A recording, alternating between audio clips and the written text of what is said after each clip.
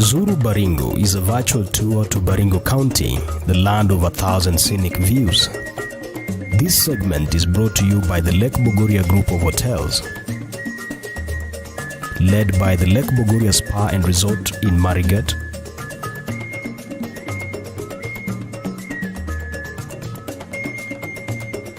and the Rift Valley Hills Resort in Kabarnet, Baringo County.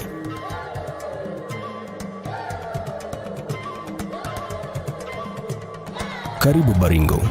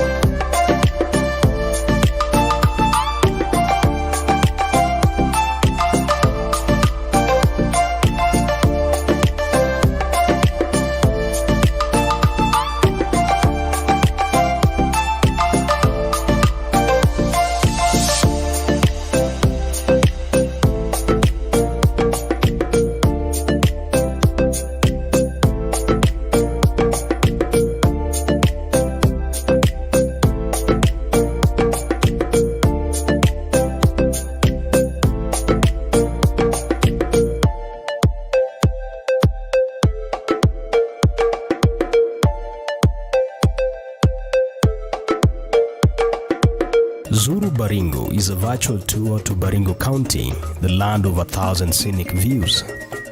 This segment is brought to you by the Lake Bogoria Group of Hotels, led by the Lake Bogoria Spa and Resort in Marakwet,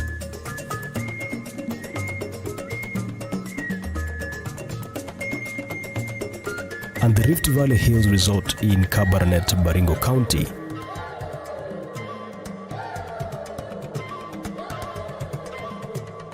Karibu Baringo. Good morning and welcome to the debate for Kapropita Ward. This is a program that is brought to you by Baringo News in partnership with the Center for Enhancing Democracy and Good Governance, Baringo County Civil Society Forum, Baringo News has a media partner, Uraia, and the Royal Danish Embassy. This program gives an opportunity to the people of Baringo, especially now that we are in Kapropita Ward, to the electorate in Kapropita Ward to make an informed choice come August the 9th when the country will be going on into the polls, the general elections of 2022. With me here, we are with Janet, who is a co-moderator, and we are about to begin, and this conversation today has brought together 7 of the 8 aspirants from Kapropita Ward. This is one of the most contested seat because it has one of the highest number of aspirants. We have 8 of them. One among them is a woman who is also serving as a nominated MCA. And of course, we saw them go through the nominations during the UDA nominations, and one of them came out, and the rest could be independent, and others are also in other parties. So right about now, we are going to invite them on stage so that we can begin. But before that, we will engage our audience kidogo so that we can get to appreciate the partners who have made this event possible. So to the audience, we have the Center for Enhancing Democracy and Good Governance. Tupigie makofi. Center for Enhancing Democracy and Good Governance is an NGO which is working towards civic or rather educating the public on governance and also pushing open governance among within the county of Baringo and other counties within the North Rift region. We have Baringo Civil Society Forum. Tupigie makofi. Baringo Civil Society Forum is a forum that brings together over 25 civil societies in Baringo. These civil societies are pushing for good governance within Baringo County, and they are a partner in ensuring that this debate is a success. Next is Uraia Trust. Tuwapigie makofi. Danish Embassy. Tuwapigie pia makofi. Na pia sisi as a media partner tujipigie makofi. Asanteni sana. And to the audience, mujipigie makofi pia kwa kuja. Thank you. And now we get to invite the candidates in the order with which they were appearing on the poster. We have ordered them in alphabetical order. So tumkaribishe Alex Kirui. Alex Kirui is the UDA party candidate for the seat of Kapropita Ward MCA seat. Next is Edwin Chebi. Edwin Chebi, karibu sana. Our next candidate is Elizabeth Kipsang.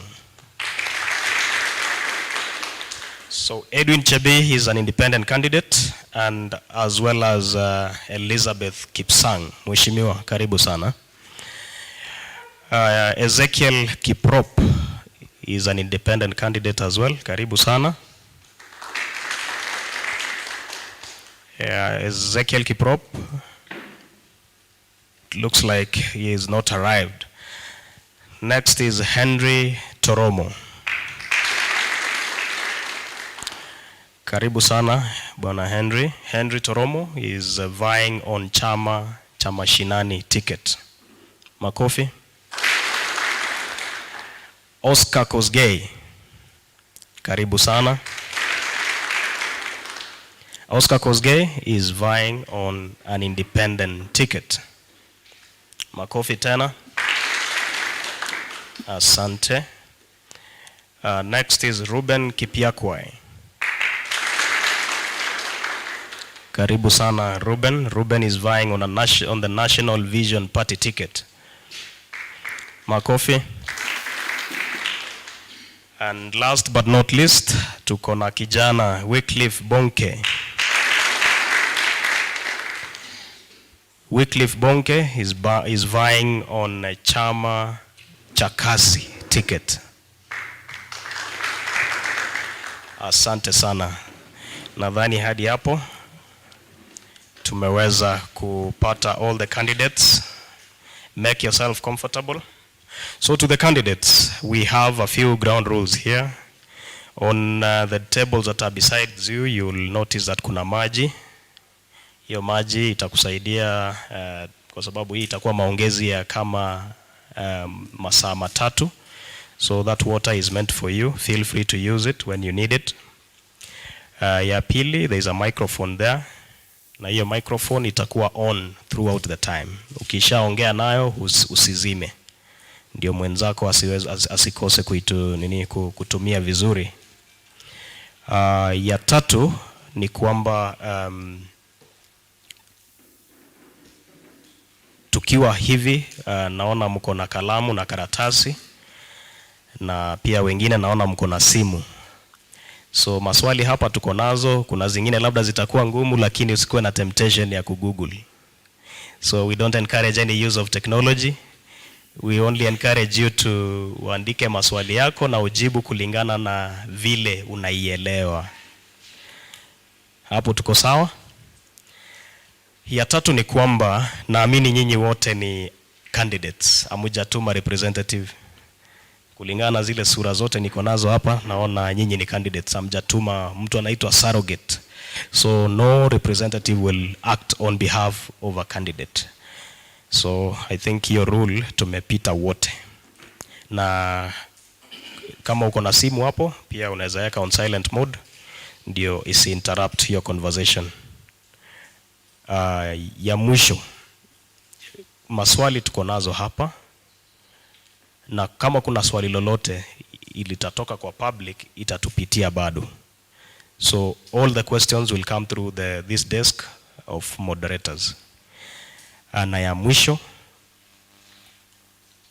you are free to ask for an opportunity to respond. Kama kuna mtu labda amekutaja mahali na unataka kujibu, ama kuna swala ambalo unataka kujibu, you will just raise your hand na utapewa fursa kuweza kujibu. Maswali tuko nazo ni kwa desk yetu hapa ni 6. Ya public, we will allocate about 4 of them wenye wako hapa ndani, and then 2 from the online community. La mwisho, tukianza tutawapea fursa ujitambulishe kwa muda wa dakika 2. Maswali tuta-allocate pia dakika 2 each. Na tuko na timer hapa. Hii timer ukisikia ikilia, tafadhali if possible Kapropita ward, and we'll give an opportunity to Bwana Bonke.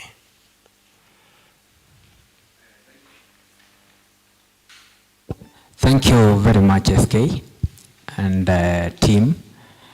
First, maybe for the record, maybe I want to state that maybe my name was not captured correctly during the invite, and maybe with the clips which are circulating on social media. That notwithstanding, I want to appreciate you guys for the good job you are doing. My name is Wycliffe Rotich Bonke.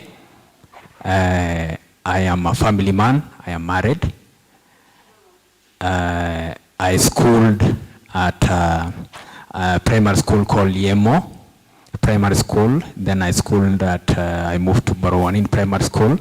Then proceeded to Tambach High School for my certificate in KCSE.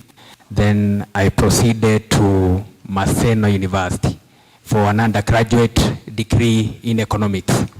Then later, I proceeded to the same university for a master's degree in economics. The reason why I'm contesting for this Kapropita seat is that 10 years after devolution, Kapropita, we are still lacking behind on matters development. That's my candidature. Thank you. Asante sana. Thank you for keeping time. And from our desk, we apologize for misrepresenting your names. So Wycliffe is not Wycliffe Kipsang as it was displayed on the poster. He is Wycliffe Kiprotich Bonke. Asante sana. So we'll move next to Bwana Henry. Is it not Henry, but Ruben Kipiakwai. Karibu sana. Thank you very much. My name's Ruben Kipiakwai. I want to thank you for organizing this session for us.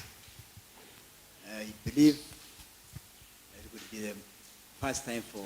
You move the mic nearer your mouth as you speak, yeah? Yeah. Yeah, please. Say perhaps this could be the first time for some of our candidates. It's a good thing. As I have said, my names, for my education, I have been a teacher once before. I opted for business. And before that, I was the first group of those who went for barrel degree program for teachers. So all along, as I'd been a teacher, I'd been a head teacher, I'd been serving the public. And I feel this was an appropriate time to serve the public in the same capacity, I mean in such a capacity, and especially the member of County Assembly, that is MCA, Kapropita. I've been interacting with parents, with teachers, with students, and so I feel it's an appropriate time to work with them as they elect me for this post of MCA. Thank you very much. Asante sana, and thank you for saving that time. Hiyo muda tutaitumia vizuri baadaye.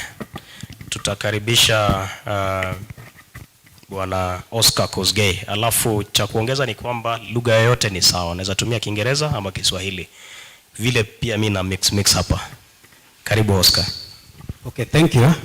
As you have heard, my name is Oscar Kosgei Kipto. I come from Rio, a family known as Kamakrono. So thank you very much for this session, both the SK and moderators, participants. For my education, I went to Rio Primary School, where I completed. I went to Sacho High School, and immediately after I was done with my high school, I went to Jomo Kenyatta University for my degree level, where I did a PhD in biochemistry and molecular biology. And concerning the issue of leadership for Kapropita ward, Kapropita, I must say it's a great ward. We have a lot of resources, and as you can attest to me, there are very many things which have not been fully utilized. For example, if you look at, we have a lot of utilities, like a slaughterhouse here. We don't have anybody who is supplying any animal for slaughter. We bring them from outside our county. Therefore, we have opportunities as a ward, and for me to bring in my leadership, I want us to really focus on how we can develop our ward economically. Thank you very much for this session. I think as we proceed, we are going to say much. Thank you. Asante sana, Oscar, and thank you for keeping time. So we move to Bwana Henry Toromo, and Toromo says Toromo is a family brand name. So maybe with the introduction, we'll get to know your other names. Karibu. Thank you very much, our moderators and the public.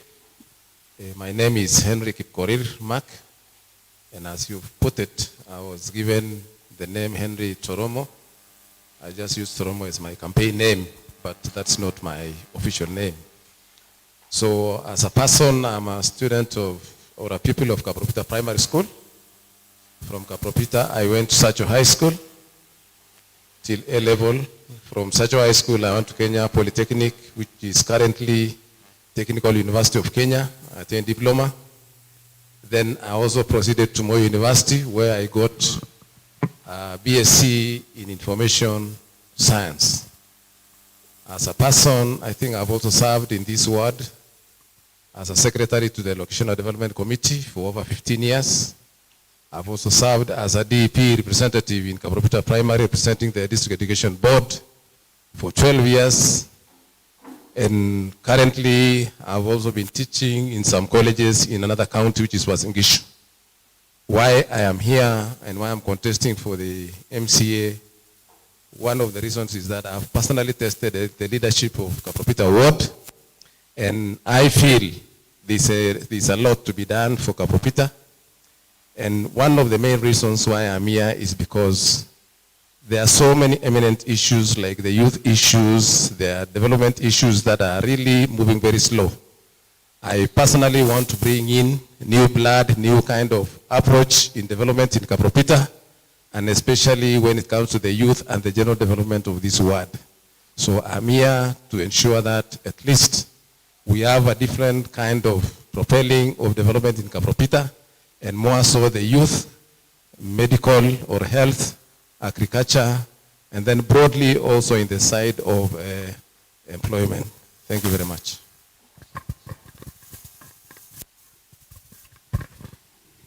We go to Mheshimiwa Elizabeth Kipsang. Okay, good morning. I'm Mheshimiwa Elizabeth Kipsang. My name's Elizabeth Cheroti Kipsang, and also have a brand name. I'm called Mama Boys because I need to defend the rights of the poor child. I started my school in Lelboynet Primary School, and then I proceeded to Simoto High School, where I got my O and my A level. And I also went to Narok Technical College for my diploma in community and social project management. And I also proceeded to Kisii University for pastor's enhancement, and I also have a degree in pastorship. The reason why I want to be MCA Kapropita Ward is I've been a member of the county assembly, and while I was in the assembly, I saw there was a lot of gaps in terms of project implementation, in terms of budgeting, in terms of oversight, and I want to inform this congregation that I was one of the best in terms of legislation. I was given an award in 2021 of being the best woman legislator in Baringo County Assembly. So I'm here because I want to proceed and ensure that my roles as an MCA of oversight, legislation, and representation is done very well. And I want to thank God that if given the opportunity, I'm going to be transparent, I'm going to be accountable, I am in a position to deliver. And I am also in a position that people can come and oversight me as their MCA. I am also going to do a lot of work in equitability. I am also going to transform Kapropita to the next level in terms of infrastructure, in terms of health, in terms of roads. And I hope the people of Kapropita as a woman will allow me to be their MCA come August this year. Thank you. Asante sana, and thank you for keeping time. We move to Edwin. Karibu sana, Edwin.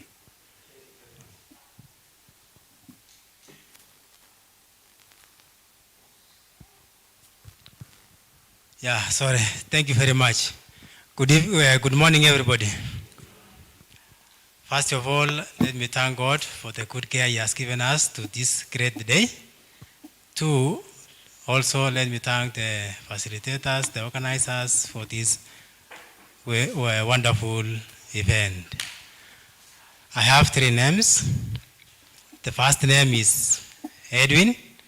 Edwin is an English name from England. Edwin was a king in England, very rich person in terms of friends, and is an hero. The surname is Jesina. Jesina also is an hero. He was given the name, a song known as Jesina Negichwal Sigriyochat Kochwal. The middle name is Chepi, which is an humble person, and I am also thank God for that humility. On the other side of my education background, I started my education in Kaptalam Nursery. I came back to Prowanin Primary School, where I went to class 8. I did well. I went to Kabarnet High School. Went to Kitale Technical to pursue diploma in mechanical engineering. Did well also. And then I went to KTTC for my diploma teacher education. Then in terms of work experience, I am a quality technician. Then now I am here requesting for votes to fight for Kapropita MCA, and I also request your votes. The reason why I'm pursuing this journey for leadership is that there is that hatch for leadership, and Kapropita needs a sincere and a faithful leader. Thank you very much. Asante sana, Edwin, and thank you for keeping time. And last but not least, Alex Kurui, karibu. Thank you, SK, our moderators, our facilitators, and our audience, both physical audience and online audience. Good morning. I'm born in Turko village, later shifted to Kaprogonya, where I grew up. I schooled in Baptist Nursery School. Later, AIC Visual Primary. After that, I joined Kabarnet High School. And later, Mount Kenya University for my degree course in BBM, procurement option. I also have accounting background and a member of KIPS, Kenya Institute of Purchasing and Supplies. I am a family man. I'm also a Christian. My occupation, I'm a businessman. And just to sum it up, I wish to thank the people of Kapropita for according me the chance by nominating me in the UDA nominations. Why I want to be and also feel like I'm fit for the leadership of Kapropita is because I've had a lot of responsibilities as far as community and community projects are concerned. I'm a board member in BVTC, Baringo Vocational Training College. I'm a vice chair in Tuko Primary School. I'm a chair in the Roads Committee, Turko, and a member of Water Committee, both in Turko and Kaprogonya. Turko and Kaprogonya are in Kabarnet sub-locations and location.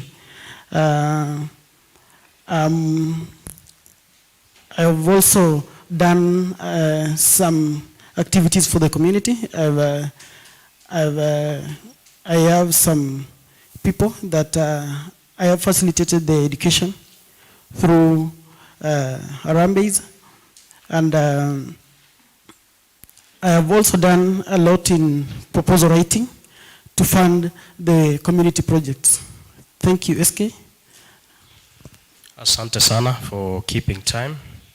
Now that Raia wamewajua, and for those who are watching us online, they have known you. And maybe before we go to the next question, to those who are watching us online, we wish to remind you that we are also live on YouTube. So if you have your TV screen, you can cast it on your screen and watch it with a lot of ease. The only thing you may be parting with, of course, is internet, and there's a cost for on everything. But we are very grateful for you coming, or rather joining us in this debate. Now, to our candidates, tumewajua. And maybe, what do you think, or rather, what have you done within your leadership roles? Now, everyone, each one of you has highlighted that they have a leadership role somewhere. What have you done, or rather, what are your community achievements so far that makes you feel that it can be part of what would make you to be the rightful candidate for this seat? Ni nini umefanya kwenye community na kwa hawa watu wa Kapropita yenye unadhani kwamba inachangia katika uongozi wako? So we'll start with Bwana Toromo. Thank you very much, SK. I think actually when we are looking for this, or when we are seeking for leadership, it's good to spell out what you've done. Me personally, I've been the secretary of the sub-location, which was before the matching of the wards, which were there initially before devolution. And in my ward, which was Kinyo ward at that time, and it's the Kinyo sub-location. Personally, I've been the secretary of Kinyo Sub-Location Development Committee. And during that time, that is when we did a lot of things, and one of the achievements that I have achieved, and I'm proud of, is the proposal that I made for the establishment of Kapserkong Secondary School, which was done through the CDF funding. And the proposal, I did it as the secretary with the team that I was with that time. The other achievement is, I remember we took there was a proposal for also this CDF to fund water to Kiboi Primary School, which was going to Kapkoi. I did that as the secretary with the team that I was with. The other achievement that I have achieved is the Munyeri Water Project, which was actually funded through the Kabarnet Municipal. That one, the proposal came from the sub-location, which went to the municipal, and it was funded by the Germany. It's an achievement that I'm proud of because it's serving this area when there's no water. On the other hand, I was the district education board representative in Kapropita Primary. The achievement that I made in that school, I personally wrote a proposal which went to the CDF again with the team that I was with. And Kapropita Primary now have a computer lab, which is not very common in most of the public schools. The same school, I wrote an initiative and the team that I was with during that time. So that is another achievement. Among other achievements, for those who have been to Kapropita Primary, Kapropita Primary is one of the developed primary schools around, and that was achieved during my time. And the school has, we have a tank, we have classes and so many other things. So that gives me the confidence of vying for this seat and being sure that I can propel the ward with so many developments. Thank you very much. Asante sana. So we'll give you in that order, so you don't really have to raise your hand to be given an opportunity. Itafikia kila mtu. So Mheshimiwa Elizabeth, Mama Boys. Okay, thank you so much. I think in terms of a community, I am a spiritual leader, and in my local church, I was in a position to ensure that the young people, I nurture them spiritually. And in my local church, I have around 5 lawyers that are now practicing lawyers in different parts of the country. In terms of education, I was also a committee member in, this is my primary school, Kiptilit Primary School. And during that time, many students excelled, and most of them are in the university. I was also a committee when they established a Kasoya dispensary. And I think for the sake of the Kasoya dispensary, I think I'm part and parcel of those people who really propelled the dispensary. And also when I am in the assembly, I think I've passed many motions, and one of the motions that is giving me joy is the motion that we want to have home for the elderly, because the elderly people are really suffering in our villages. I've also passed the bill of people living with disabilities, and the people living with disabilities is also, they are also going to get, to be given some funding through the NGOs, and also they will also be having a place in our ward. I've also passed a petition. That petition, we are going to name our roads. Because when we go to Nairobi, we go to many places, we see that there are names for our roads, and we want to also to have roads through our heroes and heroines. I've also formed a group for the widows, because widows are vulnerable people in our community. And these widows, I have a group called the Wisdom Widows, that they have a table banking, and these women can educate their kids. They can also do issues of personal development. And I am also passionate about youth. That is why I'm called the Mama Boys, because I want to ensure that the boy child also gets space in the community. Thank you so much. Give you, Edwin, an opportunity, and just to remind you, 2 minutes. Yeah. Thank you once more. The area of basic areas that I have managed to do while I was here at home and also was in Gishu is that, one, at home, there is the issue of mentorship. Mentorship starts from the family. I personally managed to raise one of the vulnerable boy of my sister who went to Sochoi Secondary School. I mentored him. We were also assisting ourselves with the family members, and he managed to go to university and is now a graduate teacher. So that is one of the key areas in church. I also managed to be one of the treasurer just for 1 month in St. Paul Browaning Catholic Church. Community work, we have done a lot. Building the churches through fundraising. Through fundraising also, we have managed to raise, educate students from vulnerable families. And also being a teacher, I managed to teach sacrifice and teach the Kisii Secondary School, where I was being paid 4,000. We had only, I started with 2 students, I sacrificed, and one of the students managed to score, and he's one of the uniformed personnel, though due to disciplinary cases, he's now at home, and wishing also when I get the seat, when the Kapropita give me that chance, I will return back him to the discipline force. So the issue of counseling also I have done quite a lot in the area of job. There is the issue of drinks a lot, mpaka watu wanawacha kazi. So we have done that, and due to that, I am also saying that at Kapropita, we are going to do the same mentorship in terms of that empowerment and counseling of the boys at home. Thank you very much.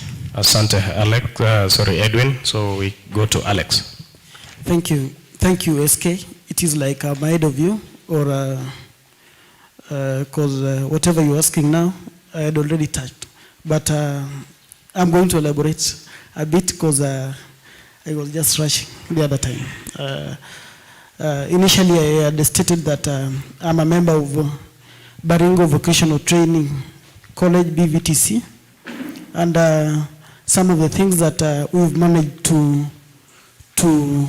push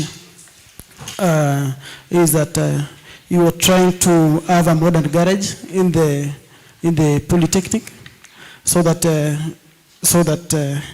we can have employment for our youth, and maybe correct and do some basic work for our vehicles, both from the public and the county, from the same institution. We changed rules, and we will be allowing our students to be in civilian when coming to school. so that at any given time they get out of school, because most of the people that are in that college are hustlers. Most of them are parents and they fend for their families. So after attending their classes, they can also be free and interact with the public and do their routine jobs. I've said that I'm also a vice chair in Tuko Primary. We've pushed and we made sure that we improve our infrastructure, and also we've improved the results in the school. For the first time after a very long time, we had some students joining high schools. I'm a member of Turko committee. I'm a chair. That is a road that was done during my chairmanship. I'm also just to wrap it up, I'm also a member of CSAC, and I've done empowerment already. I have youth that are millionaires, and they've passed through my hands. I have youth who are in business under my mentorship. That is why I believe when I come to this issue of empowerment and youth empowerment, I'm the right person. Thank you. Asante sana. Yako haijakataa, labda uko na nyingi ya kueleza. So maybe next time you will plan your time well. So we'll go to Wycliffe Bonke. Yale ambayo umefanya kwenye society ya Kapropita. Thank you SK. Thank you SK. I want to say, is it clear? It is. I want to say I am an active citizen. Basically, the youths are actually in my heart. So I've done a lot of networking in the community. I have a number of friends. And through those friendships, I've been able to secure placements for a number of youths. Another thing is I have invested heavily in mentorship. I have taken and worked with a number of youths through their journey of schooling from high school up to university. I've actually been able to work with them. Then another thing is about the employment opportunities. We know the employment opportunities are so limited. And myself, when I graduated from campus, I was unable to secure employment immediately. So I went into these online jobs. So after I exited from the digital platform, I have been able to absorb a number of graduates to my digital farm. So that is one thing that I've been able to do. Then maybe second last, in the work of the community, I have been able to invest really heavily in the community, pulling together to ensure that our youths who have performed well, maybe at school, are able to be assisted to continue with the education. So maneno ya michango tumekuwa pale kusaidia maneno ya community.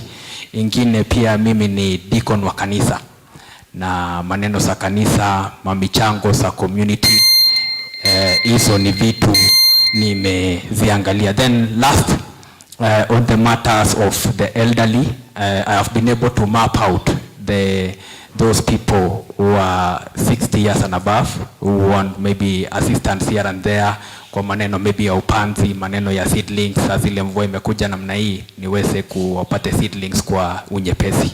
Asante. Asante, Bwana Wycliffe. We give an opportunity to Bwana Kipiakwe. Thank you. On the issue of community service and achievements, I've been the secretary of the former Kabarnet Kapropita Development Committee, a committee that we proposed so many activities and developments citing, for example, schools such as the Huth, Kabarnet, came from our initiative at that time. I've also participated in propositions of water in Kapropita, Kabarnet at that time. The establishment of food dispensary came as a result of our initiative at that time when I was the secretary. Currently, I'm the chair of Riwo Primary School.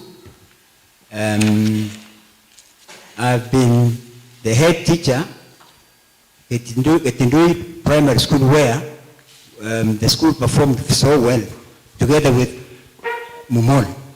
The stability of Mumol Primary as of now came from the foundation we laid there, and that was service to the community.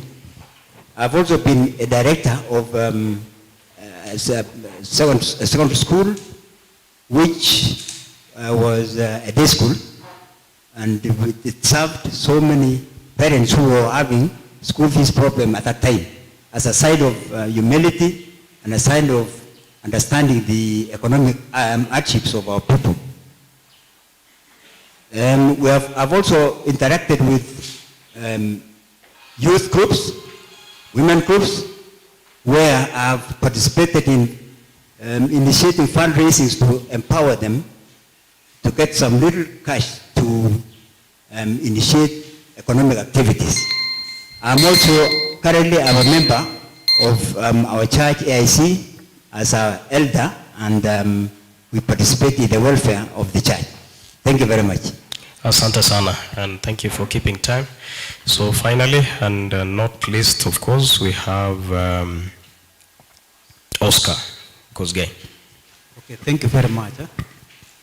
Concerning community, immediately after I completed my university, I came to Kapsoko Secondary School, whereby I was a teacher, and I really assisted in terms of counseling, because as you know, mostly our children, they usually lack those school fees. But now, as a teacher, I taught them, and at the same time, counseled them. I was also an active member in the community in terms of civil societies. So I participated in social audit of the projects that we have in the society, and we managed to have a record of reports concerning what is being done by our CDF and other fundings. And also in terms of youth, I've assisted most of the youth from where I come from to form youth groups, and we had around 3 of them. We have a Charity Youth Group, we have Achievers Youth Group, and mostly we usually engage in social life and economic activities. For example, most of the youth that we had in that group, we encouraged most of them immediately after they have completed their schools and reached a certain level in life. They have to pass the other processes. For example, going to marriages and also supporting the family. Because as we all know, a family is the basic unit of a society, and if we don't have a society, a family, then that means we do not have a society.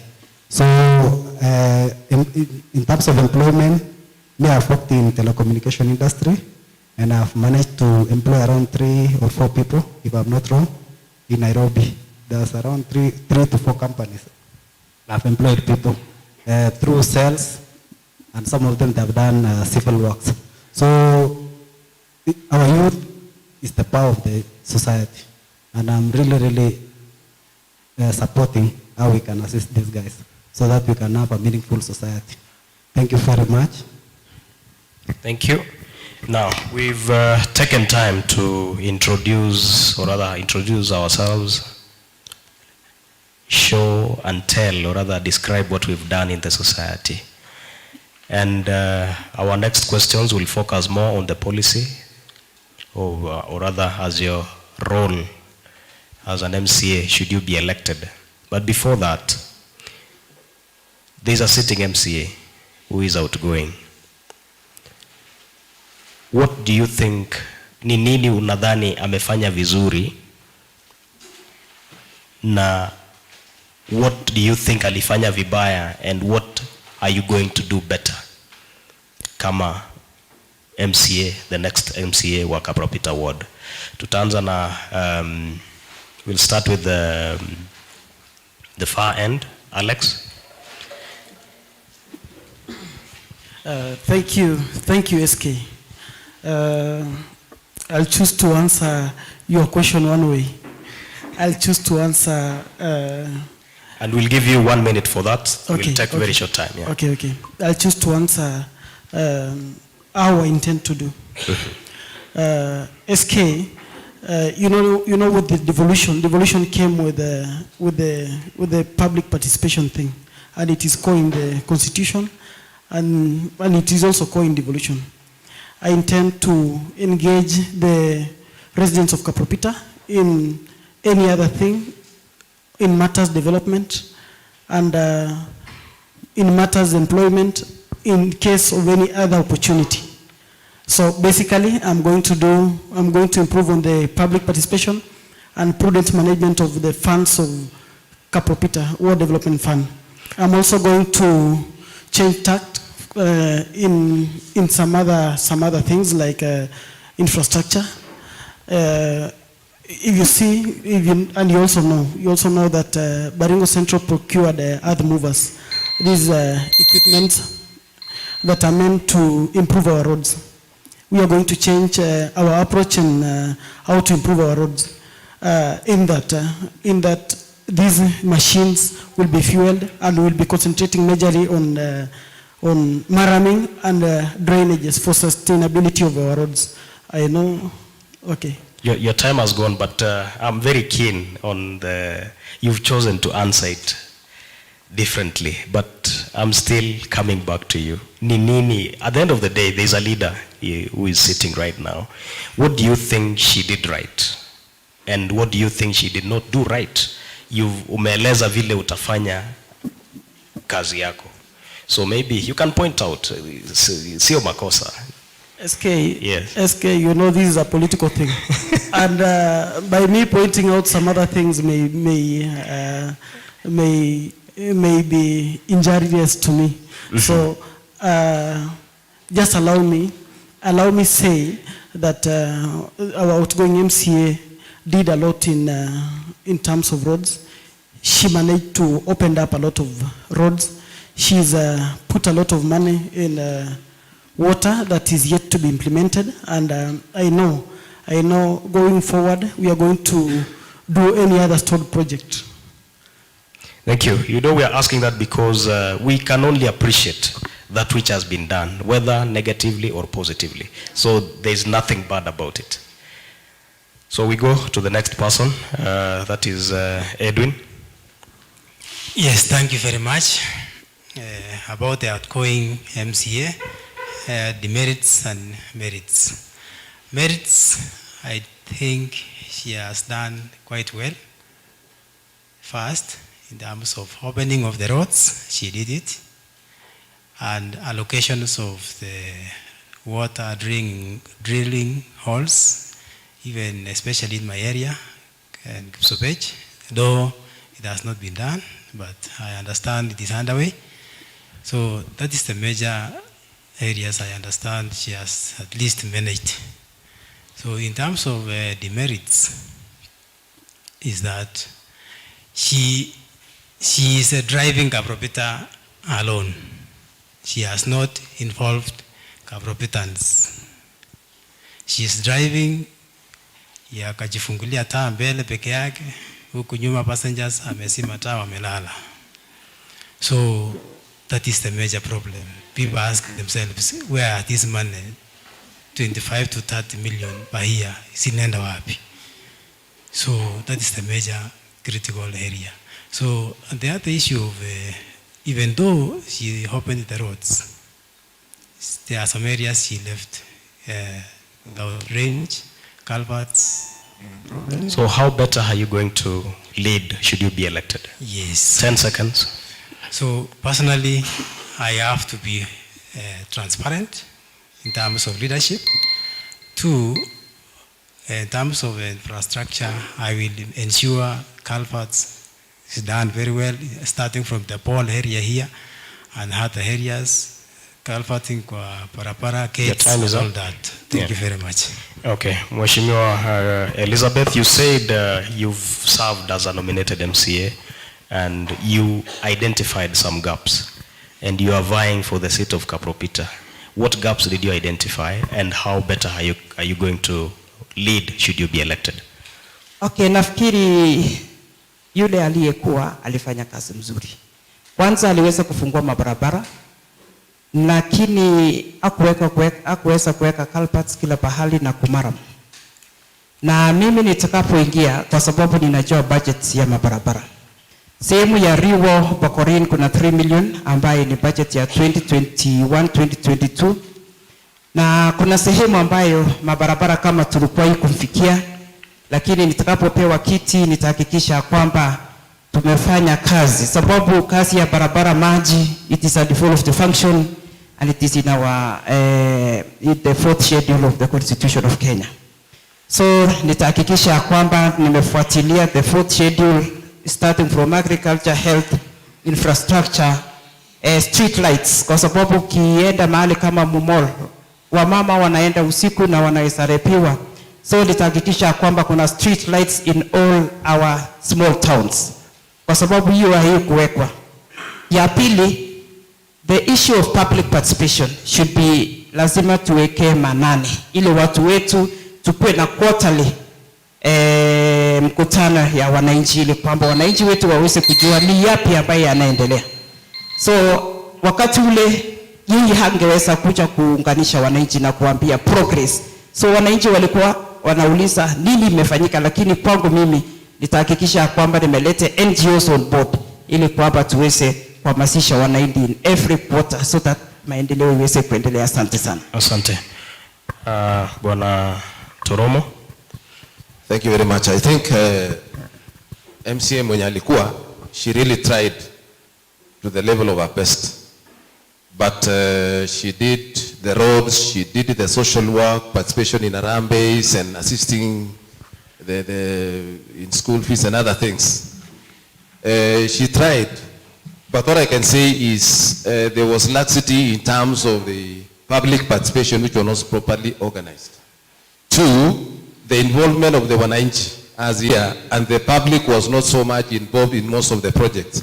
And that is what I realized is some of the projects were left out, and during our term, concentration was largely on maybe roads and maybe a few other things. But if it was involving the wananchi, I'm sure every sublocation would have had a project that would have said it was done.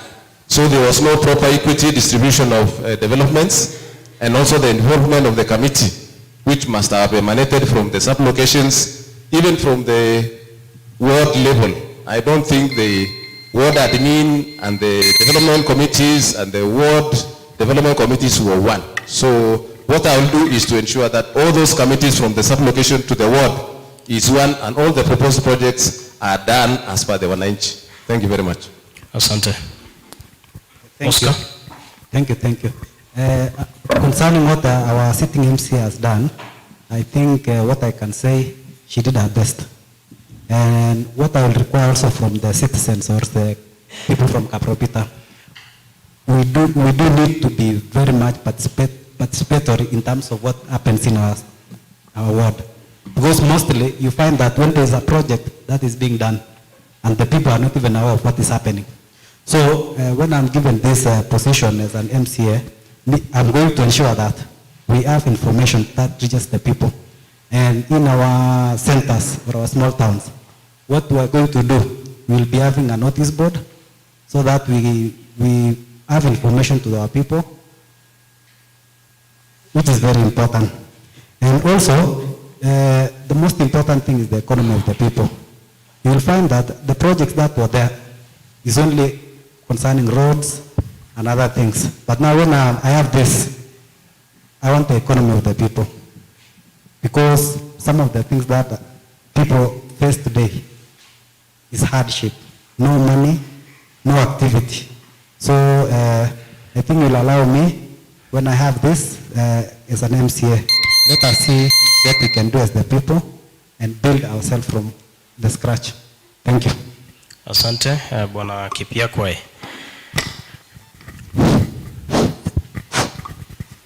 Thank you.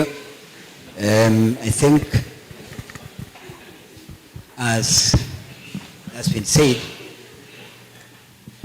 the former MCA did her best in terms of development, infrastructure, fundraisings, and so forth. She did her best.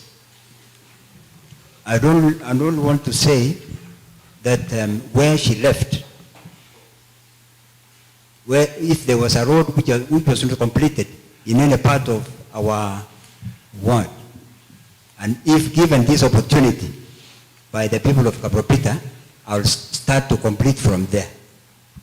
First, I'll involve everybody, especially during public participation, so that we complete all the projects, all the places she left. We must give her congratulations. Finally, we would also want to look into the issue of economy. As we look into the issue of development, we should not also sideline or overlook the issue of the economy of the people. People are really down in terms of money, in terms of economy. So I will, given the opportunity, I'll consider the two as we move on. Thank you. Asante. Wycliffe. Thank you, SK. Maybe one thing that the outgoing legislator did is actually she did well on matters roads.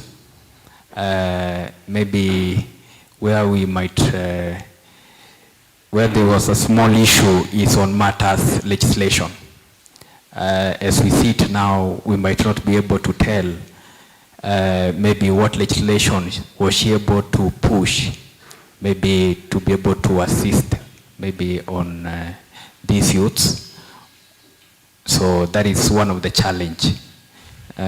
So when I come in as the legislator of Kapropita Ward, I'll be able to formulate in engaging with these youths. I'll be able to push a number of bills that will see to it that the lives of Kapropitans are actually improved.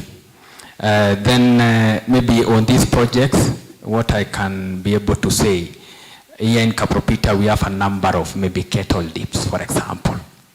Out of the 7 cattle dips, 6 are not actually functioning. So when I come in as the legislator, I'll be able to do feasibility studies.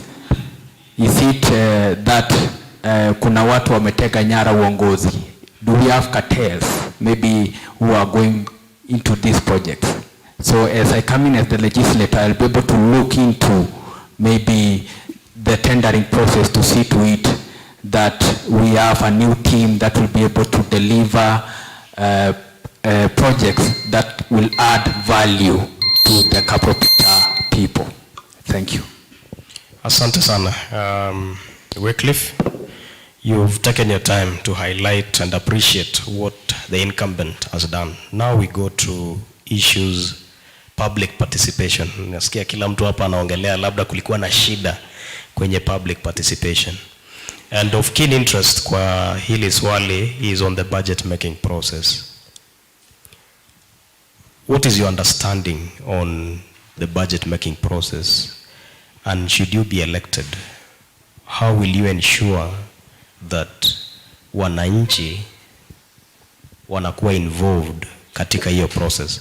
Because what we are hearing, even the audience wamesikiza kwamba there were good allocation funding on projects pertaining roads, lakini labda culverting haikufanywa. Maybe some money ilipotea, labda haikupotea. That is now back to mwananchi on getting to be involved in the budget making process. So what is your understanding in budget making process? And how are you planning to ensure that mwananchi wa Kapropita atahusika katika hii process? So we'll start with Oscar.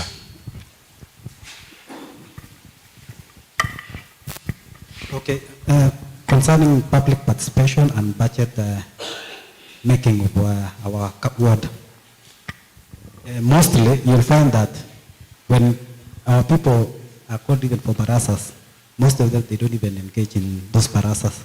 Therefore, as an MCA, I will encourage the people to be participating so that we can talk concerning the priorities of the projects that are within the ward. Therefore, of course, the projects that we have, it depends on the budgetary. Assuming that's a capital that is being, maybe needs to be improved. People have to come and raise the concerns concerning the budget and how it is going to be done. And you'll find that in most cases, if we don't have the right participation, even the people who are going to be given that project to do may not even be aware of the scope of the work that they need to do. So me, I'm going to encourage the people to participate. They give out their views and find a way to do it. You still have about 50 seconds. What do you understand by the budget making process? Na kwa kiwango kipi utaweza kuhusisha wananchi wa Kapropita? Or rather, at what point will you involve the wananchi wa Kapropita in the budget making process? When money is allocated to the ward, there are some projects that the money has been allocated to. Therefore, when we go to the people, we'll have known which areas they need to participate and give us their views. Yeah. Asante. Bwana Kipiakwai, what is your understanding, not Kipiakwai, but Bwana Toromo, what is your understanding on the budget making process? I think, and how will you involve the wananchi wa Kapropita in the whole process? I think what you should have in mind is normally how much money is allocated to the ward by the county. Then from there, how do we distribute the money to our various sublocations? The reason why we need to have sublocational development committees is because the committees are supposed to identify the project that's supposed to be done in the sublocation. And now identification of the project, all the costings and the budgeting must be done from the sublocational level. So you push the proposal which goes to the public participation with its costings, meaning it must be based on what has been allocated to the sublocation. For instance, if it is water, for instance, we have to get the sublocation identifying the project, costing it by maybe engaging the engineers and the respective organs so that they draw proper BQs and maybe the involvement as in terms of funding. So that when you push the whole project to the public participation, you push it knowing that it matches the allocation of the money that has been allocated to that sublocation. And you also relate it to the other allocations to the other wards. So when you are making a budget, you must base it on the project of every sublocation. So if a sublocation may not have a project, of course, they can liaise with other sublocations to ensure that maybe their project is merged or something like that. But the basis of the budgeting is based on the project, which has to be done by the professionals before it is pushed to the public participation. And if the budget does not match the allocated funds, of course, the project may not take off. And you cannot push a project in the public participation which does not match the budget that has been allocated. So the funding has to match the project and it has to emanate from the sublocation and it must be an identified project by the committee of that sublocation. And it will go around the 8 sublocations we have in Kapropita ward. That's how I think about the budget participation of the public, in the public participation, and the beginning or the start of the development by the committee, which has to involve the entire members of the sublocation. Thank you. Maybe before we move to the next candidate, you're talking of project, the amount allocated to a project matching with the amount that is available. Who determines that? Is it the mwananchi or who does that? Who determines the amount that is allocated to a given project? You see now what happens is, of course the ward has its own fund, the money that is allocated to the ward. And this money, because of the equity distribution, it has to go to every ward. I mean every sub-location. And every sub-location has its own needs. Another sub-location may need water, another one may need a road. So what happens is, the public now, which means through the committee of the sub-location, if ours is water, we will get the actual budgetary estimates by engaging the necessary organs who will cost for us the project. We get to know it's how much. And as we cost that project, we must have in mind how much money is allocated from the entire kitty of the ward that goes to that project in the sub-location. So your focus is on the ward development fund?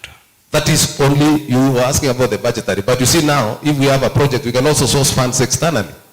And if you source funds externally now, it's different from what you are allocated by the government. So in your opinion, what happens to other, the county government of Baringo receives about 6 billion every year.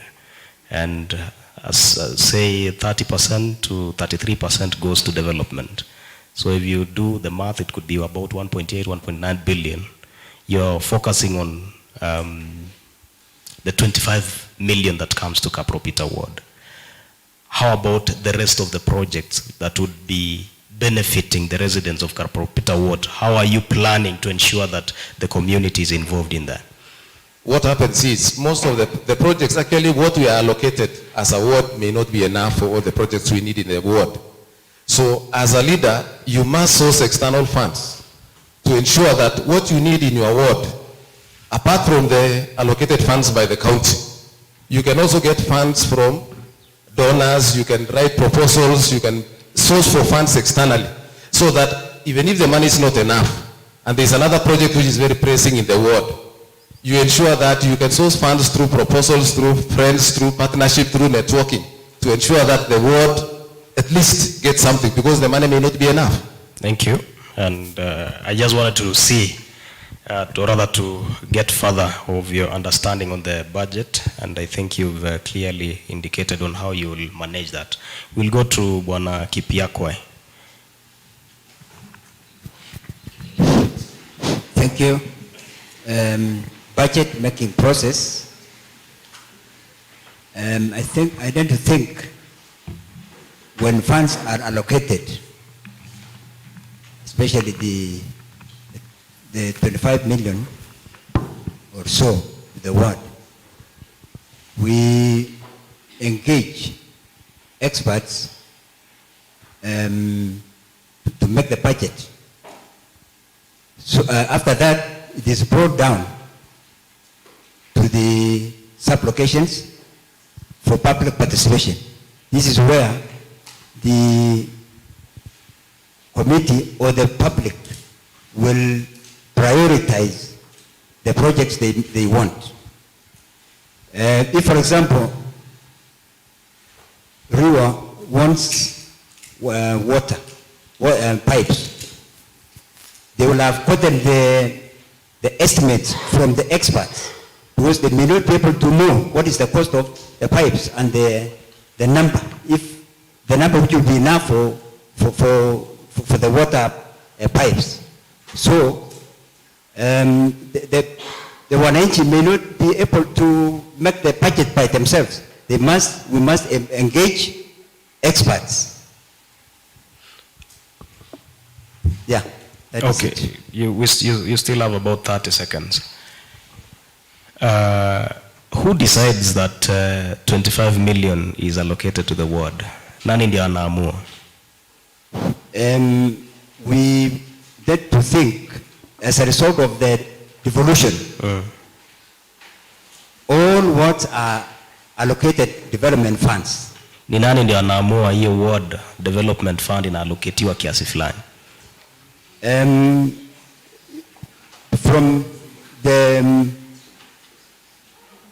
From the policies of devolution itself, we know all wards must be given development funds. And do you think it is equal in every county ama ni Baringo peke yake? I think it has to be equal. In every county? In every ward, that is. Asante. Wacha twende kwa mwenzako hapo, Bwana Wycliffe Bonke. What is your understanding on the budget making process and how are you going to ensure that public participation is enhanced among the people of Kapropita ward? Thank you, SK. Budget making process is a complex process.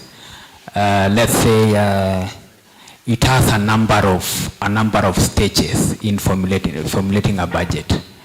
Normally, a budget normally emanates from the executive arm of the government, of the county government. So the first stage is normally the formulation, where the policymakers sit and see to it that which project is allocated what and which amount. You know, most of these governors, when they come in, some might have in their manifestos maybe some huge flagship projects. So that is what actually the executive might decide. So the first part is normally the formulation part. So after that is when now the budget will be able to come now to the county assembly. That is where it will meet me as the MCA of Kapropita ward. Now in that stage, that is where we take that is how we engage now the public. We can call that stage maybe the validation stage, where we look in detail and maybe engage and get the views of the public, and also maybe their views also might be taken through committees which we have at the legislature of the assembly. After that, when the public are okay with that budget, and after maybe the reports of the House. 30 seconds. Yes, that is where we go now to implementation. We can now take it and put it into action. Then finally, after putting into action, we have committees to look into it.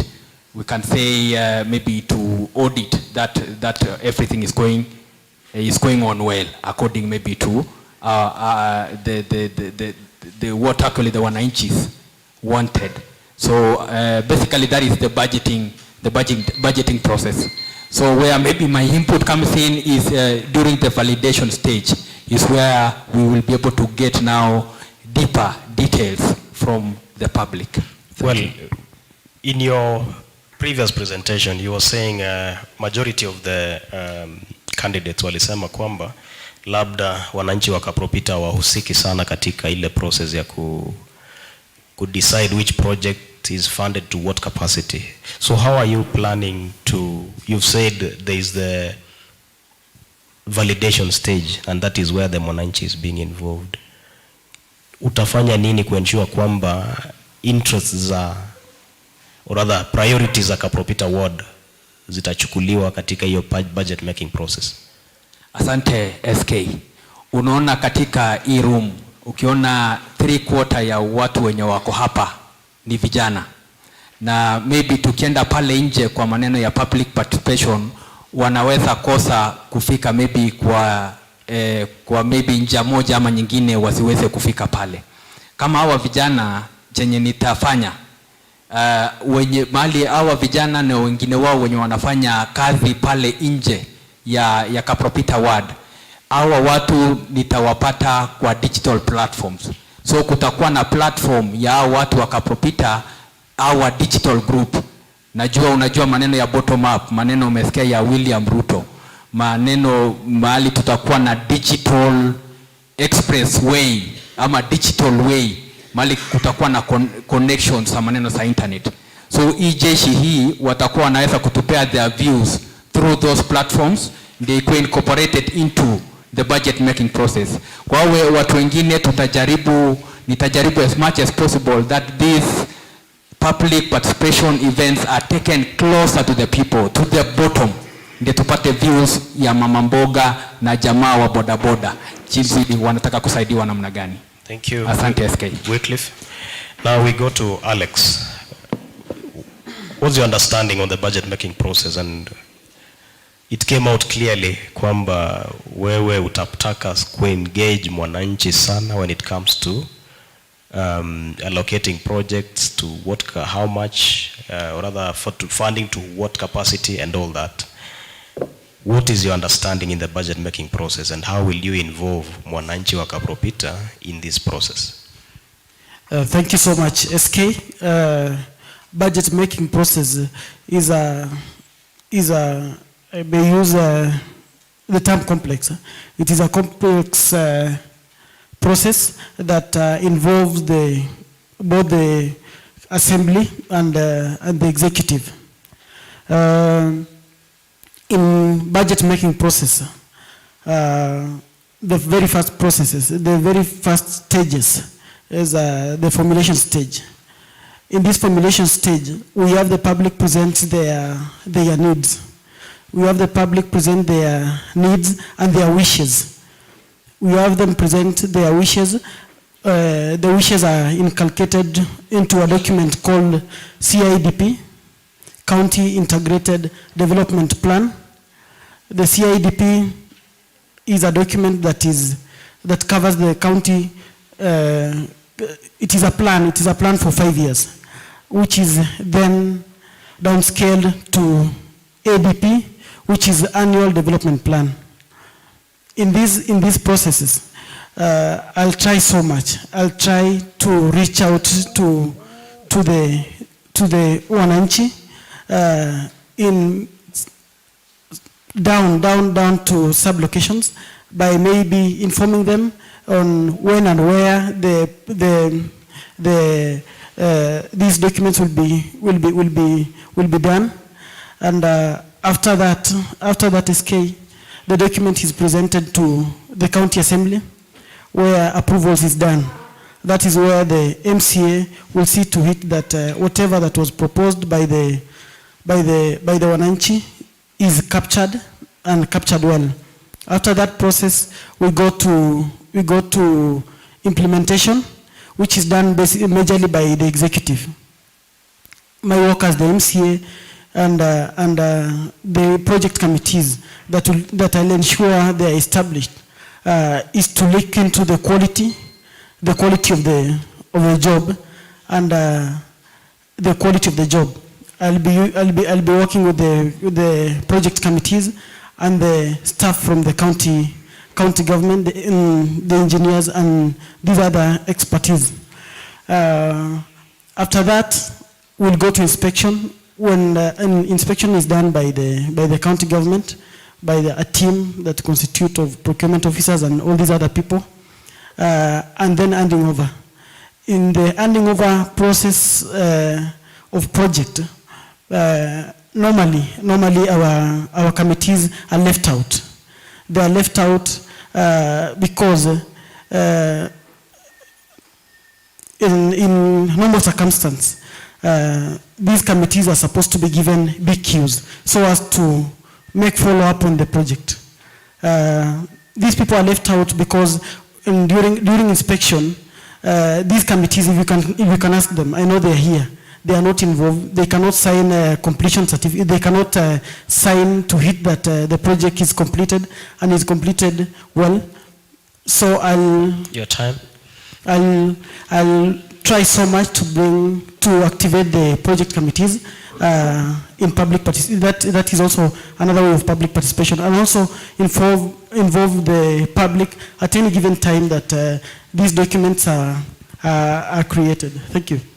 Thank you. Maybe back to you, Bwana Alex. Who do you think decides that 25 million comes to the ward, and what role will you play to ensure that labda hiyo figure ipande juu ama labda ifanywe ukarabati fulani? I don't know how you think about whether it is enough, and who do you think is giving that 25 million? SK. Yeah. Who decides really? Thank you, SK.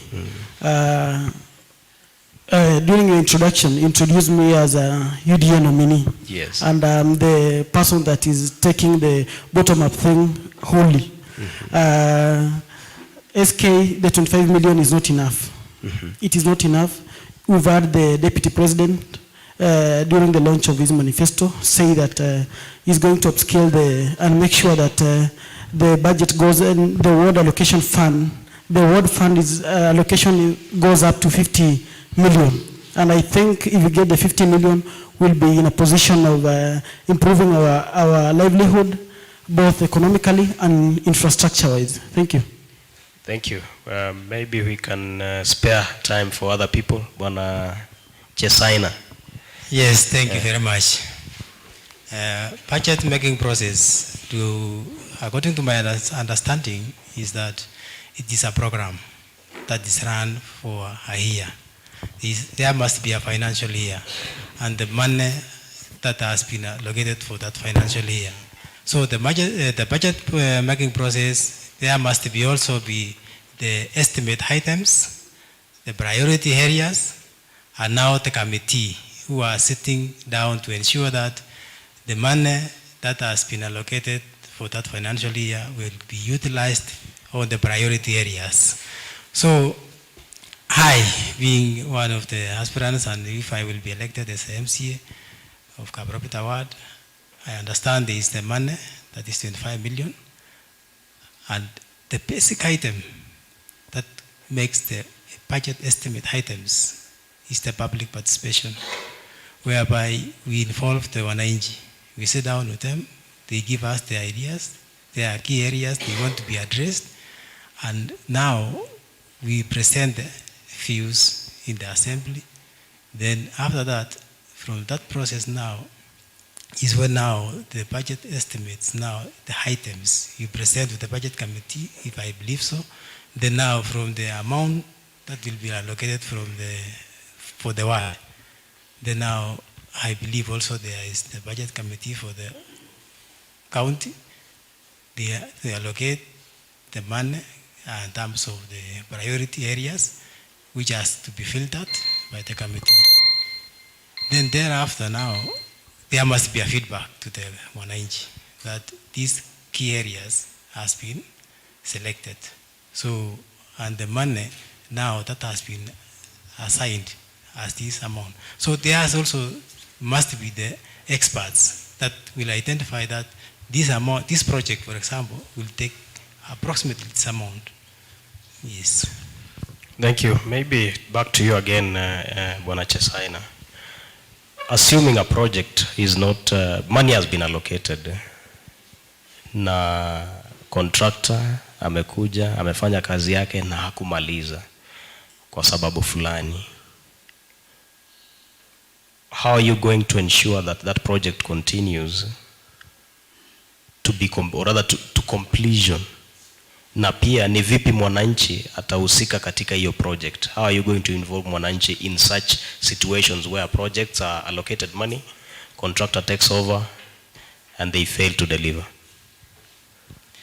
According to my understanding,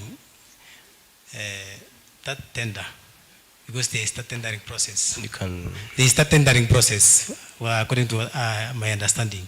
So, and that project has to be now contractors. Then from that process now, the lowest bidder gets the chance. That's the process. Yes. Contractor ashapata. Yes. Amekosa kumaliza kazi. Yes. Ni vipi mwananchi ataweza mutasaidiana vipi na mwananchi ku make sure kwamba hiyo project inakamilika? Now, we have to come back again. We inform the public that this project imekwama mahali. Then from there now, I believe, as the MCA, we have also to discuss with the county governor that this project is this much, it has been that much, and it is now standing with this problem. So, according to this system that I believe it is done in the county, and that one will be done. I have forgotten the name, but there is a way that they revalue the money again, they allocate some extra amount, and then the project is done. Asante. Kwa Mheshimiwa Elizabeth, budget making process, in your understanding, and how will you involve the mwananchi wa Kapropita in the public participation? Okay, the budget making process is very complex. It is a cycle that takes 1 year. We have the formulation after the implementation, that is the implementation part is through the executive. It also has a technical working group. So the executive has a technical working group that we have around 14 departments in the county. So each department goes and decides through the technical working group after going through the formulation process. So the mwananchi comes down. When the mwananchi comes, of course we have 30 million, it's not 25 million per se. So baada ya hiyo, mwananchi analetewa anakudiscuss. But we have a problem because the Constitution of Kenya Schedule 4, number 14 says, ensure and coordinate the participation of communities and locations in governance at the local level. And since the inception of devolution, we have not done it. So we need to build the capacity of our people so that they can understand the process. Because you can tell mwananchi to come, you bring a very voluminous book. Now mwambie mwananchi, decide now how to do this project. At the local level, assuring communities and locations to develop the administrative capacity for the effective exercise of the functions and the powers and participate in governance at the local level. So our people are always in the dark. In the cycle of public, in the budget process, most of them wananchi don't understand exactly when to come in. At the same time, the CIDB is our guideline. It is our roadmap. So I want to tell wananchi to come up very seriously during the formulation of the CIDB so that it is a wish list. So the county government cannot do anything outside our wish list. At the same time, the people who normally ensures that we have the 30 million is the county assembly, because we normally pass a motion to either reduce the money or to increase the money. So it is actually the work of the county assembly to determine. Because there is a time that we wanted to have 90 million, but it was not possible. So I want to say the budget process is very critical, and we want each and every one of us to be very, very keen during the public participation. Finally, as an MCA to be elected, I want to have something called Kapropita Technical Working Group, so that we can be sitting down with our professionals, with our teachers, with our hustlers, so that we can determine the projects, and we want to have also NGOs on board, so that we have simplified fashion of our budget document, so that we can come back in a small group and decide, so that when we give our proposal now to the assembly for enactment, at least every person in the community is aware of what is going to be done in that financial year. Asante. Kwako tena. You identify yourself as Mama Boys, and you want, for example, you want to push for the agenda of the boy child in the society, and you want it to be funded by the county government. How are you going to go about that in relation to the budget making process and the public participation that we are asking? Okay, thank you. I think we have the Department of Culture, Youth and Sports. And if elected as the MCA, I would like to be the chairperson of that department, so that when we shall be pushing for the budget, we enhance the budget for the youth and the sports department, so that the youth can also have enough money in the department. You know, this thing is done by the department. So when we, as a ward, we shall be putting more money, because I saw the youth were given 500,000, which is not enough for the youth. So we need to enhance that money to at least 3 million, so that the youth can also go and sit down and ensure that they also do some economic activities within themselves. Because the young people, I think they have always been participating in these things, but we have not given them enough money, so that they can also have some businesses, they can also do some, there are so many things that the young people can do. Okay. So as an MCA, I am going to ensure that we give the youth department enough money, so that our youth can be empowered. How much is allocated to the youth department at the moment? It depends with the executive now, but through the ward. Currently? Currently, I'm not aware. So what is enough in your opinion? Enough is 3 million and above. Okay. Now, to you finally. At what point do we get to have a supplementary budget? Okay, supplementary budgets comes during at the end of the year, because we need to supplement on what we have not achieved. For example, before we closed the sessions, we had to have a supplementary budget. Supplementary budget means we want to enhance funding for the development or the recurrent expenditure that it has not been achieved. Yeah. So normally it comes at the end of the year, that is normally in June. Thank you. And do Mwananchi, I'm asking you this because you are in the assembly right now. Wananchi wanahusika, are they involved in deciding how much is allocated to a given project on the supplementary budget? The Mwananchi is only involved during the public participation, but it is now the executive and the budget committee, and then it is now brought to the assembly, so that we can see, we debate, and if in case there is a department like health which is not having enough money, that comes as an emergency. So why do mbona Mwananchi hahusiki katika hii decision ya supplementary budget? Supplementary budget is just and do you think Mwananchi should be involved? Mbona hawahusiki, and do you think should be involved?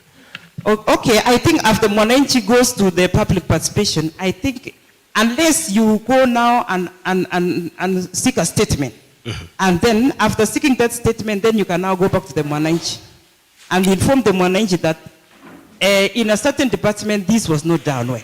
That is the time that the Mwananchi can be involved. Otherwise, this one is going to be done by the assembly and the executive and the budget committee. Asante sana. And right about now, we'll take a break. Then when we'll come back, we will take questions from Mwananchi here. Toromo seems to be having something to add before we go on a break. Okay, I think I also want to add on something. You can give it to Toromo first. I think I want to add something on the budget area. I think when I was responding, I mainly based myself on the ward. But what I can say about the process is with the CIDB now, it's actually the work of the county assembly to challenge, especially when the allocations given to the wards are not enough. So through the county assembly, you can challenge the CIDB allocation to the wards, meaning now, if there is a project that is pending, for instance, you are asking about a project that is not complete, through the same Mwananchi, which can be ignited through maybe a public participation which may have not been called for, you can raise the issue and it can be included in the supplementary budget, which can come later now to ensure that the project is completed. So the whole process is within the executive, meaning now the CIDP, which has already been proposed and allocated money, and then you go back to the county assembly now, where the MCA has to challenge the CIDP allocation vis-a-vis the cost of the projects that are in the ward. Thank you, Toromo. Okay, I think I want to elaborate on something as alluded by my colleague. 1 minute. The projects that has been allocated money. It is we have an organogram. We have the ward administrator. We have the sub-county administrator, and then the county administrator is largely responsible to the governor. So I've been monitoring a lot, and I'm seeing there are people who are sleeping on their jobs. And those ones are the ward administrators and the sub-county administrators. Because how are they going to be answerable to their boss if projects are not implemented? That is why we have the menace of rollovers. As an assembly, we only deal with paperwork. But the executive are supposed to execute through the oversight of the committees. So what are you going to do as an MCA, should you be elected, to ensure that those who are sleeping on their job wake up and do their job? I think it is very simple. You just do a petition, and then they just go home. Simple. But we need the backup of the Wananchi. You've served as an MCA for 5 years. Yes. Have you made a petition, and what project were you focusing on? Of course, yes. We had a lady who was sleeping at the treasury. We did it, and she went for some time. We have done it already. What project was of focus at that time? Okay, alilalia kazi kivipi? Alilalia kazi sababu unajua sasa maneno ya procurement ilikuwa imelala kule kwenye procurement. Sasa projects haingeweza kuwa implemented na tulikuwa na rollovers mingi sana. So we did as an assembly na tukamtoa, baadaye wakaenda I think you saw some story in the media. Atu mwingine akaenda kumtoa, sijui wakaenda kunegotiate na governor. Nataka wananchi mtusaidie that any governor is going to cite na yule mwenye anasembea kasini, mtusaidie, we recall that person to go home. Thank you. And now, petitioning. Did you involve the Mwananchi of Kapropita or Baringo County, because you are a nominated MCA for Baringo County? Okay, I think there are some things that at some stage it is, you know kuna functions. Kama sasa sisi kama assembly, petition kama ya kuna petition that is supposed to go to the Mwananchi. Na kuna petition zingine yenye kama legislatures we are supposed to do it. Alafu baadaye Mwananchi anakuwa informed. But I think the Wananchi walikuwa informed baada ya sisi kufanya hiyo kazi. All right, thank you for that time. I think we'll not take much time on that, but I believe Mwananchi has understood what your plans are. Before we go on a break, we wish to acknowledge those who are watching. I can see Lenny, Leonard, you're saying asante sana kwa kazi mnafanya. Rogers Ngetich, Serani Kutol, Bernard, Brandon Kemboy, asante kwa kutazama. Sharon Kibet, Kipsergon Collins, and we may not be able to read out all of them, but quite a number of comments that are coming up, and also quite a number of questions that are streaming in. Yeah, I can see there's a whole list that has been given here. Kipnaingal, I don't know who that is. Dennis Keitany, asante. Isaac Chelal, you're watching. Sarah Kabon, Kennedy Koech, Brenax Ngetich, Motirio Tarab Kugo, Jacqueline Amisa, Masi Rono, Manucho Kemboy, Sambu, Sergon Collins, Winnie Sego, Jemite Anyesi, Nicholas, Levian, Kipter, Kipkurui Senator, Tengele, Peter, Hilary Kipchumba, and 58 others are following the conversation. Asante sana. So we'll take a break. For those who are watching online, you will get to have a view of Kabarnet town. For those who have not been to Kabarnet town, you can take a virtual tour in the meantime. That's about 5 minutes, then we'll come back. We continue with the conversation, or rather with the debate that we are having with the MCAs for Kapropita Ward. This program is brought to you by Baringo News, in partnership with the Center for Enhancing Democracy and Good Governance, Uraia Trust, Danish Embassy, and the Baringo Civil Society Forum, a forum that brings together over 20 civil societies in Baringo in a push for open governance and also ensuring that the Mwananchi is involved in the governance process. And as we come back, we will be reading out your questions, so feel free to share your questions on the comment section, both on YouTube and Facebook. There's someone here, Janet is with us here, who will be ensuring that your questions are well catered for, or rather read out. And you may find yourself asking similar questions. So we'll lump them up into one and ask them as a one question. Thank you. Enjoy viewing Kabarnet Town. See you in 5 minutes.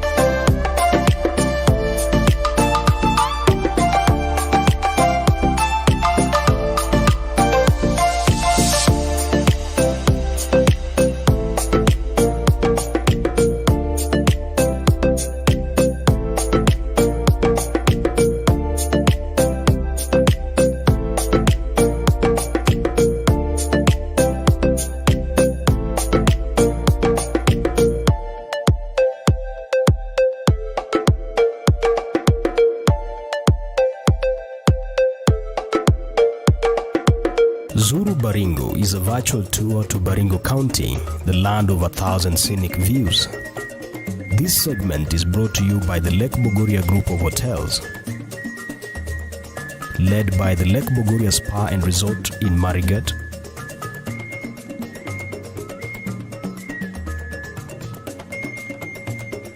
and the Rift Valley Hills Resort in Kabarnet, Baringo County.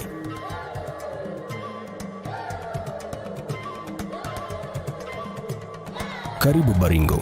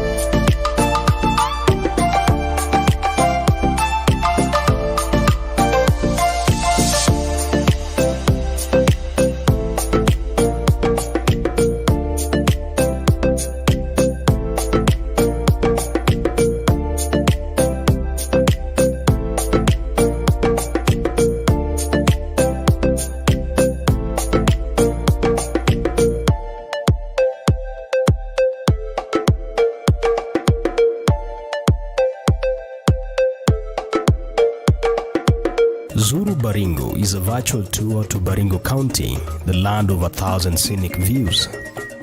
This segment is brought to you by the Lake Bogoria Group of Hotels,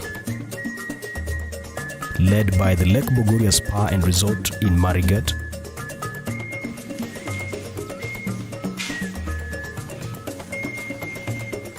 and the Rift Valley Hills Resort in Kabarnet. We're about to go live, so you might want to stop that. Karibu Baringo. Karibu tena. We are continuing with the debate ya Kapropita Ward ambayo inaletwa kwako na the Center for Enhancing Democracy and Good Governance as a key partner, Baringo County Civil Society Forum, that is BACSOF. We have Uraia Trust na pia Danish Embassy. Kwenye comments ambazo tunapata mnatueleza kwamba tuache Kiingereza mingi, so we'll also try to incorporate Swahili, na pia tukiuliza maswali kwa waniaji wa kiti ya MCA ya Kapropita, tutajaribu pia kutumia Kiswahili na pia kuchanganya na Kiingereza. So karibu tena, kama una swali unaweza rusha kwenye comment section, that is on YouTube and Facebook. We are live on Baringo News, Ravine News and the Center for Enhancing Democracy and Good Governance. The session of this debate, we will start with questions from the public ambao wako hapa na sisi, from the audience ambao wako hapa na sisi, na nitampea Janet, mwenzangu Janet aendelee na hiyo session. Karibu sana Janet. Asante sana SK.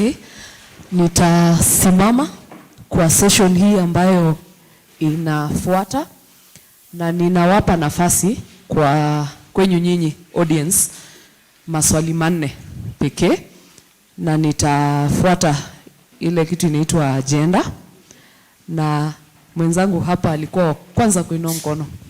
Tafadhali simama, tuambie jina lako, mahali unatoka na swali lako. Good morning. Good evening. Good afternoon. Good afternoon. Kwa majina naitwa Evans Komen. Swali langu from Kapso. Swali langu linaenda kwa aspirants. Okay.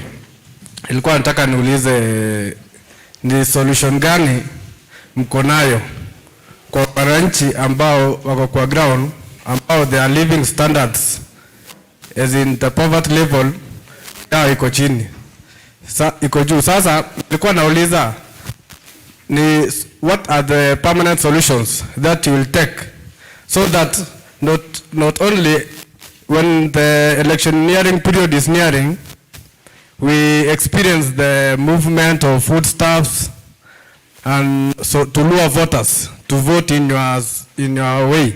So swali langu ni rahisi sana, nilikuwa nauliza nyinyi kama aspirants mtatusaidia vipi kama utachaguliwa, ili kusuluhisha tatizo la njaa kwa watu wetu wa Baringo wa Kapropita Ward, ili tusione tena the situation ile yenye saa inafanyika kwa Kenya mzima. I think wenye kwa social media wataona ile yenye wanaleta chakula ili kulua voters to vote on their own way or what. So just asking you, what are your permanent solutions that you will do to make sure that the living standards of the people of Kapropita Ward is improved, not only in that short period of campaigns? Thank you. Asante sana. I think your question was direct. Swali lingine nitampa I need a lady right now. Let me give to madam. Aliinua mkono mapema kidogo. Okay, thank you very much. Through the discussions of aspirants, they have talked about the representations or the discussions from wananchi. Now I would like to ask them, what criteria do you use when you are selecting when you are trying to select the committee that will discuss on the projects? Secondly, who decides who decides during discussions on the projects of the ward? Who decides the place to be discussed? Thirdly, how do you make mwananchi to know that there is discussion, the communications. How do you communicate to mwananchi that today we have public participations? Thank you. Asante sana. We did not get your name, madam. Your name and where you're coming from? I'm Elizabeth from Chebano Ward. Thank you. Chebano sub-location. Chebano sub-location. Chebano. Thank you so much, Madam Elizabeth. Uliuliza maswali matatu. Kwa hii matatu nitachagua moja yenye nitauliza ila ijaulizwa. Sawa sawa? Patie Bwana Cherotich.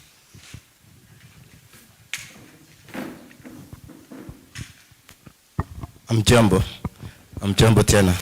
Kwa majina ni Cherotich Richard, Baringo County BWD's Paralympic Secretary na pia ni Pachet Champion. Ningependa niulize hii. Mara kwa mara BWD's ni watu wanapendwa sana. Wanapendwa sana na wananchi. Hata yule ambaye anaamka anasema BWD's. Lakini ikifika mahali hawa tena ni wale ambao wanasaulika kabisa. So wanapendwa and it is very easy to be forgotten. So it is good to tell that we have candidates hapa hivi. Ningependa niulize hii swali. Wewe ukiwa MCA ya Kapropita Ward, ukichaguliwa leo, uko na mpango gani kwa hawa walemavu? Kwa sababu hawa wanawahitaji. Kuna wale ambao waamuki, kuna wale ambao watembei, wako na mahitaji mbalimbali. Na ujue PWD's challenges yao ni mingi. Wewe ukiwa MCA, ukichaguliwa leo, uko na mpango gani? Swali ya pili nikienda direct ni hii. Kuna bili yenye ilipitishwa hapa county assembly. Na ilipopitishwa ikaran dormant. As we talk now, that bill is dormant. Tulienda kwa county government, wakasema hiyo bill hatukubali na haijawekwa pesa. In case wewe ukichaguliwa leo, wewe utaenda kufanya nini kuona kwamba hiyo bill imefunction? Kwa sababu ili tuseme ukweli. Na swali ya mwisho kabisa ni hii. Kwa public participation, tumesikia maneno mingi kuhusu public participation hapa na pale. Most cases MCAs wanakuanga tricky. Wanaenda wakiona ile project imeenda kulingana na vile hawako wanataka, wanaenda kubadilisha. In case today wewe ukipata kama MCA, ukipata project imewekwa na wananchi wa Kapropita, utakubali kufuata hawa ama utaenda kuibadilisha?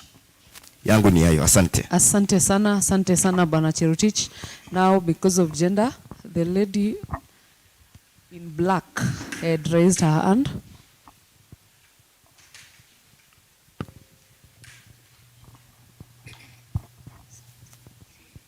Good afternoon, everyone. I'm Viola Kanda from Tilelon. My question goes to all of you aspirants. As far as the youth are concerned, the number one disaster that we have is drug abuse and substance abuse and unemployment. Number one, what will you do to eradicate the high usage of drug and substance abuse in Kapropita? And number two, empowering the youth. What are your plans? Thank you. Asante sana Viola. Hii section tumelala sana. Acha nipatie jamaa the one in red cape alino mkono wa kwanza.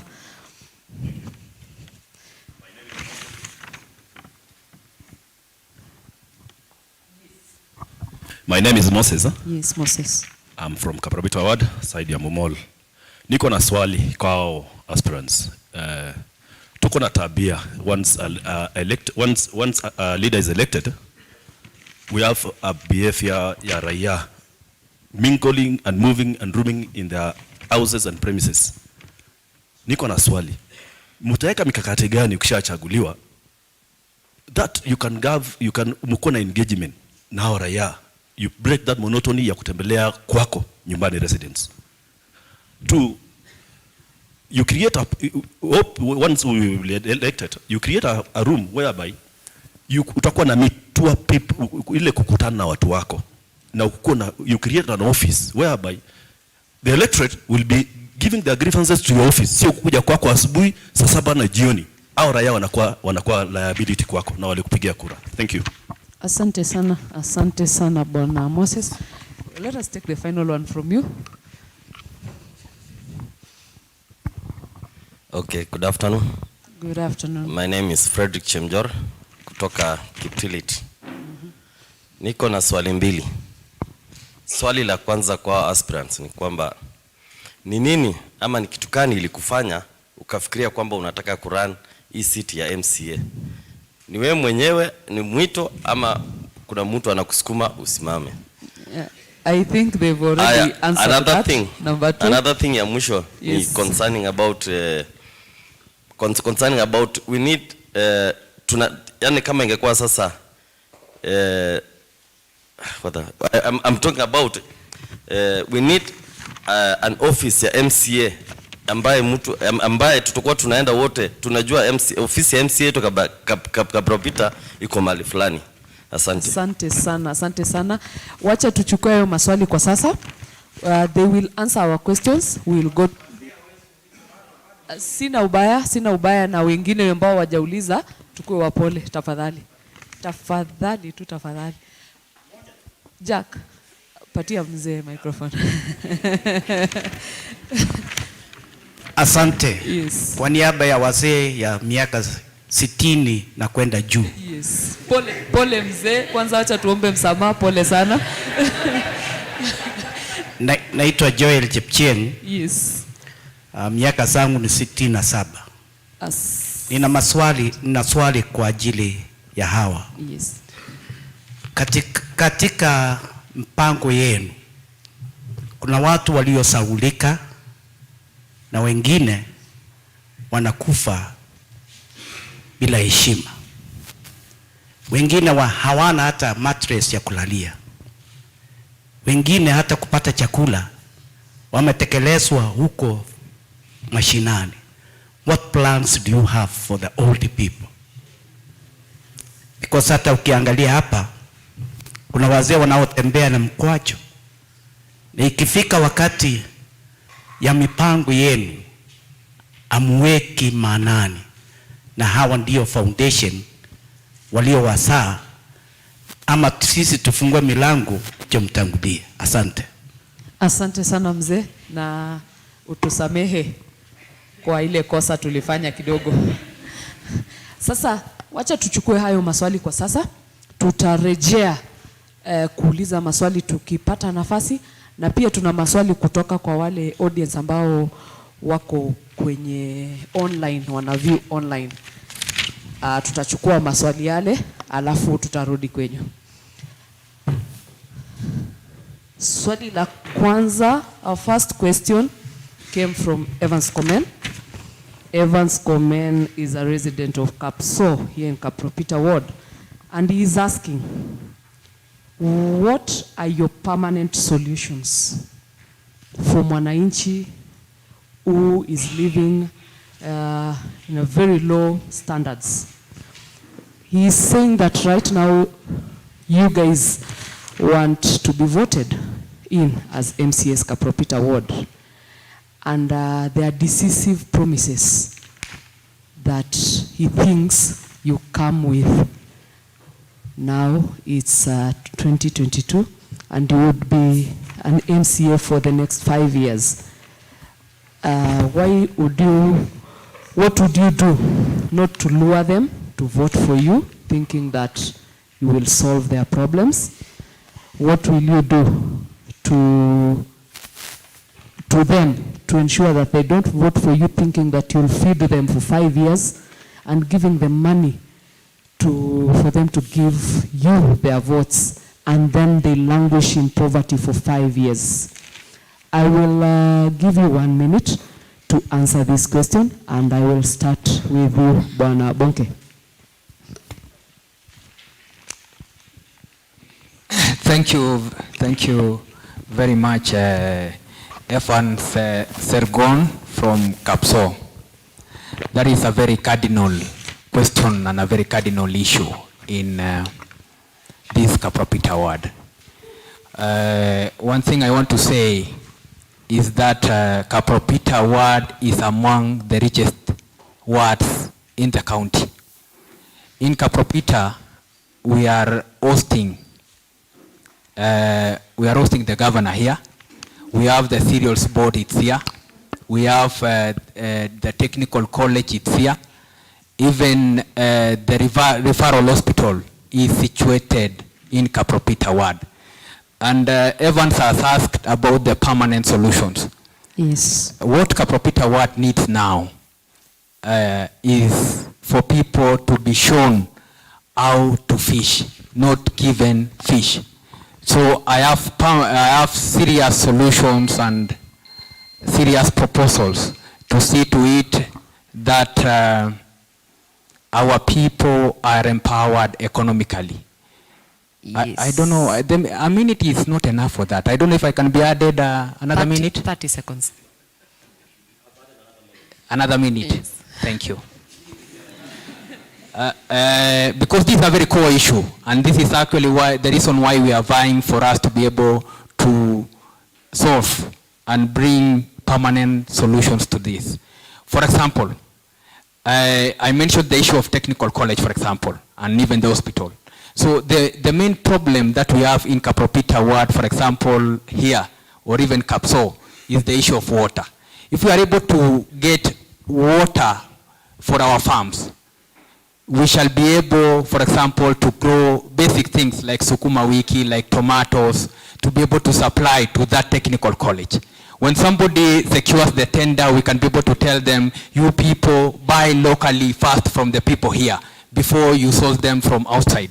That one is part of the permanent solution for our youth, for our women, even for our elderly fathers, because we have farms here which are really fertile. Thank you. Thank you so much. Bwana Oscar, take on the question. Okay, thank you very much.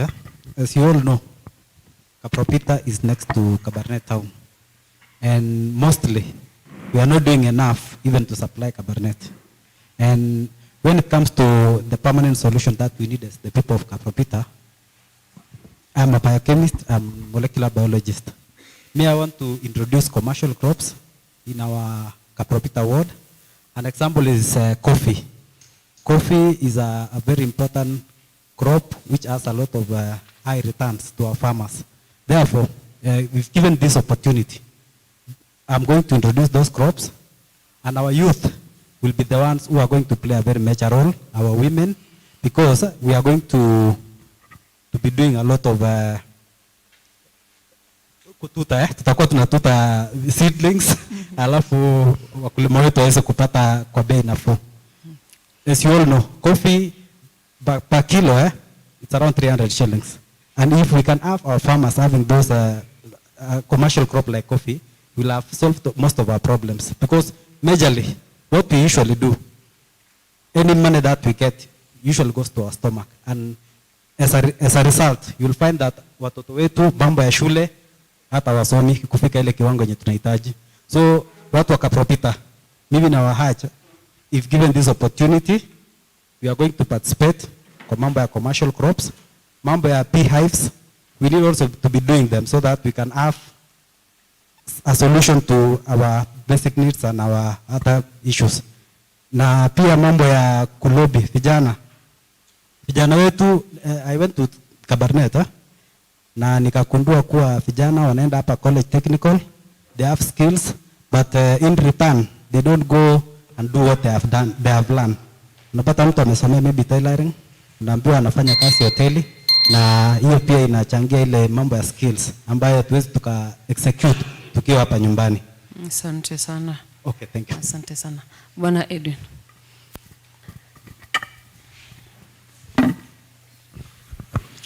Thank you very much. Bwana Seranei, thank you for coming and thank you for your question. Permanent solution to the poor. Personally, I have a program in my manifesto known as the SPEDO, P.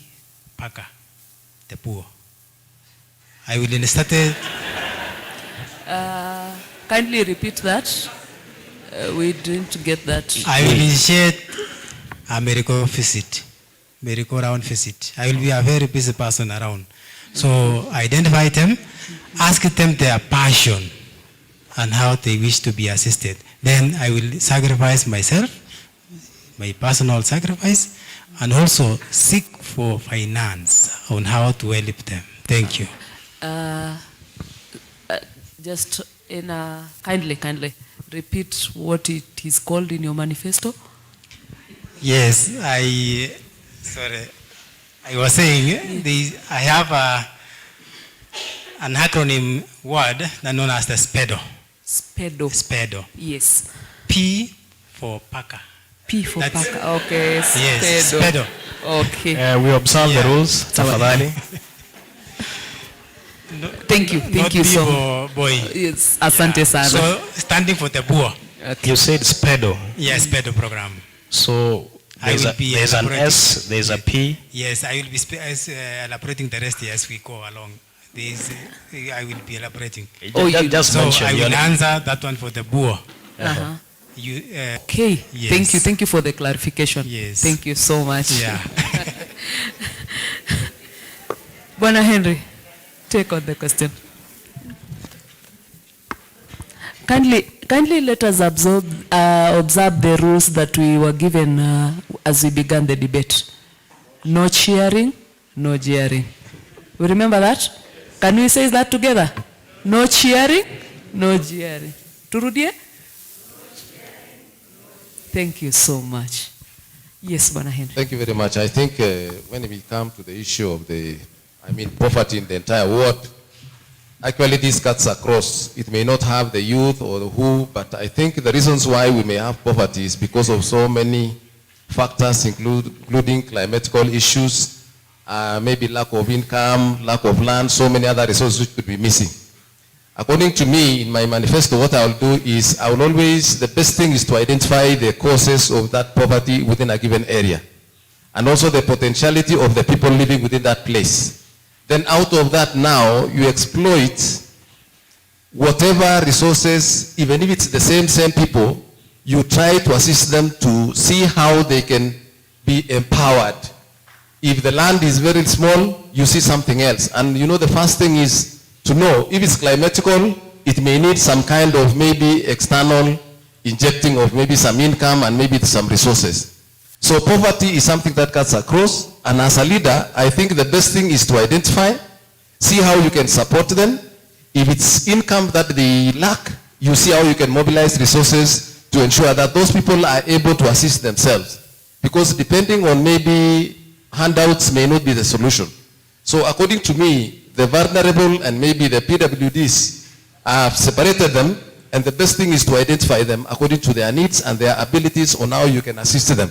It may not be the same, but these are people who are supposed to be assisted in the entire world through maybe funding, sourcing some external funding from outside, get donors, even getting proposals for them so that they can have some income generating projects going on within themselves. Like for the lowland areas, that is climatical, which may need some kind of a long-term program on the feeding programs and even the type of groups that may be grown there for them to get food.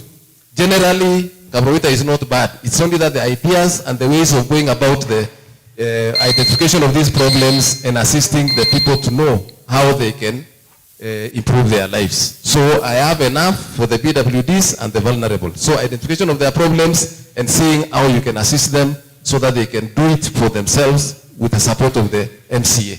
Asante sana. Bwana Alex, take on the question. Asante sana Janet. Niruhusu ni jibu kutumia Kiswahili. Inaruhusiwa. Nitamix. I'm going to mix. I want to marry Evans Comen's question. Evans Komen was an online question, and Evans Kipto's question. Hawa wote wameongea juu ya empowerment. Na hiyo yote nita collapse kwa kitu naita kokwe in my manifesto. Kokwe is the smallest unit of neighborhood, maybe from village. Yeah, that's what I mean. This kokwe inaweza tusaidia ku identify wale watu vulnerable, including PWDs, wale watu wako na shida ya fees, wale watu wako na shida ya kiafya, wale watu wako na shida ya kiuchumi na chakula. Kwa hiyo kokwe tutakuwa tunakuja kwa villages. Tunakuja villages, tutakuwa na mikutano. Mikutano tu in a week we'll just be moving around. We'll just be moving around, sit down. Wale watu tunawapata kwa hiyo village ni wale watu wanajuana. Wale watu wanajuana. Sasa tukipata mtu kama, let me use an example of you. Because you are neutral, abana. Afadhali SK kwa sababu ni wa Ewal chap. Ni wa Marigat. Ni wa Marigat. Yes. SK, you can come to your village. SK has a shop. Ako na duka ndogo. Na SK ni mtu wako na bidii sana. Anamkanga asubuhi, anaenda anapambana, lakini ile shida ako nayo ni kuinject capital na SK amepona. Kwa hiyo program ya kokwe, I'll be having friends. I'm a good guy, I make a lot of friends. We can come to that kokwe, tunakuja kuongea na villagers. In your village SK, tuko na watu wenye wako sawa economically. We approach them, tunaongea na hawa, we do a fundraising. We just fundraise. We fundraise, you can get 100,000 inject into your business and SK is good to go. The same thing with Kokwe, we can identify very active groups. I intend to do greenhouses across Kapropita ward. The greenhouses will be going to groups. The same Kokwe will identify the groups that are vulnerable and the groups that are perceived to be very active groups. We are going to use the World Development Fund through public participation to have these greenhouses. The same thing with our young men. We have these young men in football clubs. We want to make them self-reliant. We want to make them depend on themselves. Not every other time wanaita mchango ya kusupport hiyo club yao. With the same Kokwe, we are going to identify those teams. Have an IGA. IGA is income generating activity for those groups, so that they may be self-reliant, and so many other things. Because you are cutting me short, and such things, Madam Moderator. Madam Moderator, kidogo tu.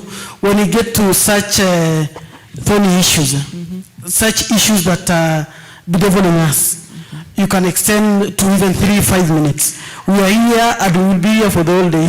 Dedicated the whole day here. Thank you so much. Thank you. Madam Elizabeth. Okay, asante sana. Mr. Rija, tumeuliza mambo na kupeana mahindi wakati wa siasa. Na kama sisi tungekuwa watu ambao tunatilia maneno ya kilimo, hatungekuwa tunapeana mahindi kwa wananchi. Sasa we are in a very critical moment, wakati ambapo wananchi wako na njaa. Na tukienda katika mambo ya ukatuzi, function number 1 ambayo iko katika Constitution of Kenya 2010 ni mambo ya agriculture. Na kuna mambo ya kufuga ng'ombe, kuna mambo ya masao, kuna mambo mengi, hata maneno ya disease control. So sisi kama wananchi wa Kapropita, kama mkilipatia mimi kama MCA, nitahakikisha kwamba nimeweka pesa kwa agriculture, because it is function number 1 ya serikali ya county. Number 2, we have youth fund. We want the young people to form groups and go for youth fund so that you can empower yourself. Tuko na njaa marufuku ambayo pesa urudishwa kila mwaka na serikali kuu, na sasa mnasema nyinyi hamuna pesa. Ya mwisho, zone areas. I am going to do a bill in the county so that we can zone areas. Kama nyanda ya chini tunasema tunaweka ng'ombe na tunaweka maneno ya njuku, na hapa juu tunaweka fruits, and then we now do what we call value addition. Sababu ukiuza vyakula kwa yenye itakuwa value added, hiyo bei yake iko chini. Na I think we also have trade department, and in trade department we passed a bill that we are going to give out pesa grants for the people. So nyinyi vijana wa mama wa Kapropita, wala ambao watakuwa kipaumbele kufanya bidii na form groups, you are going to be given grants, pesa ambaye haitarudishwa na mtaimarika kiuchumi. Asante. Asante sana Madam Elizabeth. Bwana Richard. Bwana Ruben. Go ahead. Oh, kipia kwe. Yes. Yes. Asante sana moderator. Yes. Basi nafikiri swali ambalo limeulizwa ni swali la maana sana. Poverty is a serious issue, not only for Kapropita, but a country as a whole. But because we are addressing poverty levels in our ward, I will address it in this manner. One, I will encourage investors to invest, especially in town, to create employment for our youth. Sometimes back, there was an initiative which had been started to create or to make a factory, to start a factory, a milk factory in town. If that factory would have taken off, it could have created employment for our youth. And I believe as we move forward and as I'll be elected as the MCA, I'll make sure that we invite investors for the same issue. Not only for milk, but even for nails, sumari. This is one way to create amongst our youth. I will also encourage the youth to take up courses in college so that this could be a long-lasting solution. When they come out of the colleges, they will be employed and they get salaries and they will not have any problem of perhaps lacking money or something like that. I will also encourage farmers to go in for cash crops. This is one way of generating money that will enable our people to get money in their pockets, and poverty levels will go down. Lastly, I will encourage the youth groups also and the women to start groups so that whenever there will be money, the empowerment money, they will be assisted in that manner. I believe by so doing, we shall have reduced the poverty level in our ward. Thank you. Asante sana Bwana Ruben Kipiakwe. Thank you for your response. Our second question came from Elizabeth from Chebano, and she is concerned about the criteria used to choose members of project committees, ward development committees. She's also concerned about the venues where public participation is done and the communication. Who does what on matters public participation, venue and communication, and the selection of the project committees? Let us go with you, Bwana Henry, first. Thank you very much for the question. Nafikiri wakati tunachagua wale ambao wanataka kusimamia projects katika sub-location, the entire sub-location should be involved in selecting the committee.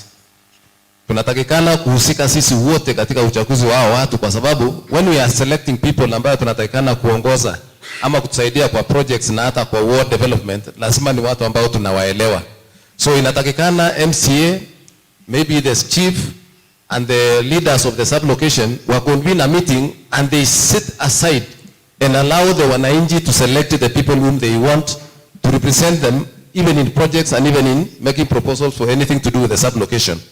And after doing that now, the wananchi will come up na watu ambao wanataka wenyewe.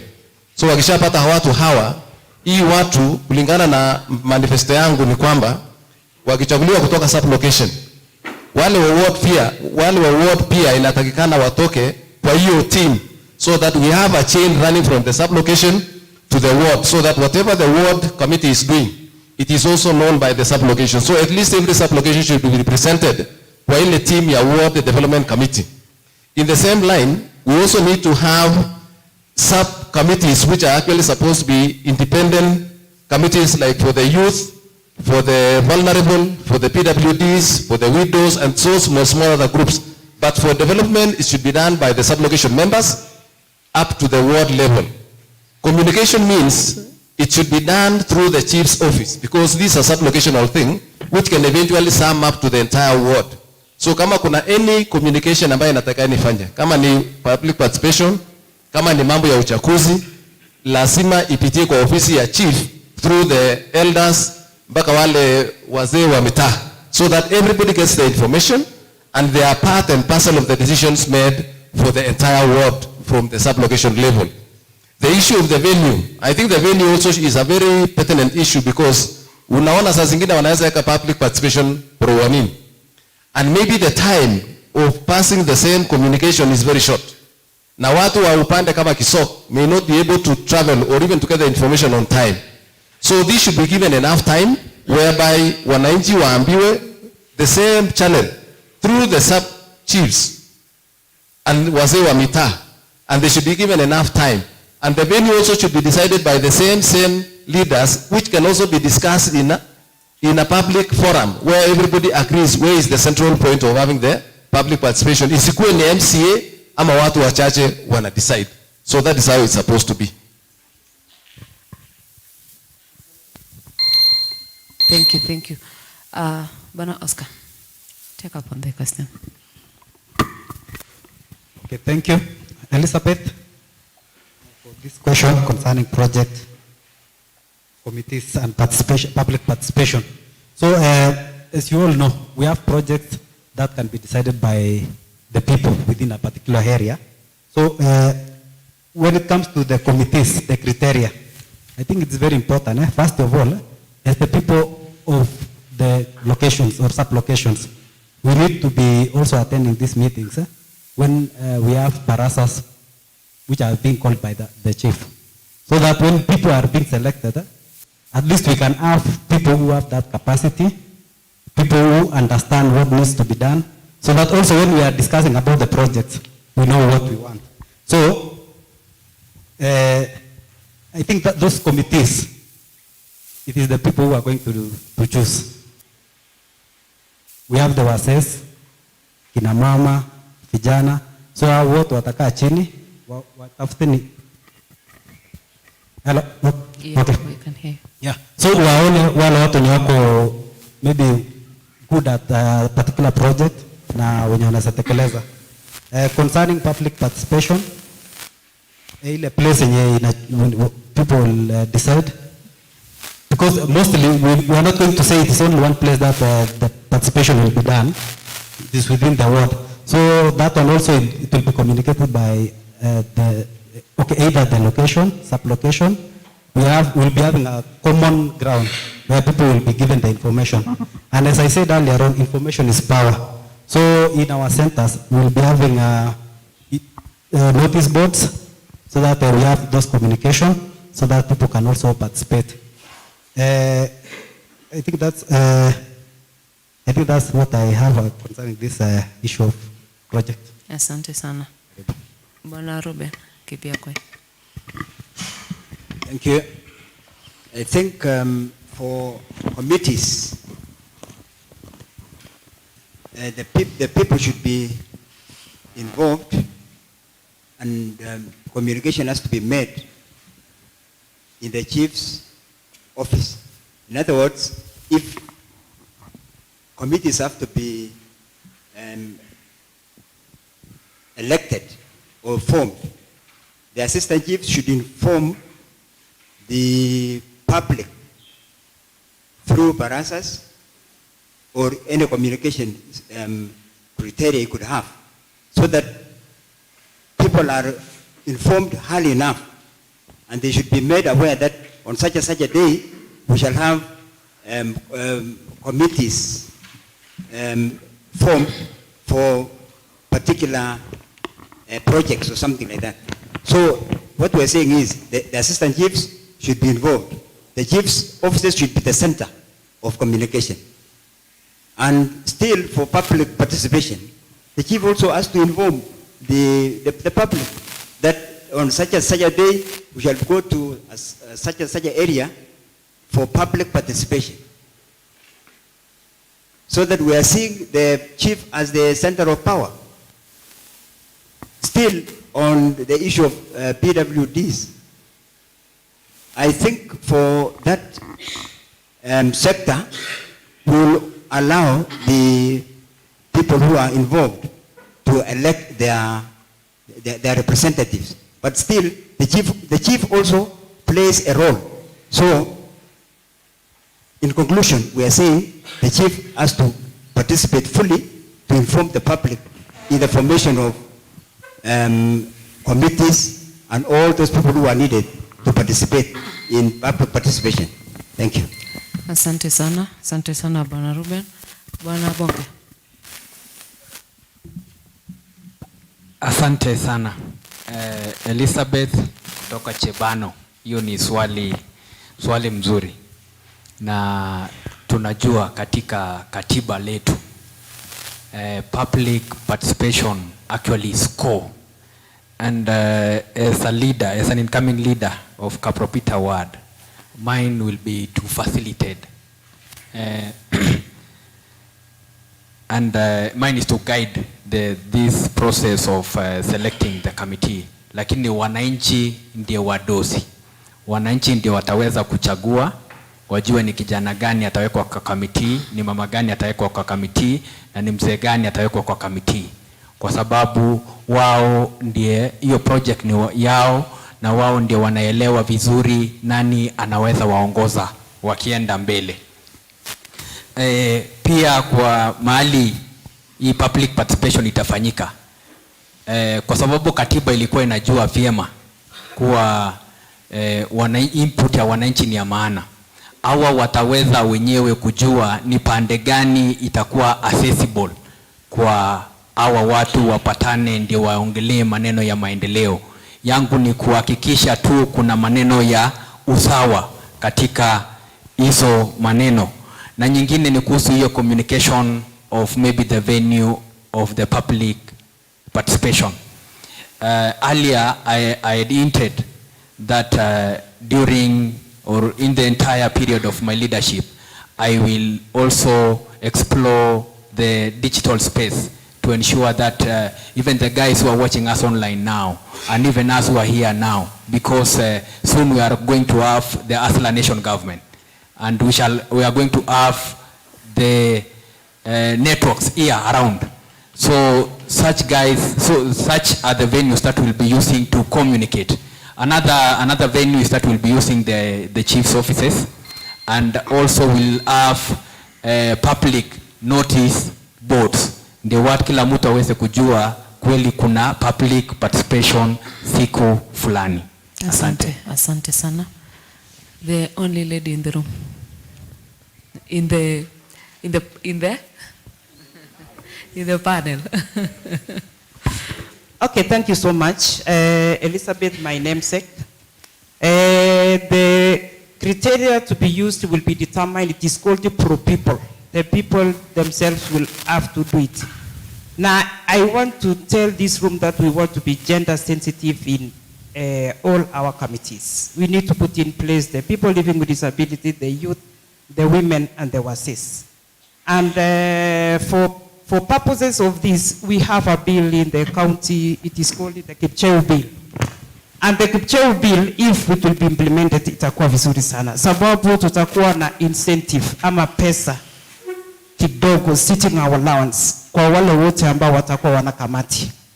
That bill was passed way back in 2019, and I'm seeing as we move forward in the next government, if given the opportunity, we are going to have a sitting allowance. Ndio wasikae tu bure mpaka jioni warudi nyumbani kafu. Ya pili ni kwamba public participation is actually the work of the county assembly and the county government. And we normally put them in our dailies, magazeti ya kawaida. So for my case, ikishawekwa kwa gazeti, wale ambao hawataweza kusoma kwa gazeti, tutatumia our ward office, because in the ward we have a manager, we have a PA, we have a secretary. So I'll ensure that if given the opportunity, I'm going to use the ward office to communicate, because we are living in a global village. Tukiwekwa kwa hizi forum, si watu watajua. Finally, the choosing of the venue. I think we need equity. Ndio watu wote waweze kufikiwa. Na kitambo tuweke hiyo nini, tutahakikisha kwamba tumekuja kwa villages na tuchukue champions. Wenye watakuwa wanasonga mbele pole mpaka tuweke kwa ile venue ambayo sisi zote tutakutana, na watakuwa wanapeleka mawazo na proposals kutoka village. So we shall start from the village, tukiendelea mpaka tuweke mahali, sababu we need to have venues around everywhere within the ward. Asante sana. Asante sana. Bwana Edwin Chebe. Yes, thank you very much. Elizabeth, thank you also. I wish you will be elected also to be one of the committees in future. Now, criteria. There is a public baraza. Public baraza is where those people are being selected. But the problem is, after selection, watu wanakuwa dormant kwa ofisi tu. They are not involved. So, the sitting MCA plus the chiefs liars together, and they allocate a venue, place, so that, and they communicate to the public when we are going to have the baraza and the agenda of the baraza. If it is electing the committees for various projects, it is highlighted. Now, hiving the MCA in future, and the communication of the venues, there is the internal memos, and also the billboards, not the billboards, sorry, the placement of those memos in the various centers, highly enough. Then also, when I will be the MCA also in future, is that I will create website Kapropita, so that we communicate together. I hope that is enough also. So, and the facilitation. Decentralization of public participation is very important. Kwa sababu, ukiangalia watu hawaendi, na ukisikia wengine wanasema project yetu ilienda mahali pengine, kwa sababu hawaendi. Na tena kuna ukora. Ukisha propose project yenu umekubaliana, imeandikwa, tena unakuta imeenda mahali pengine. So hiyo si mzuri. So kama mimi nitakuwa MCA, nitakuwa transparent. I will make sure project yenye imepitishwa iende mahali fulani, ndio hiyo. So kama location I propose kama MCA, sub locations iwe ni part of the center of communication also, public participation, and then also we allocate now another day for the entire ward, so that views from the various sub-locations be brought to the public participation of the entire ward. Then those people who are coming for the entire ward also to be facilitated. Ndio sasa isikue views yao ichafika, nani amebeba, sawa sawa. So that is me. Asante sana. Bwana Alex. Asante sana Janet. Elizabeth, asante. Your question is very valid, and it is one of the questions that I would like to answer and answer exhaustively. Number one, ile kitu sisi tunataka kufanya ni kupea knowledge communities yetu na society. Tuwape knowledge kwamba hawa ndio wenye wanafaa kupanga pesa zao wenyewe. Once they have that in mind, watajitokeza kwa wingi wakuje hizo public participations wakiwa na information that they are supposed to be doing this. The biggest issue that we've been having is communication. Communication has been poor all along for the two terms we had with our MCAs, And I think going forward, Alex as an MCA atakuwa anapeana habari zaidi ya mwezi moja kabla ile siku inafanywa public participation. Tunataka kuhakikisha kila mtu anafika akuja apanga maneno ya Kapropita. Tutatumia any other avenue. Tutatumia makanisa, tutatumia administration, we will use our administrators, ward administrators. Sisi watu ni watu digital, we will use WhatsApp, we will use Facebook and any other place that our people can get the communication. And this is going to be core and it is going to be taken seriously by Alex being the MCA. Number 2, you have the choice of venues has been risen. And what I'm going to say is this. In my first term, in my very first year, we'll just have a very neutral place, a central place like Kapropita, inakaa ndio roho ya Kapropita. Tutafanya public participation yetu ya kwanza hapo, then from there tutakuwa tunaamua ni wapi tutafanya kuzunguka Kapropita yote. It will be rotating in all locations and in all sub locations. With the issue of PMCs, traditionally PMCs wamekuwa kichaguliwa kutoka villages na kutoka sub location. Ile kitu tunataka tu ku enhance ni ku make sure kwamba watu wanakuja in good numbers, we get the right people in these committees. Good enough, there is this Kipcheo bill that is going to facilitate these people. So people will be encouraged. People will be coming. Mtu anakuja kuja CV yake. It is also some way of empowerment. Kwa sababu unaenda unakaa chini jioni, at least ticho la agisotki unachukulia watoto kitu jioni. So wacha nimalizie hapo. Asante, nimekeep time leo. Asante sana. Just a yes or no question to all of you. Yes or no question. Have you ever attended a public participation? Yes. Have you ever attended a public participation? Yes. Have you ever attended a public participation? Yes or no? Yes. Have you ever attended a public participation? Yes. Yes. Thank you. Swali linalofuata ilitoka kwa Richard Cherotich na nitaomba unisamehe, wacha nisiulize hilo swali, mwenzangu atanisaidia kuuliza. So hatujaweka swali lako kando, tutauliza. Wacha tumalize na zile zingine alafu tutamrejea mwenzangu. Tumeelewana? Asante. Swali lingine lilitoka kwa Viola Kanda from Tilelon.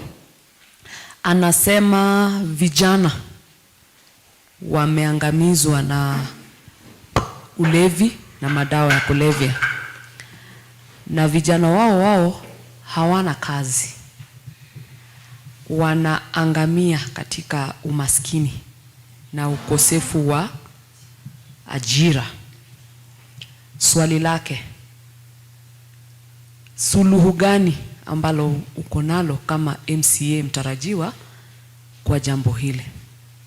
Kwanza ni ulevi na madawa ya kulevya, pili ni kule kukosa ajira, na tatu ni ile inaitwa empowerment. Alex, nitaanza na wewe. Asante sana Janet kwa kuanza na mimi. Kwanza kwa sababu mimi ni kijana na ninaelewa na kufahamu fika changamoto zao. Kwanza kwa maneno ya ulevi na drug and substance abuse. Yes. I live in a community and the same community I have neighbors. I have neighbors in my neighborhood and I have friends. I have friends that are affected by this menace. I want to assure you, Janet, that and our audience, specifically Viola Kanda, that this thing it is so noble, and it needs a lot of consolidated efforts. Janet, these people are in drug and substance abuse kwa sababu ya namba moja. Hawa watu uchumi umekuwa mbaya. Hawana activities ya kufanya. Out of hiyo kuwa idle. Out of kuwa hiyo idle ndio watu wana engage kwa hizo activities. And now that they are our brothers, they are our sisters, what am I going to do as a leader? Number one, I am a youth. I know their names. I am flexible. I can reach out to them. I can talk to them. I've been doing that, and I've managed to at least rescue some from the same. Secondly, we want to encourage meetings. Initially, before we had meetings, in fact, I was sharing with one of the opinion leaders called Councillor Chepto. When we were growing up, he was our councillor, and in so many occasions, we used to have meetings and have facilitators. We had facilitators. We had people that would come encourage us na kutuleta karibu. So mimi kama Alex nitajaribu kwa pakubwa sana kuwafikia, na pia kama kutakuwa na ile haja ya kuwapeleka kwa rehabilitation centers, I'll be the very first one to do that, because they are our sons, they are our brothers. Number two, when we come to empowerment, I had talked earlier about my kokwe thing. Na mimi najua imeingia kabisa. Magachut kokwe, mimi najua imeingia kabisa.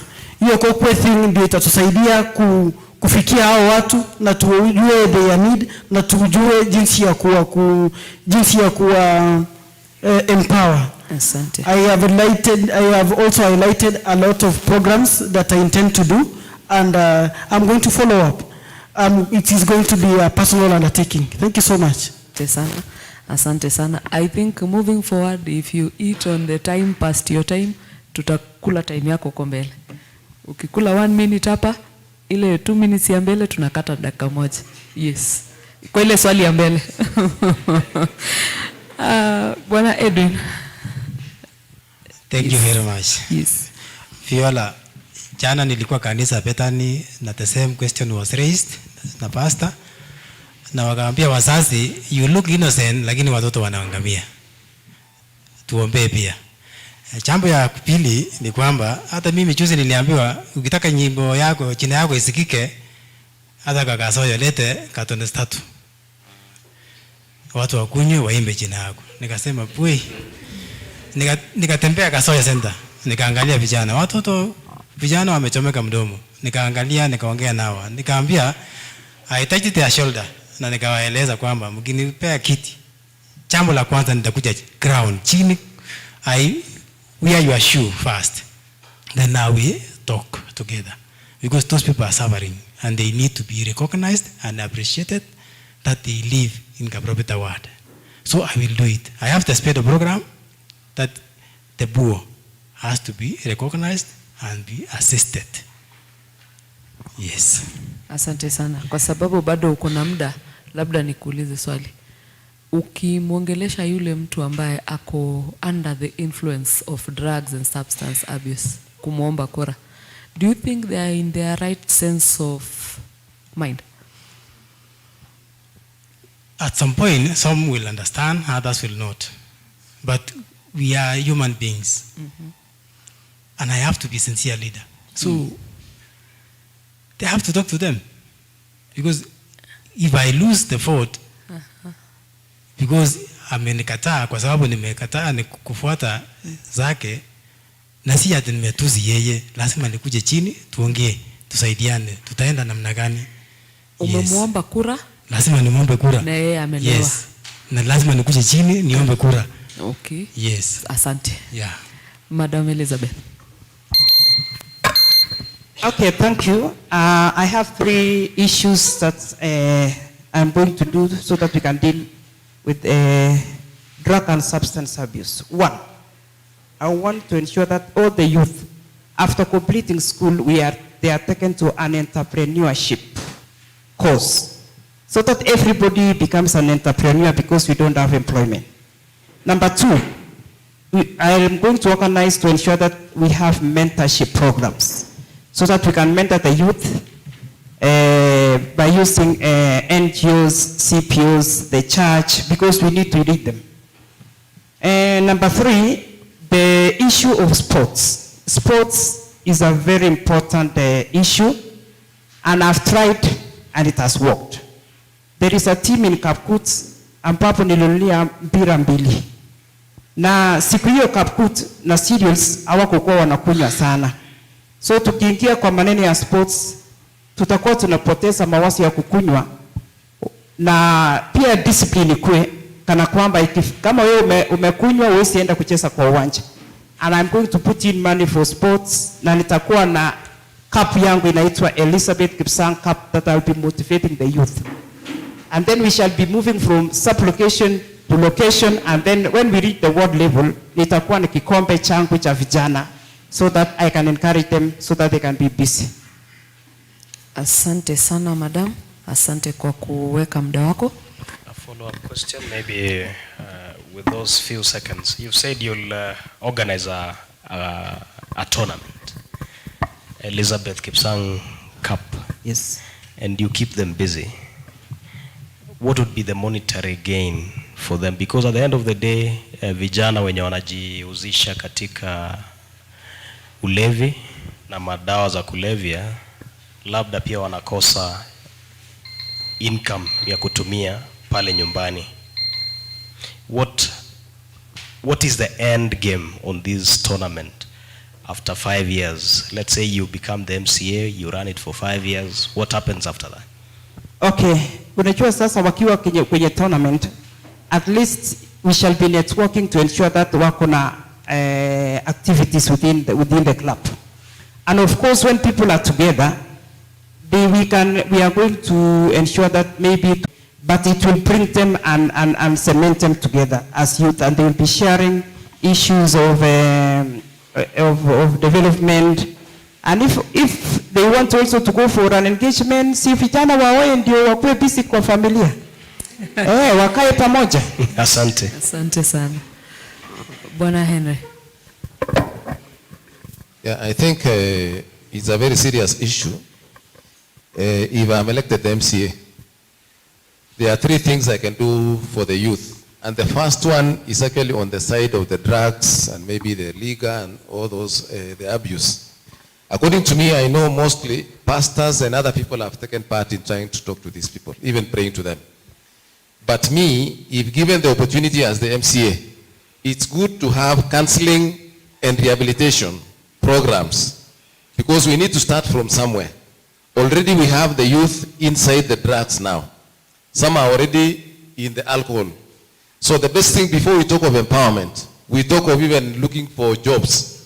My program will be to have counseling sessions by professionals who are actually trained in reading the people's minds, psychologists, so that we can start getting a few from the many and put them in the team of those who need to be assisted. So guidance and counseling sessions, na ikikuwa ngumu sana tunaweza kuwa na rehabilitation, whereby we can source for funds and see how we can even rehabilitate those who are willing to do that, and maybe they are defeated because of the influence that has gotten into them. So that is one step. The second step now, after rehabilitating and maybe counseling some of them, because to me, winning 5 out of 20 will be a step in the word. If we get 5 youth out of 20 rehabilitated and joining the others, it is a step. Then after that, now we go to empowerment. And you know, empowerment now, this is where we need to really look and find out what the youth would wish to do. And that one now, when we come to empowerment, we want to get youth who are already in businesses, how they can be boosted. We want to get youth who have taken some kind of courses, they can be put together, registered. And these registrations can be done mainly by the MCA pushing for these registrations and looking for them according to their abilities. After getting them now, this is where we come up and now give them opportunities to apply for tenders within the ward, even outside the ward. Meaning, when they register, they have groups, they have certificates. Of course, you cannot look for a job as an individual. The best way is through applications where you will have registered, you apply for tenders. And I said, we have institutions within the Kapropita ward. If the MCA goes to these institutions and looks for some of the smallest tenders, even for the youth, we can be able to make these youth to get something by applying for these tenders where the MCA goes and bargains from the institutions, even the smallest up to supplying burgers and so forth. When this youth gets this, they will be empowered and they can do something for themselves. Empowerment can also come in so many ways where they can also be given some funding, get some sources of funds, give them ability where they can be assisted. So after registering, they can be able to do something for themselves. Employment now is where we have a problem because we need to get some jobs for this youth. We say there is no jobs, but according to me, I think it's stopping to think that has brought the issue of unemployment. If our youth are given ideas, workable ideas, and how they can be implemented, I think our youth can do something. So according to me, jobs can be looked, can be sourced outside the county, they can be created within the county, and they can even be sourced outside the country. Like now, we are talking of Qatar, people going there. It is us to work as leaders. If I'm given the MCA, even when I'm talking now, if somebody wants to go to Qatar, you see me. I will give you the network even before you elect me, because I know there are jobs outside the Baringo County. We should not be looking for the jobs within the Baringo alone. So the networking of jobs for the youth, I'm sure if we come up as leaders and mobilize the resources we have as individuals, our youth can always secure something for them to eat. So jobs are there if the leaders are ready to source for these jobs and even be able to, like now to Kenda, when people go out, like the leaders, we go for seminars. We come and tell you stories about how the exciting places we've gone. That is not what we need as the youth and the people of Kapropita. We need to be coming back with something. If you come with one job for a youth, you will have done something. If you come for some kind of donor funding for some youth, and even for the other people, you've done something. So it's actually the heart of assisting the Kapropita people to have something for themselves. So I think we have enough for the youth, but the youth should not give up.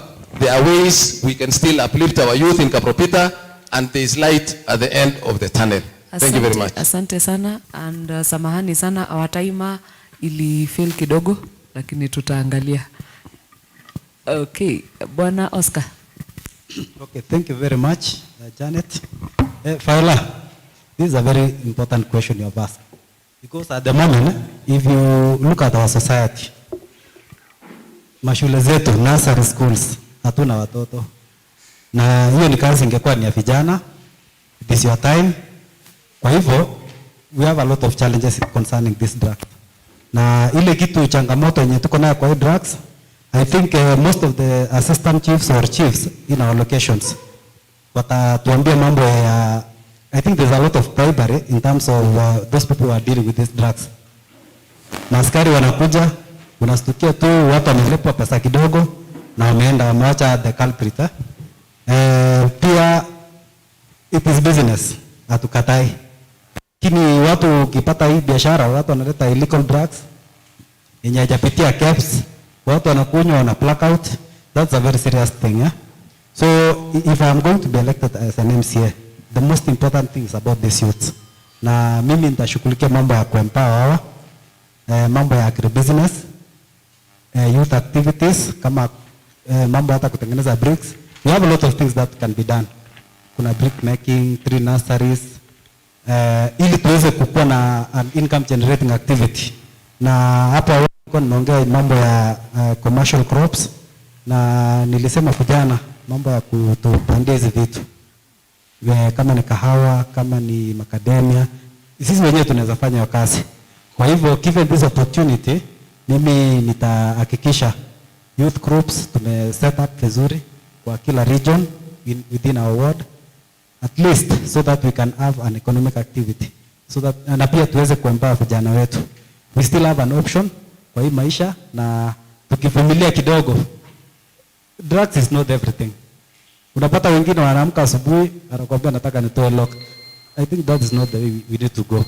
Kwa hivyo vijana, wakati tukishamaliza mambo ya kura, tunahitaji kukaa chini. We have a very serious conversation.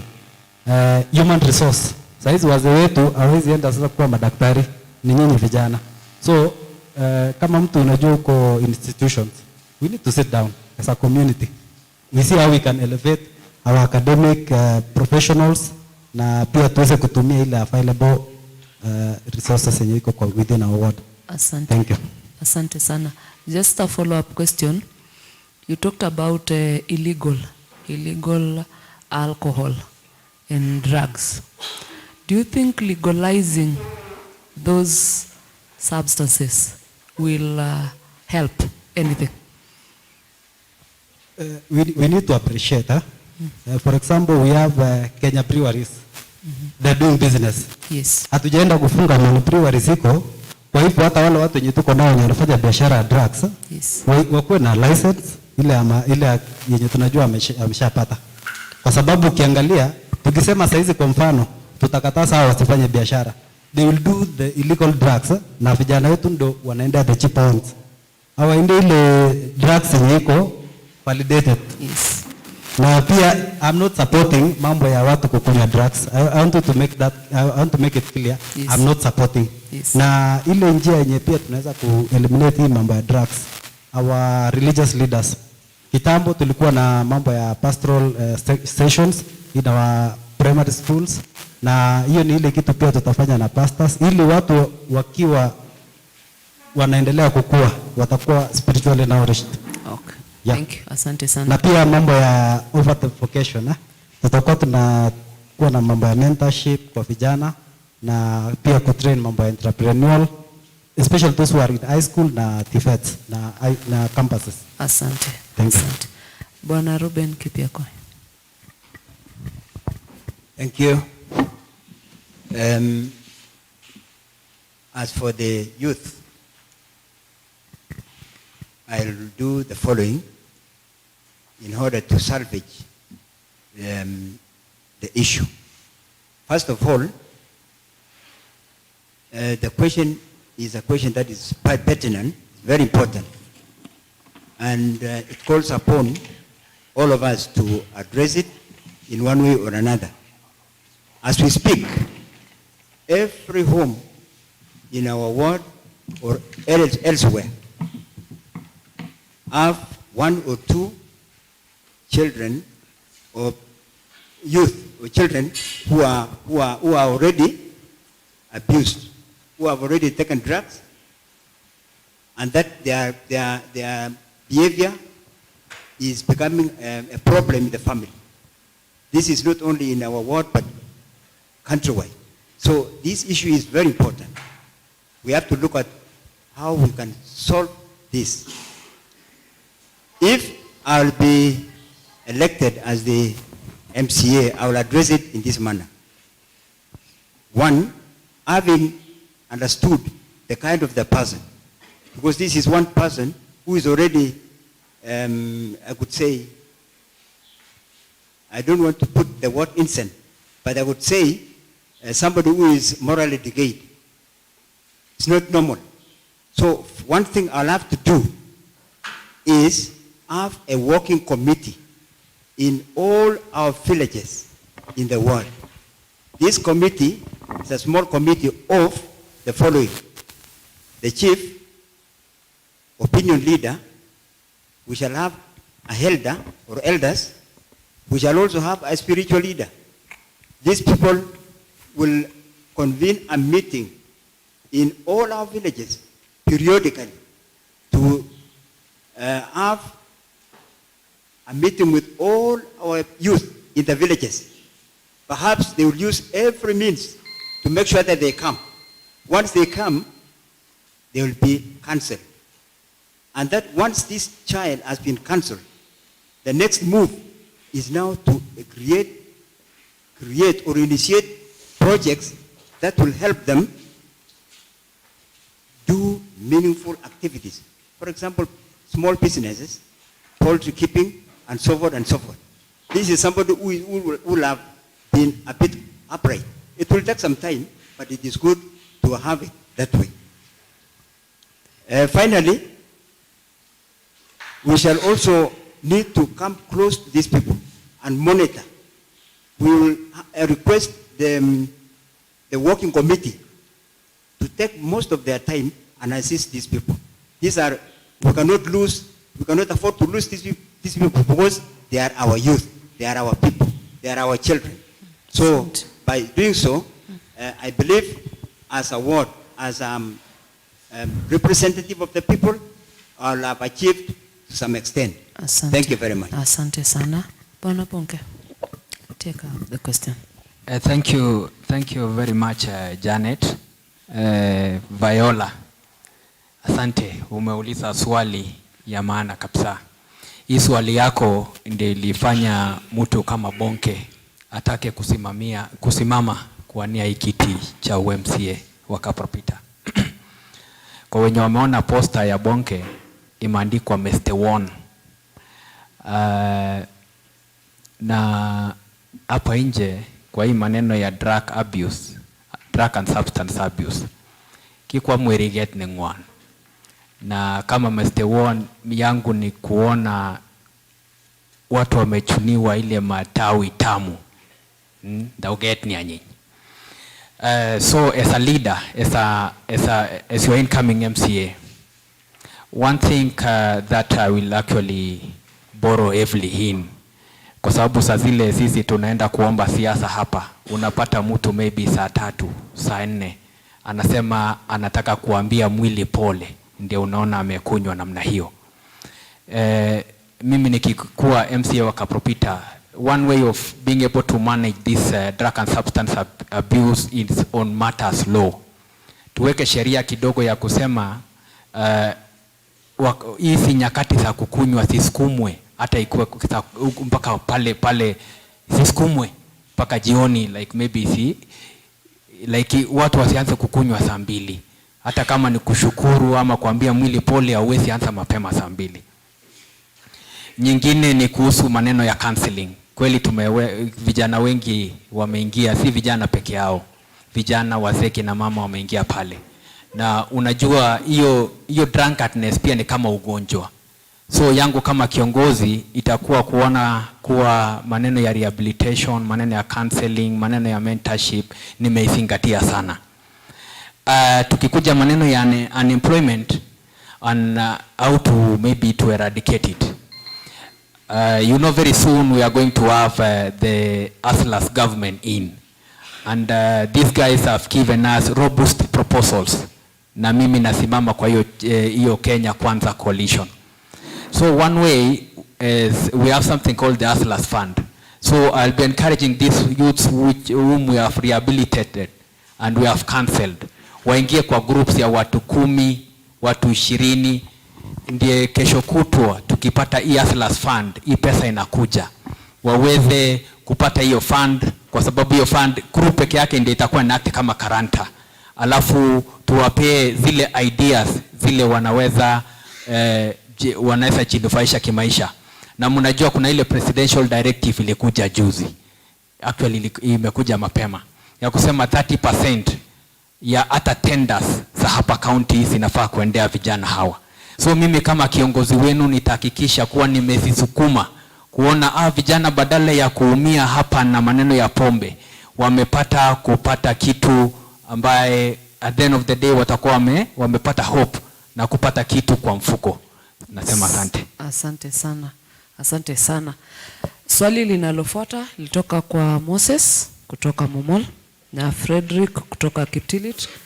They have the same concern, and it is about a central point where mwananchi can meet their member of county assembly just to say whatever it is that they have in their mind, to question the projects of the ward, and also to seek clarifications where needed, and also maybe just to see how my member of county assembly is doing. It has been a habit for mwananchi to come to your homes if voted member of county assembly. Wanakuja pale nyumbani asubuhi saa 12, wako kwa gate, wamesimama hapo, gate ikifunguliwa, ukiamuka wako hapo, watakuwa hapo mchana yote, jioni. Their concern is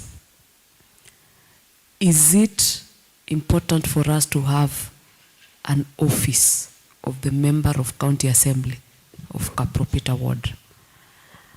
This one, I would like us to go direct to the point. Yes, it is important. No, it is not important. Alex, do you think it is important? It is important. Thank you. Yes, of course. It is important to have an office? Yes, of course. Madam Elizabeth. It is important to have one, and already it has been there. It has been there. Thank you.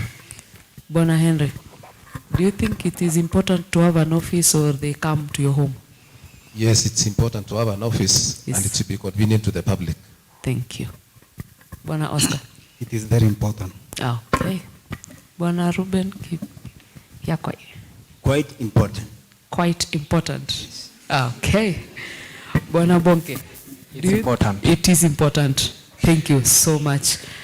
So, to Moses and Frederick Chemjor, your member of county assembly candidates think it is important to have an office for consultations and public visits. Thank you so much. A functional office. Oh yes, we should put them on their toes and make sure it is a functional office and operational, not just an office that is in key and lock. Thank you so much. To our final question from our audience on my side is from Joel Chepching, mwakilishi wa wazee ambao wamepita 60 years. Sijui kama bado wako nasi. Heshima sana kwenye wazee, nyinyi ndio wazazi wetu. We have the forgotten in the society. The people that are dying shameful deaths in the society. Poverty stricken. They are dressed in very bad looking clothings. They don't even have shoes sometimes. They have chapped skins. Their hair is untidy. And maybe even sleeping on the floors. They don't have roofs over their head. And if there is roof over their head, during this rainy season, they are suffering.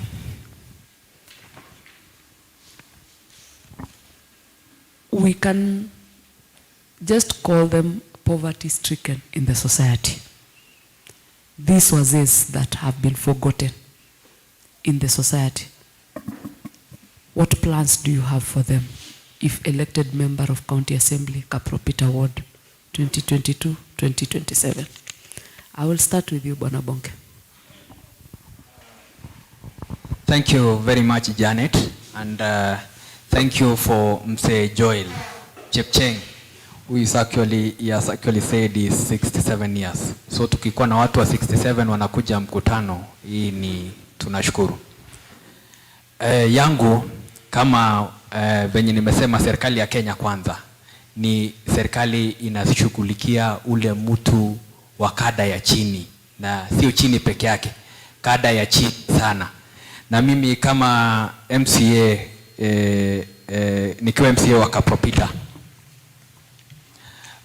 because of the plans which Kenya Kwanza has, and to be able to assist and address the issues of the people who are 60 years and above. On my first day in office, I'm going to map out the elderly citizens who are 60 years and above, because these are the people wenye ukiona kwa WhatsApp yako maybe in the last 1 month umeitwa kwa mchango kwenda kuwachangia ndio waweze kupata maneno ya hospitali. So after mapping them out, these are the people that I am going to push hapa kwa county government, na pia kama Kenya Kwanza venye wanafanya mpango yao waweze kupata hizi vitu inaitwa free NHIF ndio iwasaidie kwa maneno ya matibabu. Nyingine ni kuwa hao watu ingawaje wamekuwa wazee, ni watu bado wanafanya farming. So after mapping them out and considering my slogan of maendeleo na usawa, I ensure that these people, because they are still farming, and because they are also tax-paying citizens, I will ensure that at least in a humanly manner we are able to subsidize maybe vitu kama seedlings, vitu kama fertilizer, tuweze kuwasaidia ndio wafanye hizo maneno zao kwa urahisi. So hawa ni watu wenye wako kwa roho ya incoming MCA sana. Asante. Asante sana Bwana Bunge. Bwana Ruben, take up the question.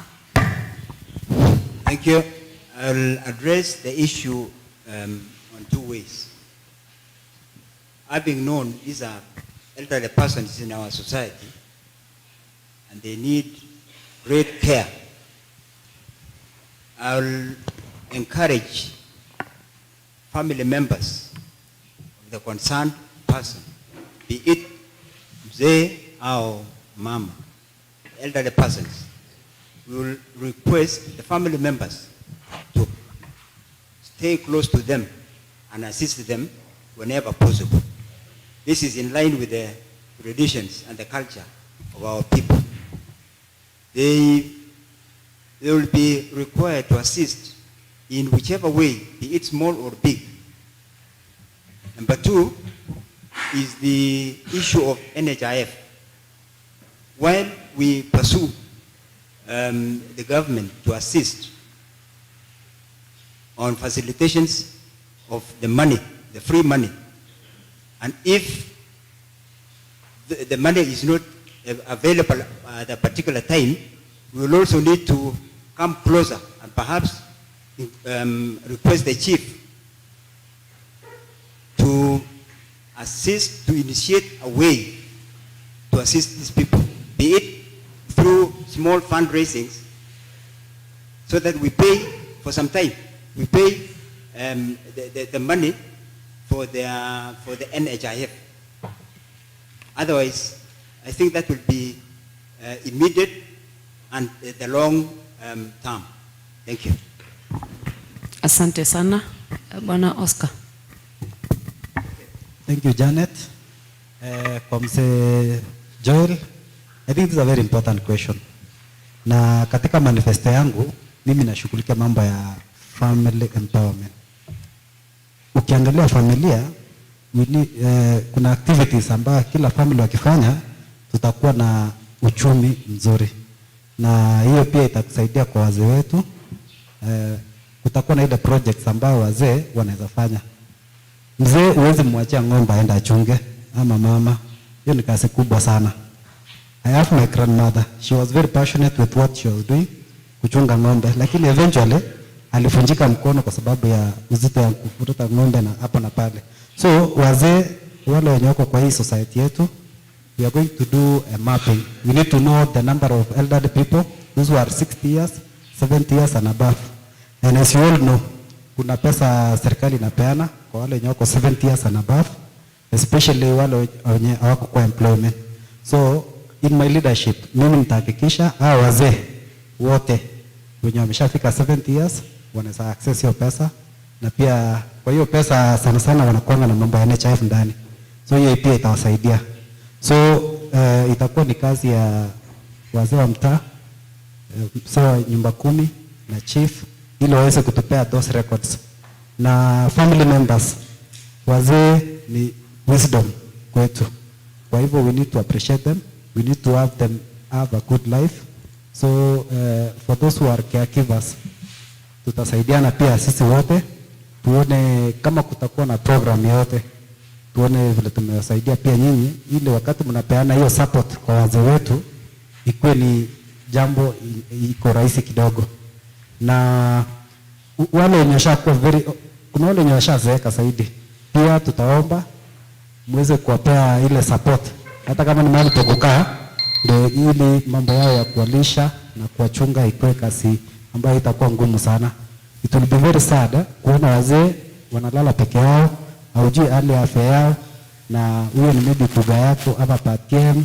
So I really request after mapping out those elderly people, we'll work out with the family members and the community. Asante. Thank you. Asante sana Oscar. Bwana Henry. Thank you very much. I think this question is very important. Na mimi nimeweka kwa manifesto yangu tofauti. Niko na the vulnerable.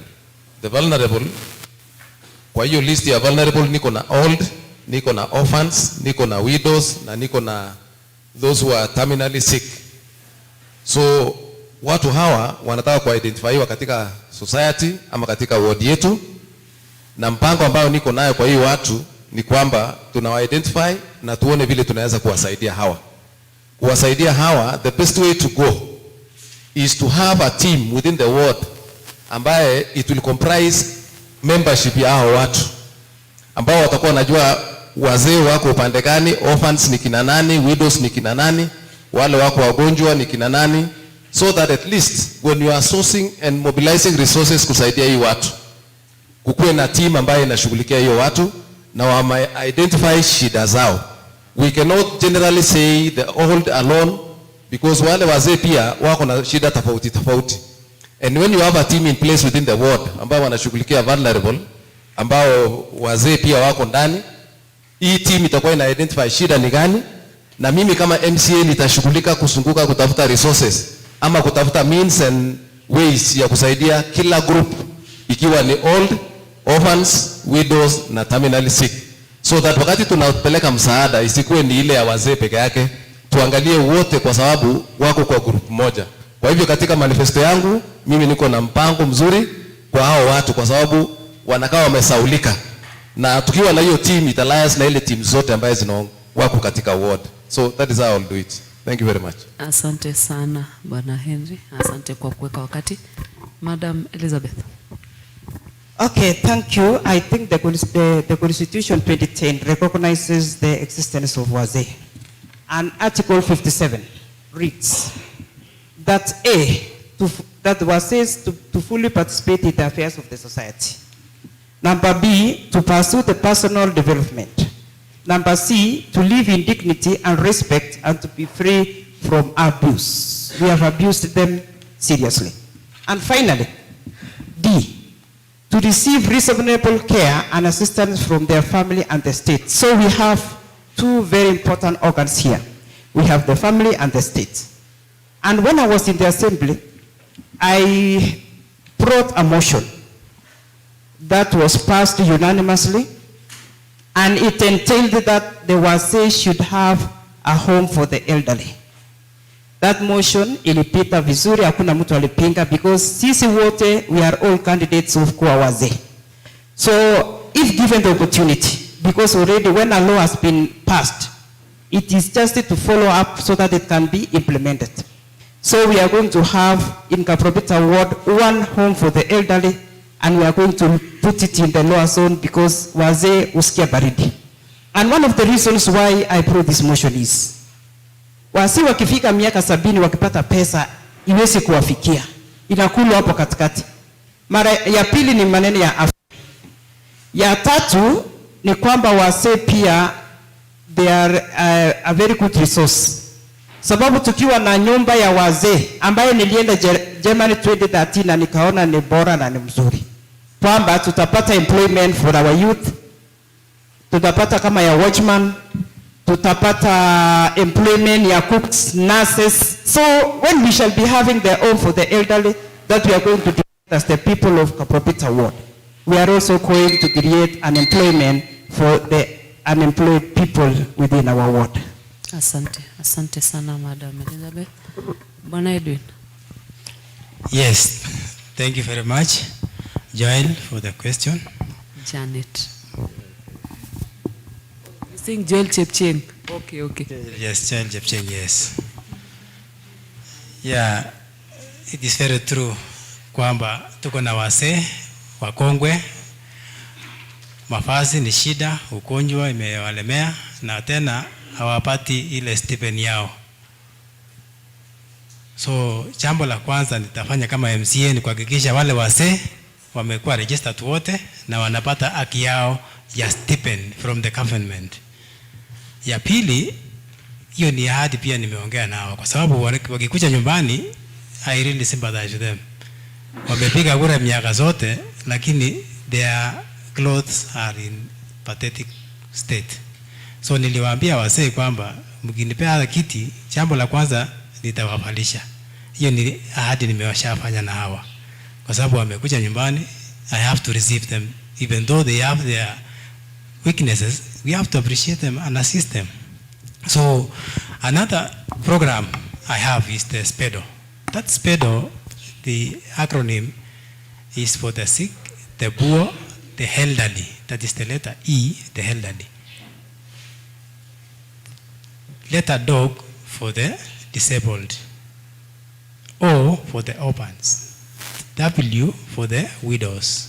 So the letter E, the elderly, I have it. So, and I said I will be doing medical visit, identify them, list them, and then it's the MCA now. I have to seek for funds to assist these people. At the same time, I have to sit down with them. Wako wase pia huko Kapter. Niliambiwa wase wawili. So I have not visited them and I'm making an effort to visit them. So huko Riwa kuna wale walipata ajali but they are not able to assist themselves and they are elder. So we are going to have that program. Have a bill and move to assist them. Thank you. Asante. Asante sana Bwana Edwin. Bwana Alex. Thank you, Janet. It is a shame having those wazis live in those deplorable situations. These people sold their lands, they've sold everything just to make us who we are. And it is unfortunate that we are not doing what we are supposed to do. Number one, there is a program with the national government for cash transfer. This program is meant to cushion the elderly. And it is also unfortunate that it is not going to cover entirely all the wazis.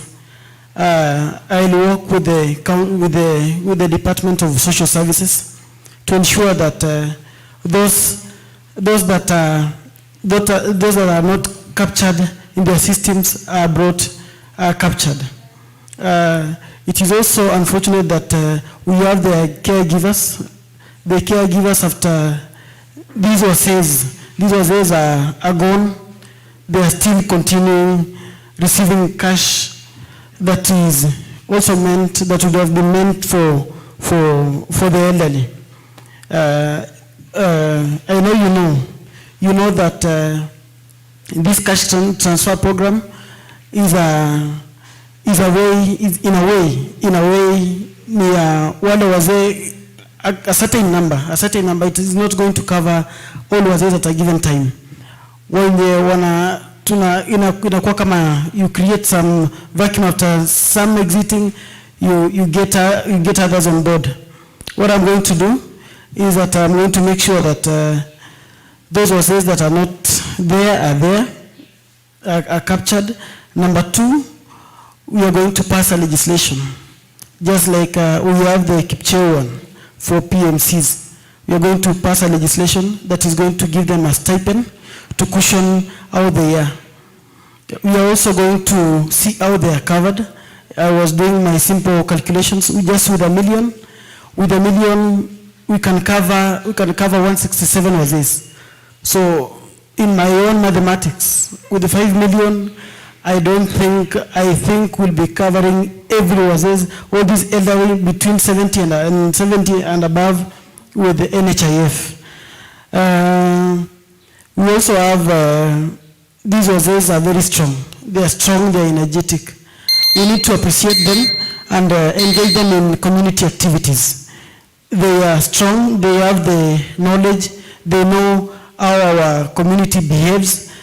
If we engage them, they will feel appreciated and their days will at least prolong. Thank you. Just a follow-up question.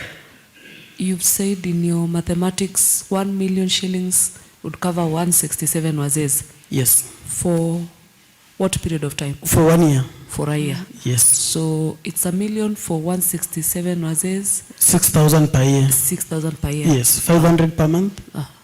And times 12, 6,000. 6,000 per Yes. year. Oh, okay. Thank you.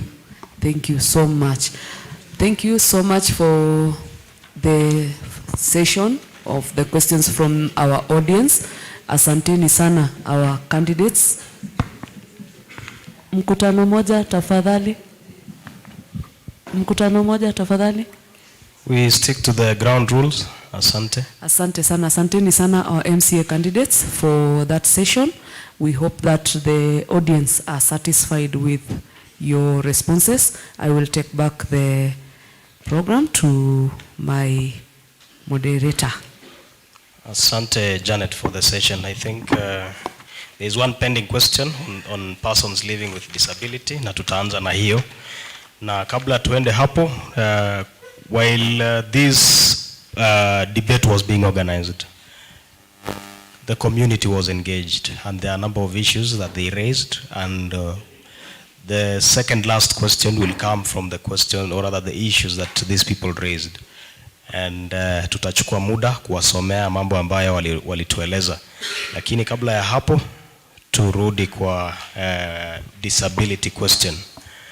I requested Janet to take up that question because there was some little research that I was doing tukiongea hapa. Na nikaona kwamba in 2020 the disability bill ilipitishwa pale Baringo County Assembly. Na kwa ile story yenye Baringo News ilifanya Oktoba tarehe 29, 2020, inasoma kwamba reprieve for Baringo people living with disabilities after passing of Baringo Disability Bill of 2020. And in the picture I can see Mheshimiwa MCA who is seated with us here, Elizabeth, mukiwa na representatives of persons living with disabilities. And this bill inasoma kwamba it proposes creation of a board that let me just read what that bill says at the beginning. There is established the county board of persons living with disabilities. That is clause the part 2, number 4, section 1.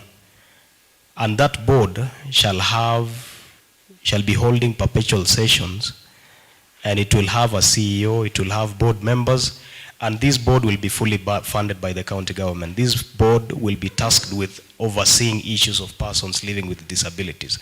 Na naamini kwamba that is the issue that was being raised by Bwana Richard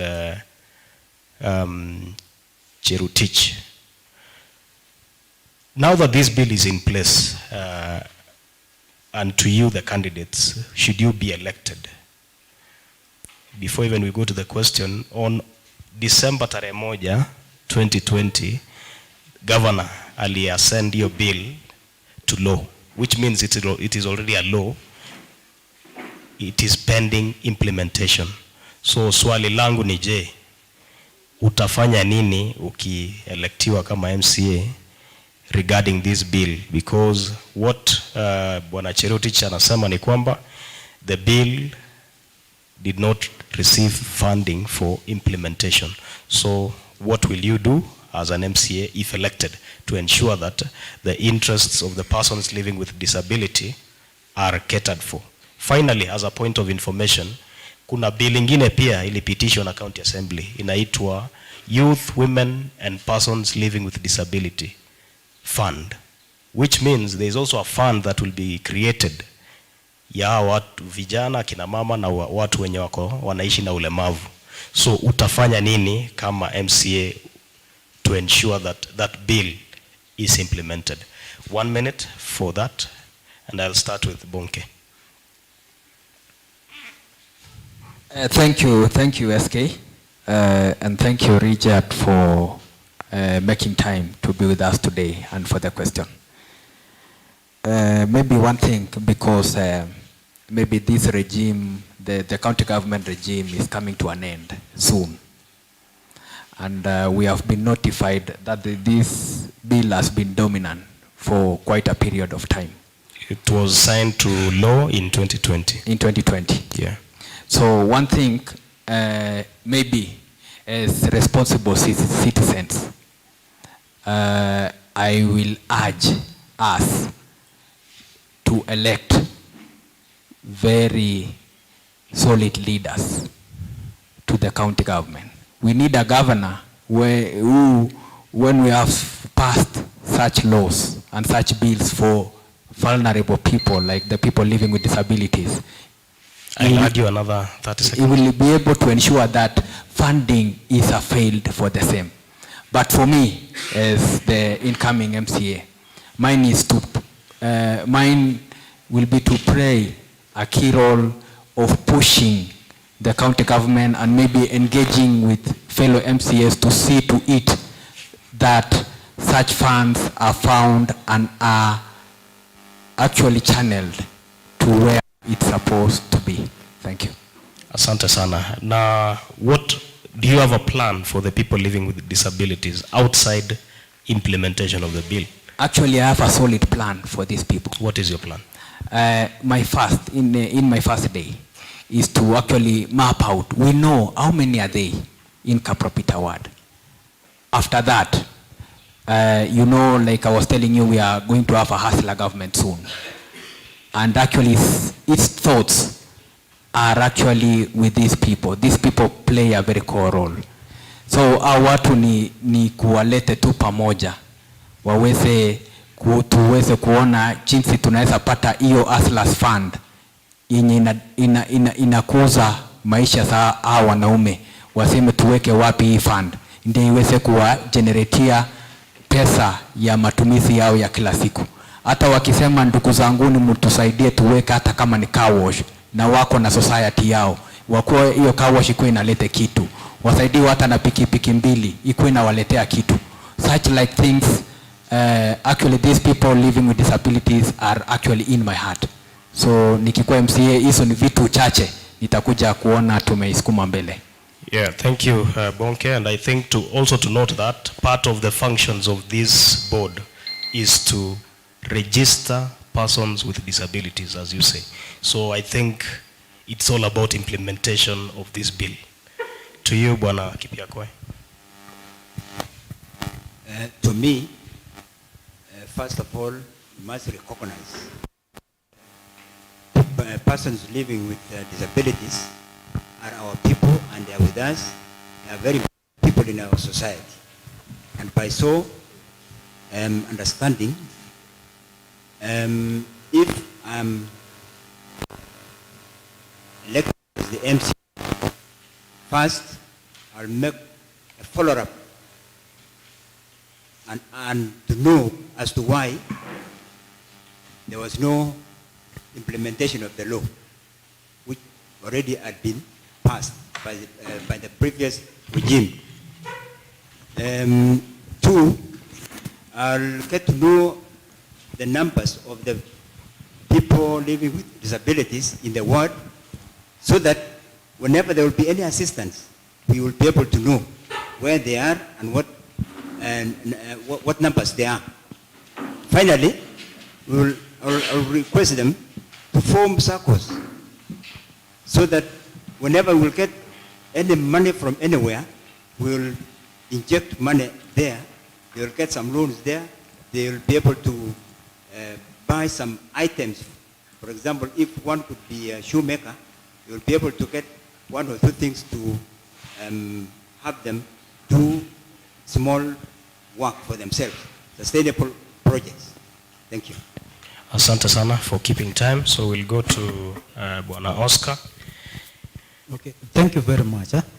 Bwana Richard, it is very important, or you people are very important in our society, because we live in a society where we have people living with disability, we have elders and the vulnerable, and we recognize you people.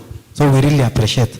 So for what is in the county concerning the bill, so if elected to be the MCA, I'm going to ensure that those bills, we revisit them, we bring them on board, and we ask questions concerning how we can implement so that our people with their respective issues can be assisted.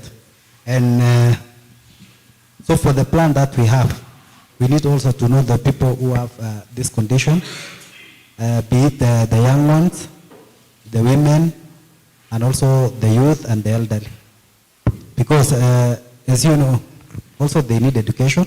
So for the young children, we are going to encourage families or even, let's say family, who have children with those conditions so that they can be taken to schools, they get some skills, and also they can acquire social interaction with other children and other people, instead of us keeping them in our homes. And in fact, most of them sometimes, if you go to our homes, you'll find that these people wanafungiwa kwa nyumba ndani, watu wataki kuwaona. We appreciate them. Me, I think I can say I have been in such a situation. It is hard. Hata kuchunga watu si kazi rahisi. So mambo ya hospitali, mambo ya caregivers kufanya kazi inafunga watu. Kwa hivyo we need to appreciate these people, na pia tutajaribu kushughulika na mambo ya skills na mambo ya biashara. Wale wanafanya biashara, I think Bwana Richard ni kama mlipi pesa ya nini mambo ya business permit.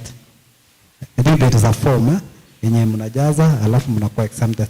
So pia tutajaribu kuona vile tutawasaidia financially, tuone pia mnachangia kiuchumi ya Kapropita Ward. Asante sana. Thank you, Oscar. To you, Bwana Henry. I think what's happening is about the bill. Normally when a bill is passed, especially when it has some costs or it has some cost of implication, it depends on how the bill was proposed and how it was drafted, because if there was no clear way of sourcing for funds to have the board, and on the other hand, we have the CIDB, which is actually the county government way of planning and allocating funds, you can have a bill and it may not have any funding proposals. So the best thing for this bill is maybe the MCAs did it, but they did not follow it up, because it's supposed to be followed and seen where was the funds were supposed to come from. So normally when bills are passed or they are proposed which has cost implications, it has to be pursued all the way to the national government and see a way of bargaining through the Senate, because the funds that has been allocated to the county may have not included the bills that are coming up with its own costs. So the best thing, if I go there, it is to ensure that this bill, you find out how the funding and how the establishment of the board would have come in. If it is something that can be done within the reach, and it has to come back to the county assembly or it's to bargain to the executive, it has to be pursued the same way. So it's actually a matter of reactivating and ensuring that the way the bill was drafted is pursued to the letter. Then when we come to the point of PWDs, in my agenda, I said, PWDs, these are people who need to be identified. And the worst part of the whole game is that these people have been forgotten in every development in the community.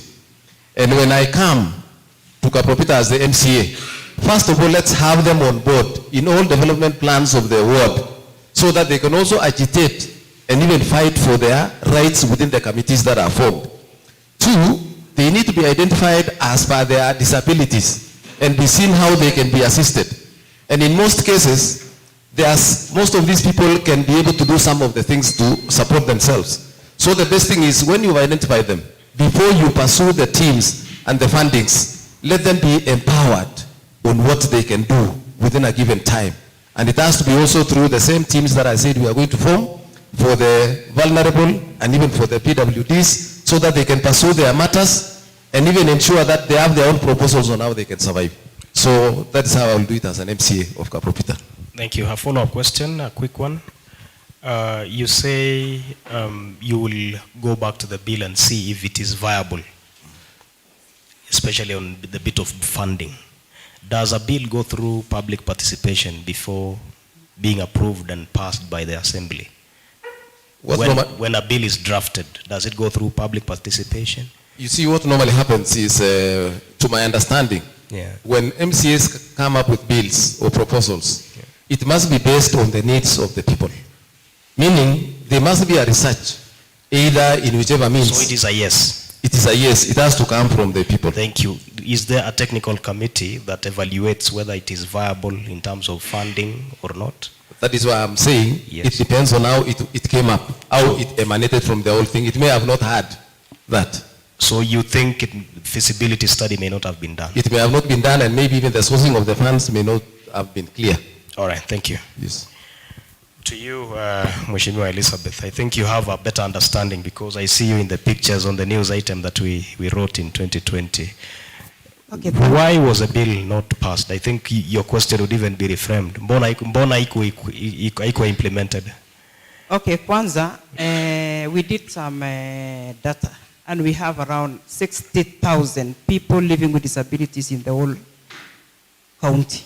How about Kapropita? And in Baringo Central, we have around 4,000 and something. But for Kapropita, we did not do for Kapropita, but we'll do it later. Okay.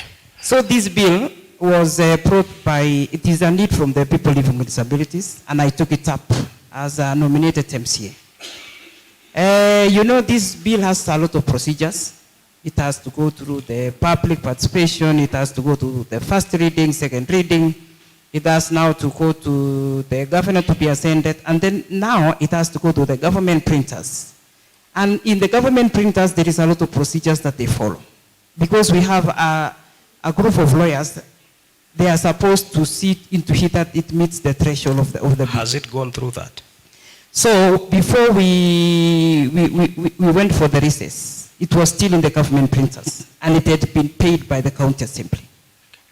So that's why I am urging the people to give me the opportunity to go and follow up with my bill, because this is my brainchild. Because I took it up, I went through so many challenges.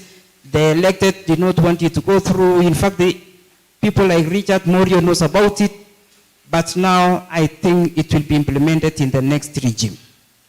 When the bill has been assented by the governor, there is nobody who is going to put any issue about it. So I think it is just to be implemented, and I think before the governor sends into it, the cabinet sits. So I think the issue of finances might not be a big issue. But now it has stayed in the government printers, because si kana kwamba ni bill peke yake ya Baringo iko pale. Inapanga laini. Na pesa county assembly walilipia. You know, for the two bills, I had my bill, people living with disability, and Kibai akalete yake ile ya fund. So it is now, the two bills are all already in. We have around 6 bills. We have the tobacco bill, people living with disability bill, Kipchow bill. So what is the challenge? Why was it not implemented? The challenge is mpaka kwanza irudi kwa government printers. Okay. Na labda wamekalia chini. Unajua lawyers pia wanangojea ndio they buy time ndio pesa ikuwe mingi. So I think in the next regime this bill must be implemented, because it has already passed. And I want to tell the people living with disabilities watulie, sababu sheria si kama zile unaweka maji moto na unapika ugali na una expect kwa mesa the same day. So the governor signed in 2020 December. Yes. We are in July 2022. That is 1 year and about 8 months.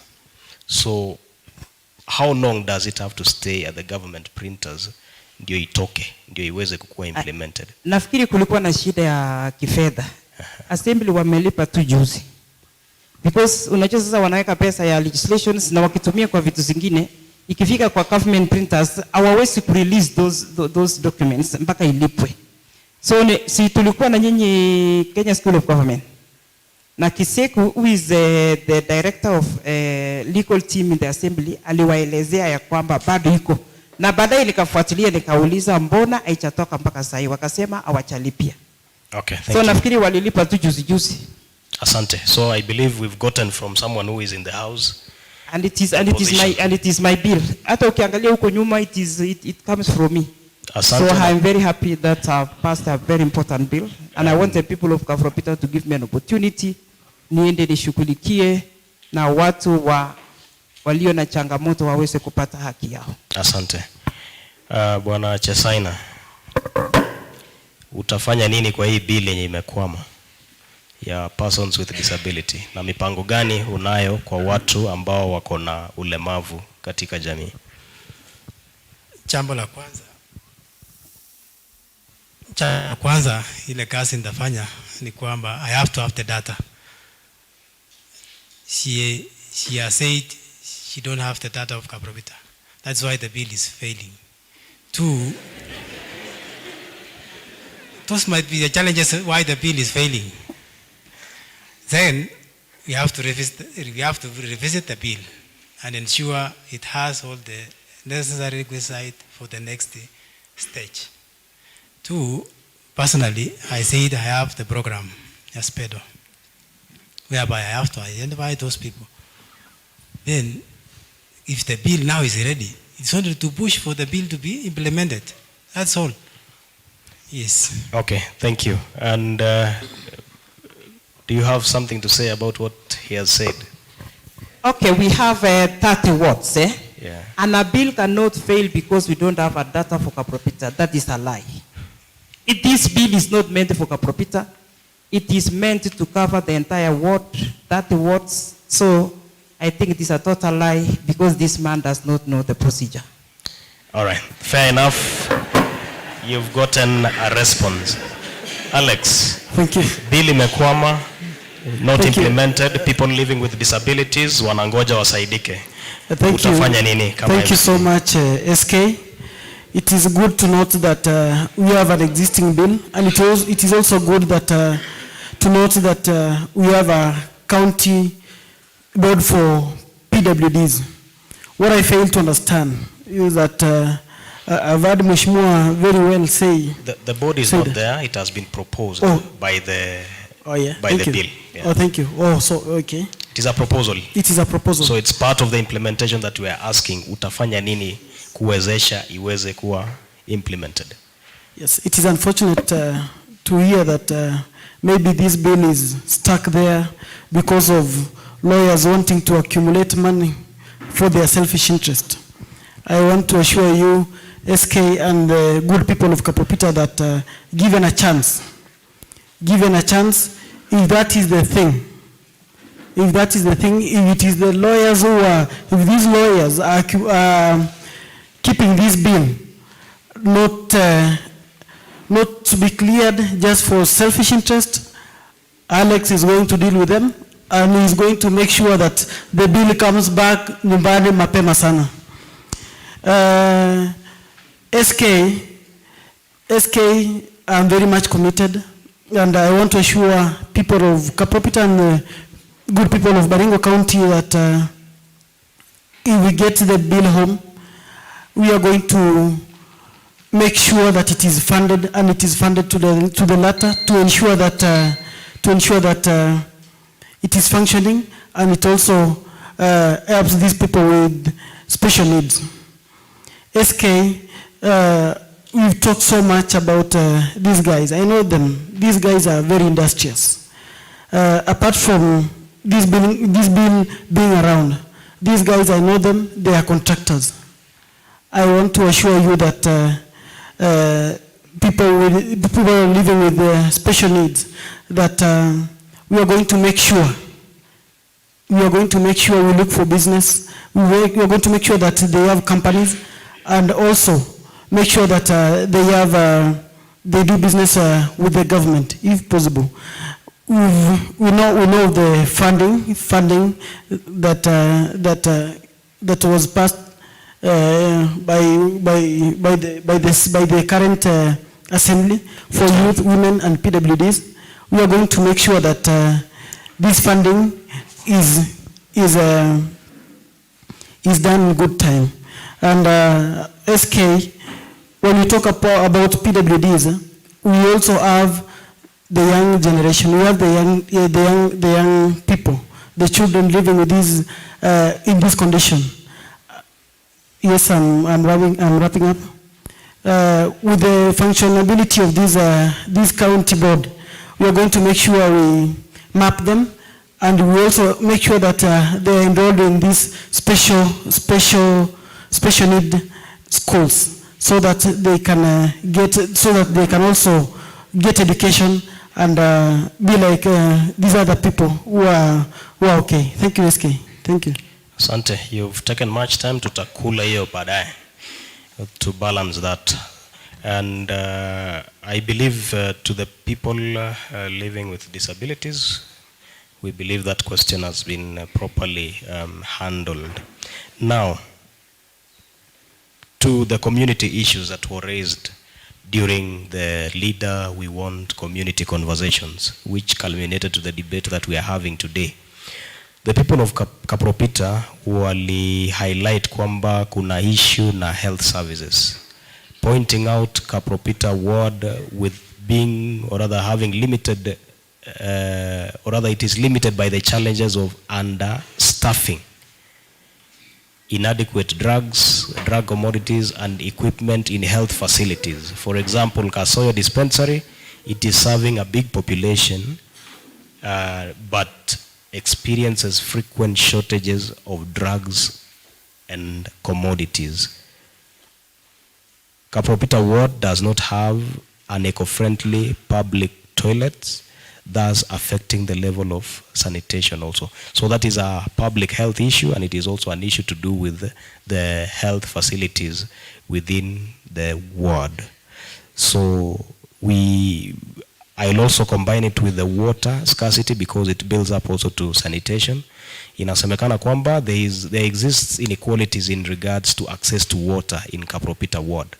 Ukienda pale Kapkut, Naratabe, Tokomei, and Kasoyo, those areas do not have piped water, while residents of or rather do not have piped water. Na pale chini, Kapkokwe and Kiboi areas, they travel long distances in search of water. Those are the issues raised by the community. And the question comes, what plans do you have on the issues to do with health and water in the society, or rather Kapropita ward? 1 minute and 30 seconds each. I'll start with you, Bwana Toromo. Thank you very much, SK. And we'll be strict with time. Yeah. I think in my plans about health, one of the reasons why our ward has such problems is because we only have dispensaries in Kapropita ward.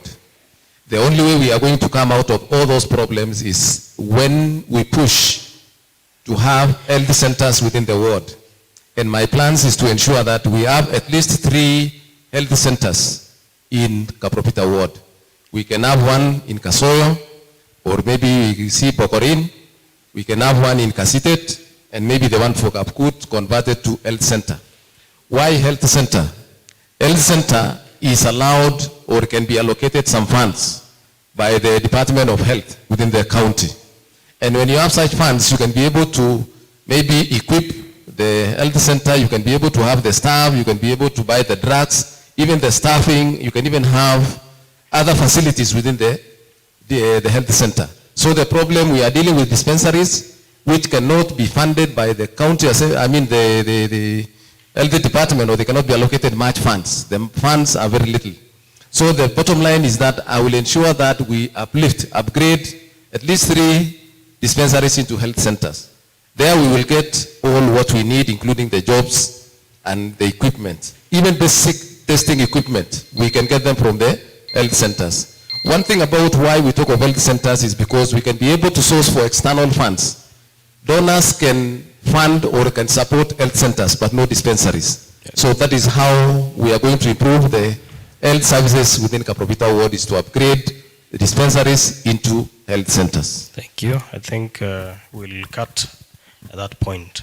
Oscar, what plans do you have on issues to do with health? You've heard what the community is saying. Maoni yako ni vipi na uko na mipango yapi? Thank you, SK. I think after doing some research, it is very true. We only have dispensaries in Kapropita. I think the next near health center is only in Kituro. And so what I'm going to do is at least lobby for at least 2-3 health centers in our ward so that it can gather for more health functions. And also concerning issues of water in our health center, in our health facilities. I'm going to ensure that we have clean water, so that we have proper sanitation that can also improve our health. Because at the end of the day, if we go to the hospital and we have poor sanitation, then that means we are really going for other diseases in the facility. And also issues concerning waste materials from our health centers. I'm going to ensure that we have incinerators and also those packets, so that waste materials can be collected and disposed at the right time. And latrines in our areas, our centers, I think what we are going to do, we'll encourage the youth so that they can, we build these latrines so that people can use. And I think some people can maybe chip in to work on that areas. I think ukienda town naambiwa ni 10 bob kitu kama hiyo. So pia itakuwa generate some job opportunity for other people. And also our health facilities, we need also some security. Na tuna security personnel. So under my leadership nitahakikisha tuko na security personnel na pia tuweze kuweka perimeter wall within our health facilities. Na pia mambo ya dawa tutalobi tuone tuko na madawa za kutosha. Asanteni. Thank you for keeping time. Kipiakwe. Thank you. On the matter health, this is an issue that is also very important. For those areas which were mentioned, and having the chance to be given as the MCA Kapropita, I will once again encourage the people of those affected areas to attend public participation once it will be reconvened, so that we allocate funds for those areas which need water. We will encourage them to make proposals so that we lobby and make sure that they get the needs they want, be it water or the drugs for the dispensaries mentioned. Otherwise, the question of the long distance workers, we will also see we have a problem in some places where residents walk quite long distance to go to dispensaries. We will see if it is possible. We'll propose a catchment area with the people so that we have another dispensary within that catchment to assist them to solve the issue of walking for long distance in search of dispensaries. Otherwise, I'll want to work together with the people of those areas which are seriously affected by, as they have said. Thank you. All right, thank you. Bonke. Thank you, SK. And maybe on matters healthcare, I can say here in Kapropita ward, we have 6 dispensaries. And the one you have mentioned here of Kasoyo, where maybe we have understaffing, kidogo shamba nimetembea pale, inakaa shamba ilikuwa kidogo. So nikiingia kama MCA nitaona kama tunaweza ongea na wazee tuone tutaweza fanya namna gani. But such a facility nataka tu ikuwe improved kidogo. And also my proposal is in line with our wanaume that we need to upgrade some of these dispensaries. Ukiona kama Bokorin nuko ina serve area kubwa. Kama Bokorin, kama ya Borowani nuko tuko na kiwanja kubwa, and already we have the structures. Then we have Kapkut and Kisii. Hiyo ni ina cover area kubwa. So if we can be able to expand it, tutaweza pata pia nafasi za kazi, itakuwa employ some of these guys. And actually health is a devolved function. Na county iko na pesa. chenye inahitajika tu ni uongozi bora hapa kwa county. Ndio tutahakikisha tuko na staff ya kutosha kwa hizi dispensaries. Nyingine ni kuhusu kukinga hizi maugonjwa. Kuna zile ugonjwa tunaweza kinga kama kuchemsha maji, tutakinga ile kuumwa na tumbo. Kama ni malaria tuingie kwa neti. Tuingie kwa neti.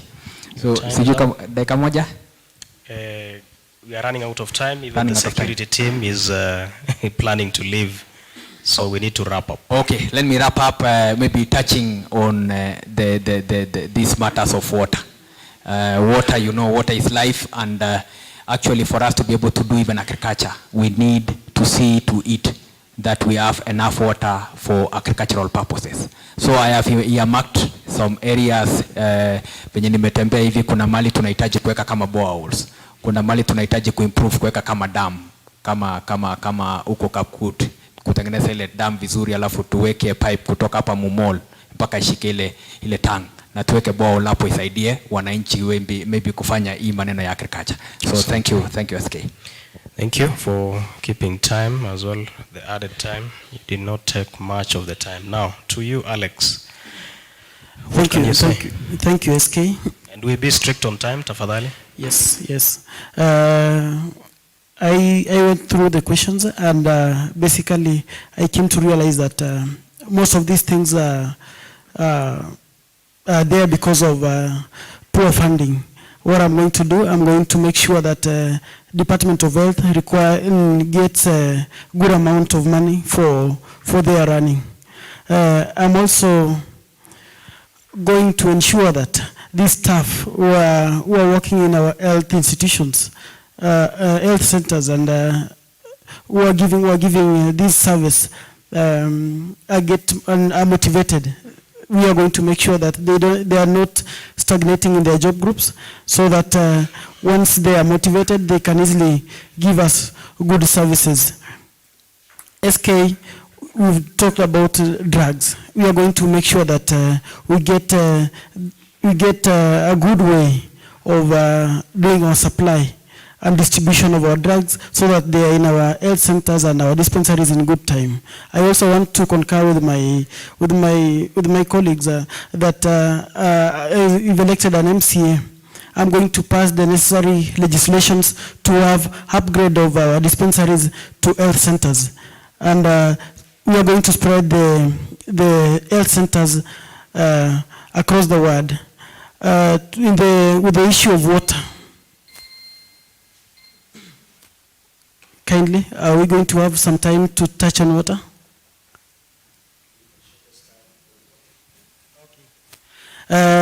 SK, we've had issues of water in our town.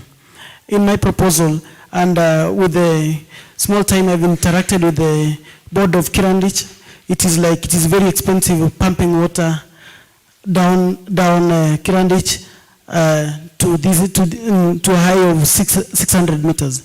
If elected an MCA, we are going to change the way things are done. We are going to make sure that pumping is done by either solar, or we adapt hydro. If we can have hydroelectric power to power this water, to power the pumping of this water, I think issue of water will be a thing of the past in our town. This has been done in Embu. It has been done in Embu, and it has proven to be cheap and convenient. Thank you.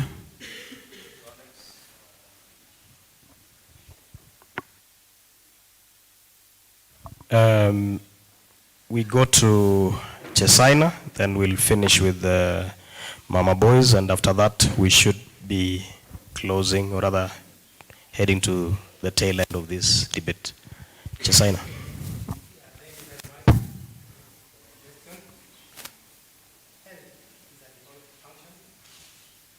Your mic seems not to be working. Thank you very much. Sorry for the interruption. Health is a devolved function. Na mimi nasema hivi, kwa nini watu wananunua dawa kwa chemist? Nilienda kuuliza, nikaambiwa it is because of you who are electing the leaders.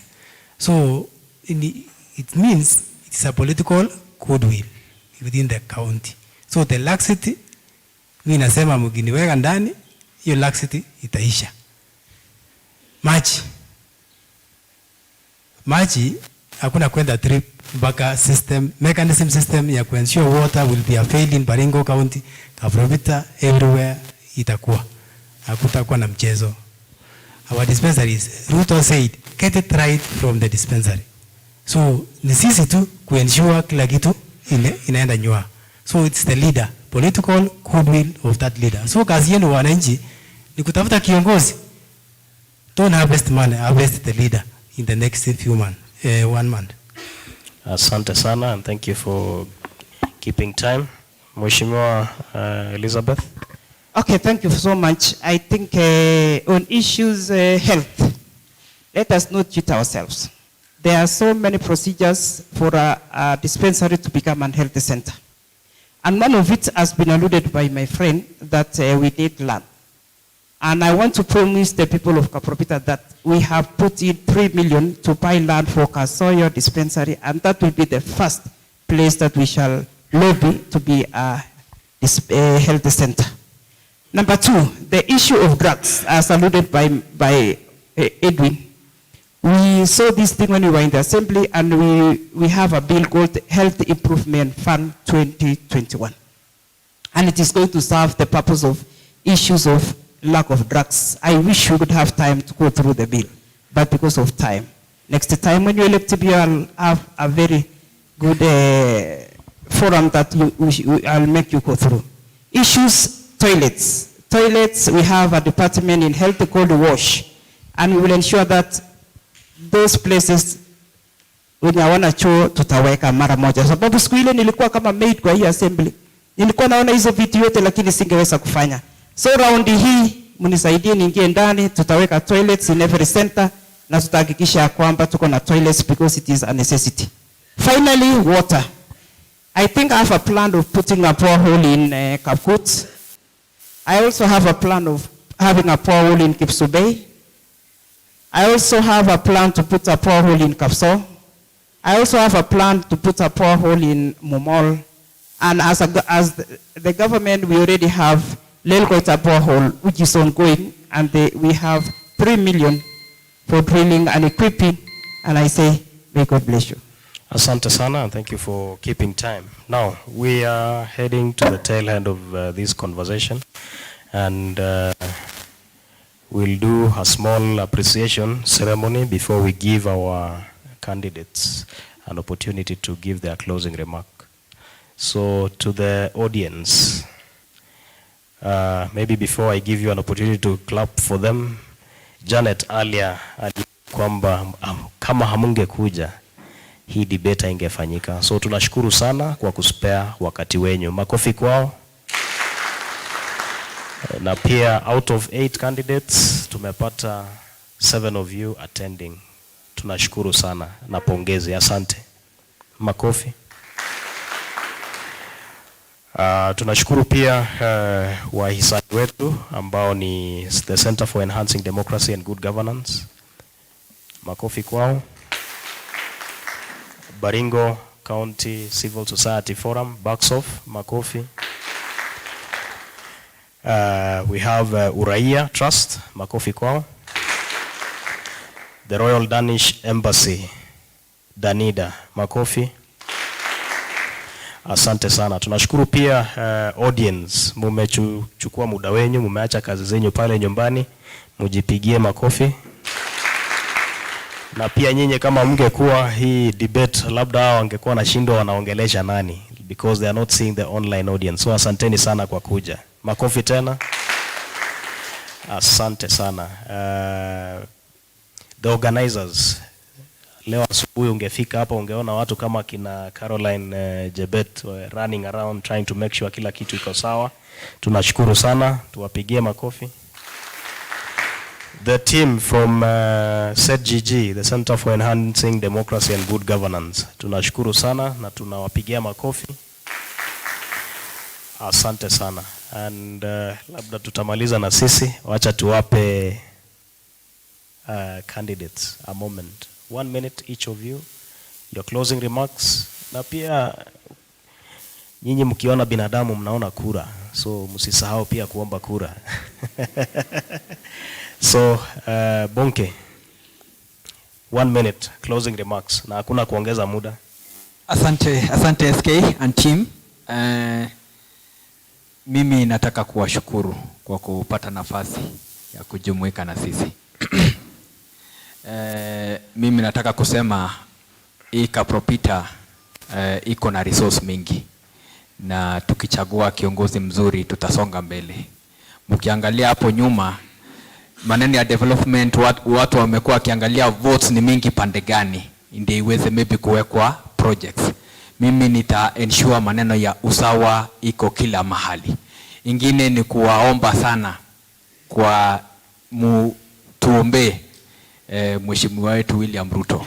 Yeye very soon akileta kitu itakuwa nyepesi.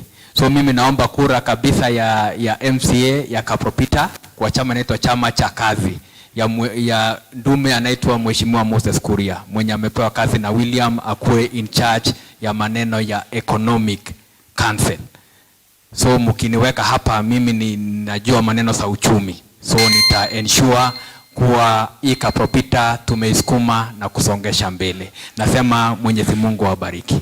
Asante bwana. Makofi kwake tena. Asante bwana Kipia kwa closing remarks, 1 minute. Thank you so much. When we started the session, one of my colleagues described the meaning or what is in a name, and that was Mr. Designer. If you can remember, he described what was in his name. My name is Ruben Kibiakwai, and Kibiakwai means somebody fat. And I want to assure the people of Kapropita that Kapropita will be fat. Itakuwa na kazi nzuri.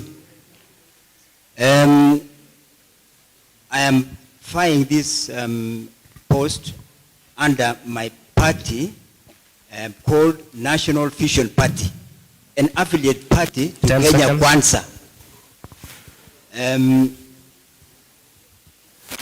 So they wanted to make it very clear. Most of our people might not have known. Almost the last. Kapropita ward. Those who are here, I'm requesting your votes. Let me start with the group who are here. Please, on 9th, 8th, remember me. Vote for me. Ask for votes. Go home, ask for votes. Be it your brother, your mother, your cousin, tell them Kibiakwai will be on safe hands under Kibiakwai. Asante sana bwana Kibiakwai. Makofi tena kwake. Asante. Okay, thank you very much. To the great people of Kapropita, I salute you. I think this has been a very great session. We have discussed what is to some extent ailing our society. Na ndasema everybody who is 18 years and above, you have qualified to be a youth. I think we represent a huge percentage. Kwa hivyo mimi kama MCA, kama mtanichagua, hawa ni watu lazima tufanye kazi pamoja ili tuone kama uchumi yetu ya Kapropita itakuwa inaanza kwenda juu. Na it is very important, all of us who are here and those who are maybe at home, let us vote. Kila mtu ajitokeze hiyo tarehe 9. It's our democratic right. Na wale wenye hawatakuja tutakuwa tumeharibu mambo ya demokrasi yetu. Kwa hivyo mimi naomba kura hiyo tarehe 9 ili maendeleo ile ambayo tuko nayo tuweze kufanya pamoja. Ile kitu ninaweza sema mambo ya maendeleo bila watu wetu itakuwa ni kazi bure. Kwa hivyo let us join hands and fight what we are facing as a community. Thank you very much. God bless you. Asante sana. Makofi kwake. Asante bwana Toromo. Basi hata nami ningependa kuchukua nafasi kushukuru organizers wa hii forum. It has been very good, very engaging. Na pia nikachukua nafasi kushukuru wote ambao wamekuja hapa. Mimi nataka kusema tu kwamba mimi nikiwa one of the aspirants, niko committed na niko ready kuwaserve Kapropita na kubadilisha Kapropita kulingana na vile tumeongea hapa. Tunajua Ruto alisema hakuna wajinga Kenya. Nyinyi wote ni werefu, mumetuona, mumetupika darubini vizuri, na niko na hakika mtachagua kiongozi ambaye atabadilisha Kapropita. Nia yangu ni kuona Kapropita imebadilika, na nafikiri nia ya kila mmoja wetu ni kuona Kapropita inabadilika. Kwa hivyo nasema kwamba mimi naomba kura kwa chama cha CCM nikiwa one of the affiliate parties ya Kenya Kwanza. So naombea William Samoei Ruto, na najiombea pia nikiomba kwa unyenyekevu kwamba huyu jamaa anaitwa Toromo ambaye ameanza kazi Kapropita mbeleni akuja aendelee na hii kazi. Baada ya hiyo sasa tuone mambo ya vijana na watu wengine kwa kuongoza Kapropita. Mungu awabariki sana, muende nyumbani muniombee kura, na niko tayari kufanya na nyinyi kuhakikisha kwamba Kapropita imebadilika. Asanteni sana na Mungu awabariki. Asante sana. Mheshimiwa Elizabeth. Okay, kwanza ni kushukuru watu wote ambao wamefika, wamama, wazee, vijana, watumishi wa Mungu, na pia wale wote ambao wamehudhuria. Mimi kama mama, imagine 7 men against 1 woman. Please, muangalie mama, utawabeno si mama na mama, kwa sababu hao wanaume watanisukuma kwa ukuta na nitasimia kisiasa. Tafadhali mniokoe. Ya pili, mimi nasimama kwa independent party, na mimi nataka kuomba kura kwa William Samoei Ruto, sababu wakati wa nomination niliweza kusaa watoto 800 kwa nyumba ya William Ruto, na sitawacha yeye. 800 votes.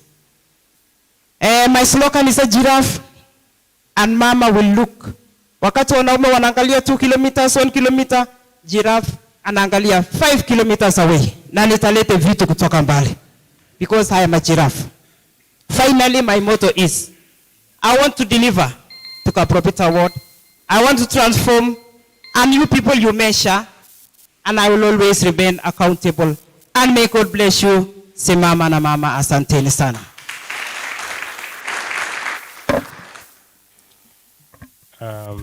Chesaina. Thank you very much. First of all, let me thank God for seeing me through this function. Na kwanza, kwamba being one of the poorest child from a poor family, raised through the challenges and seated here, I am not taking it for granted. And once more, I want to thank you for coming and seeing us live. Mona, yes. Ya pili, Kapropita kazi nyingi ni engineer. So engineer atachapa kazi. Ya tatu, ya ine, kwamba Kapropita, once more you will have a faithful leader for the next 5 years if you vote Edwin Chesaina ndani. So thank you very much and God bless you. Asante sana. Thank you for keeping time. Alex, last but not least. Asante sana SK, nataka kuwashukuru nyinyi wote kwa kufika hapa siku ya leo. Nataka kuwashukuru wale organizers na wale wanatuwatch online. Nataka kuwasema asante sana. Slogan yangu ni maendeleo kwa wote, na ni maendeleo kwa wote na ni bila mapendeleo. Kabla nikienda kuomba tu kura, nataka tu kusema tuko na ile peaceful coexistence Kapropita, Baringo na Kenya yetu kwa ujumla. Ninapoomba kura sitakusahau wale walimu wetu wa ECDs. Nataka kuashua kwamba tutaenda kuimprove their terms of employment na kuensure kwamba tuko na wale village elders wenye Kitui County wako nayo. Nikimalizia, mimi nataka kusema tu, mimi ni Alex Kiprono Kurui, mimi ndio nominee wa UDA. Nataka kuwashukuru nyinyi wote kwa kuwa na imani na mimi kwa ile mchujo ya siku ile. Na nataka kusema pia going forward, muangalie Alex vizuri. Nataka kusema kwa maneno ya bottom up, mimi ndio ile bottom ya Ruto.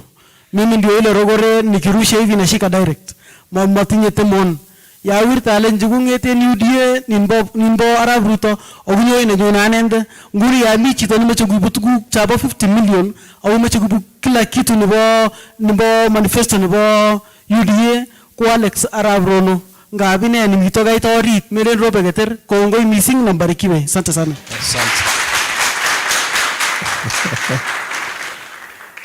Naonekana the debate should have been done in Kalenjin or what? Ni kama hiyo imeingia zaidi. Well, we are very grateful. Na vile tulikuwa tumewaeleza, this debate may not have been successful bila nyinyi. Tunazidi kushukuru sana.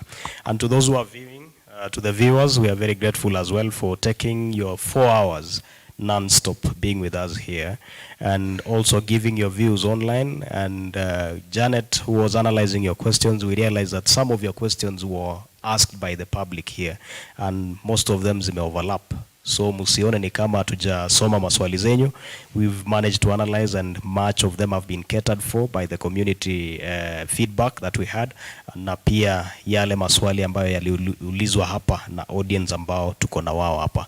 Tunazidi kushukuru na pia kuwaeleza kwamba on Wednesday we will be having the debate for Muchongoi ward and we'll be conducting it in Muchongoi ward on Wednesday from 9 a.m. same time, and we hope that you will get to join and get to ask or rather engage your candidates kwa yale maswali ama maswala ambayo uko nayo. So stay tuned, and on Friday Mukutani ward. So tell a friend to tell a friend kwamba Mukutani tunakuja on Friday na pia on Wednesday tutakuwa Muchongoi ward. And finally we will close with Marigat ward, and that is when we'll have finished the sample that the partner managed to fund in this process as we head to the elections. This is the only platform that gives you an opportunity to engage your aspirants or your candidates for the various seats. Today we are having the MCAs. Another day we could also be organizing that which will be targeting the governors, the woman rep, and also the senatorial candidates. So keep it Baringo News, which is the media partner for this session, through the Eblin Media, which is a parent company which is managing Baringo News as a brand, the leading online news platform in Baringo. And before I wrap up, Janet, do you have closing remark? Asante sana kwa kujumuika nasi katika mdahalo huu wa wagombea hawa wa kiti cha ubunge ya kaunti. Mumewasikiza, mumewapima, na sasa tarehe 9 mwezi wa 8 mko na uamuzi wa kufanya. Fanya uamuzi wa busara, na zaidi ya hayo tafadhali weka amani. Amani kabla, amani wakati, na amani baada ya uchaguzi wa mwaka huu. Asante sana na Mungu awabariki. Thank you, Janet. We maintain peace and coexistence during the election process. As I close, maybe to the panel, pia si tunaomba makofi.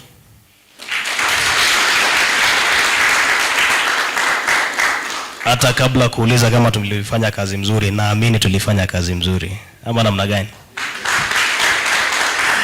Asante. Na kwa fundi wetu wa mitambo, Dan, the camera lady in front of us, Winnie, we have Emmanuel who is also manning the second camera. Tunawashukuru sana, makofi kwao. Asanteni sana. So to the online audience and the people who are here, have been your host, and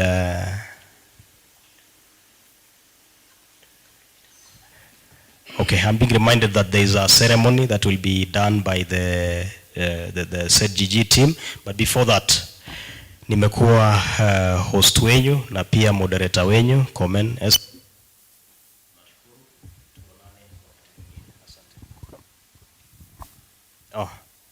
hadi wakati mwingine, Mungu awabariki. Asante.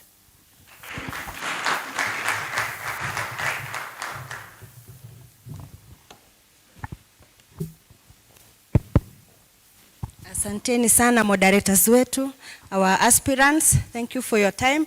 Asante pia community ya Kapropita ward, tunashukuru sana because of your patience. And now we have a ceremony that we want to do in order to promote peace. Our theme today was towards value-based leadership through free, fair, democratic and peaceful elections in Baringo County. And now the Kapropita ward is able to make an informed decision just because the aspirants here have been able to speak to you, to listen to them. You've been able to listen to their manifestos. And now we want to make an opportunity, to bring out an opportunity for us to promote peace, especially just because Lilian has just told us to promote peace before, during, and after elections. So I want to take this opportunity to welcome Irene Niva from ZGG to take us through the ceremony, where we'll be taken through. In the morning, we went through the values of a leader, or the characteristics that we want to look as we are looking or choosing a leader. Sindio? So they'll go through their code. It will be read through by Susan. Welcome, Susan. And also, as they are going through, I want to invite the organizing committee that was elected during the community conversation. Karibuni wale tulikuwa hapa asubuhi.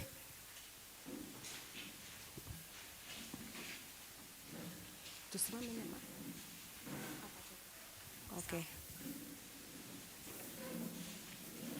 These are the team that was selected by the community during the community conversation in Kasoyo Center. That was on the 27th of June. They entrusted us with the duty to invite, to even prepare for the activity. And we want to thank God mostly because He has enabled us to carry out this activity very successful. And as the aspirants go through the accord, it's just a peace accord to promote peace, especially during this electioneering period. I want to request Susan, the civic educator, Kapropita Ward, to take us through what is in the peace accord or in the accord so that we may be familiar on what the aspirants are going to sign into. Please don't sign into until we are all familiar with it. Then you will all sign and then present if you agree to it. Sawa sawa, it's also a democratic process. You can choose to sign or not to sign. Sawa sawa. So thank you very much, Susan. Good afternoon. I'm going to read through the Kapropita Accord.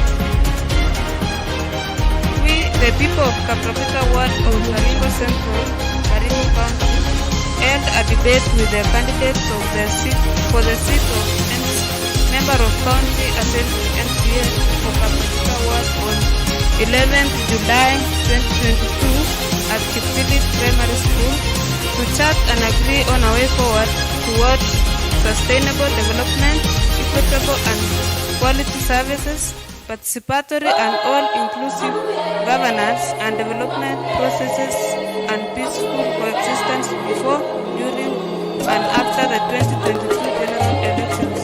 And together with the candidates, we agree. 1. That we shall at all times during the campaigns observe the rule of law and conduct ourselves peacefully. Particularly, the candidates shall refrain from hate speech, the use of inflammatory language and ethnic mobilization during their campaigns. Instead, shall be at the forefront of promoting peace, national cohesion, and rule of law before, during, and after elections. 2. That after elections, 1. The successful candidate shall, within 60 days in office, convene a citizens' forum to set priorities for the ward to inform the county integrated development plan. 2. The successful candidate shall embrace and promote open governance practices in his or her work as an MCA of Kapropita Ward and ensure meaningful citizen participation in legislation, planning, budgeting, and policy formulation processes, and perfected access to information, proactive disclosure of information, and regular consultations with the people of Kapropita Ward in execution of his or her mandate as MCA. On their part, the people shall will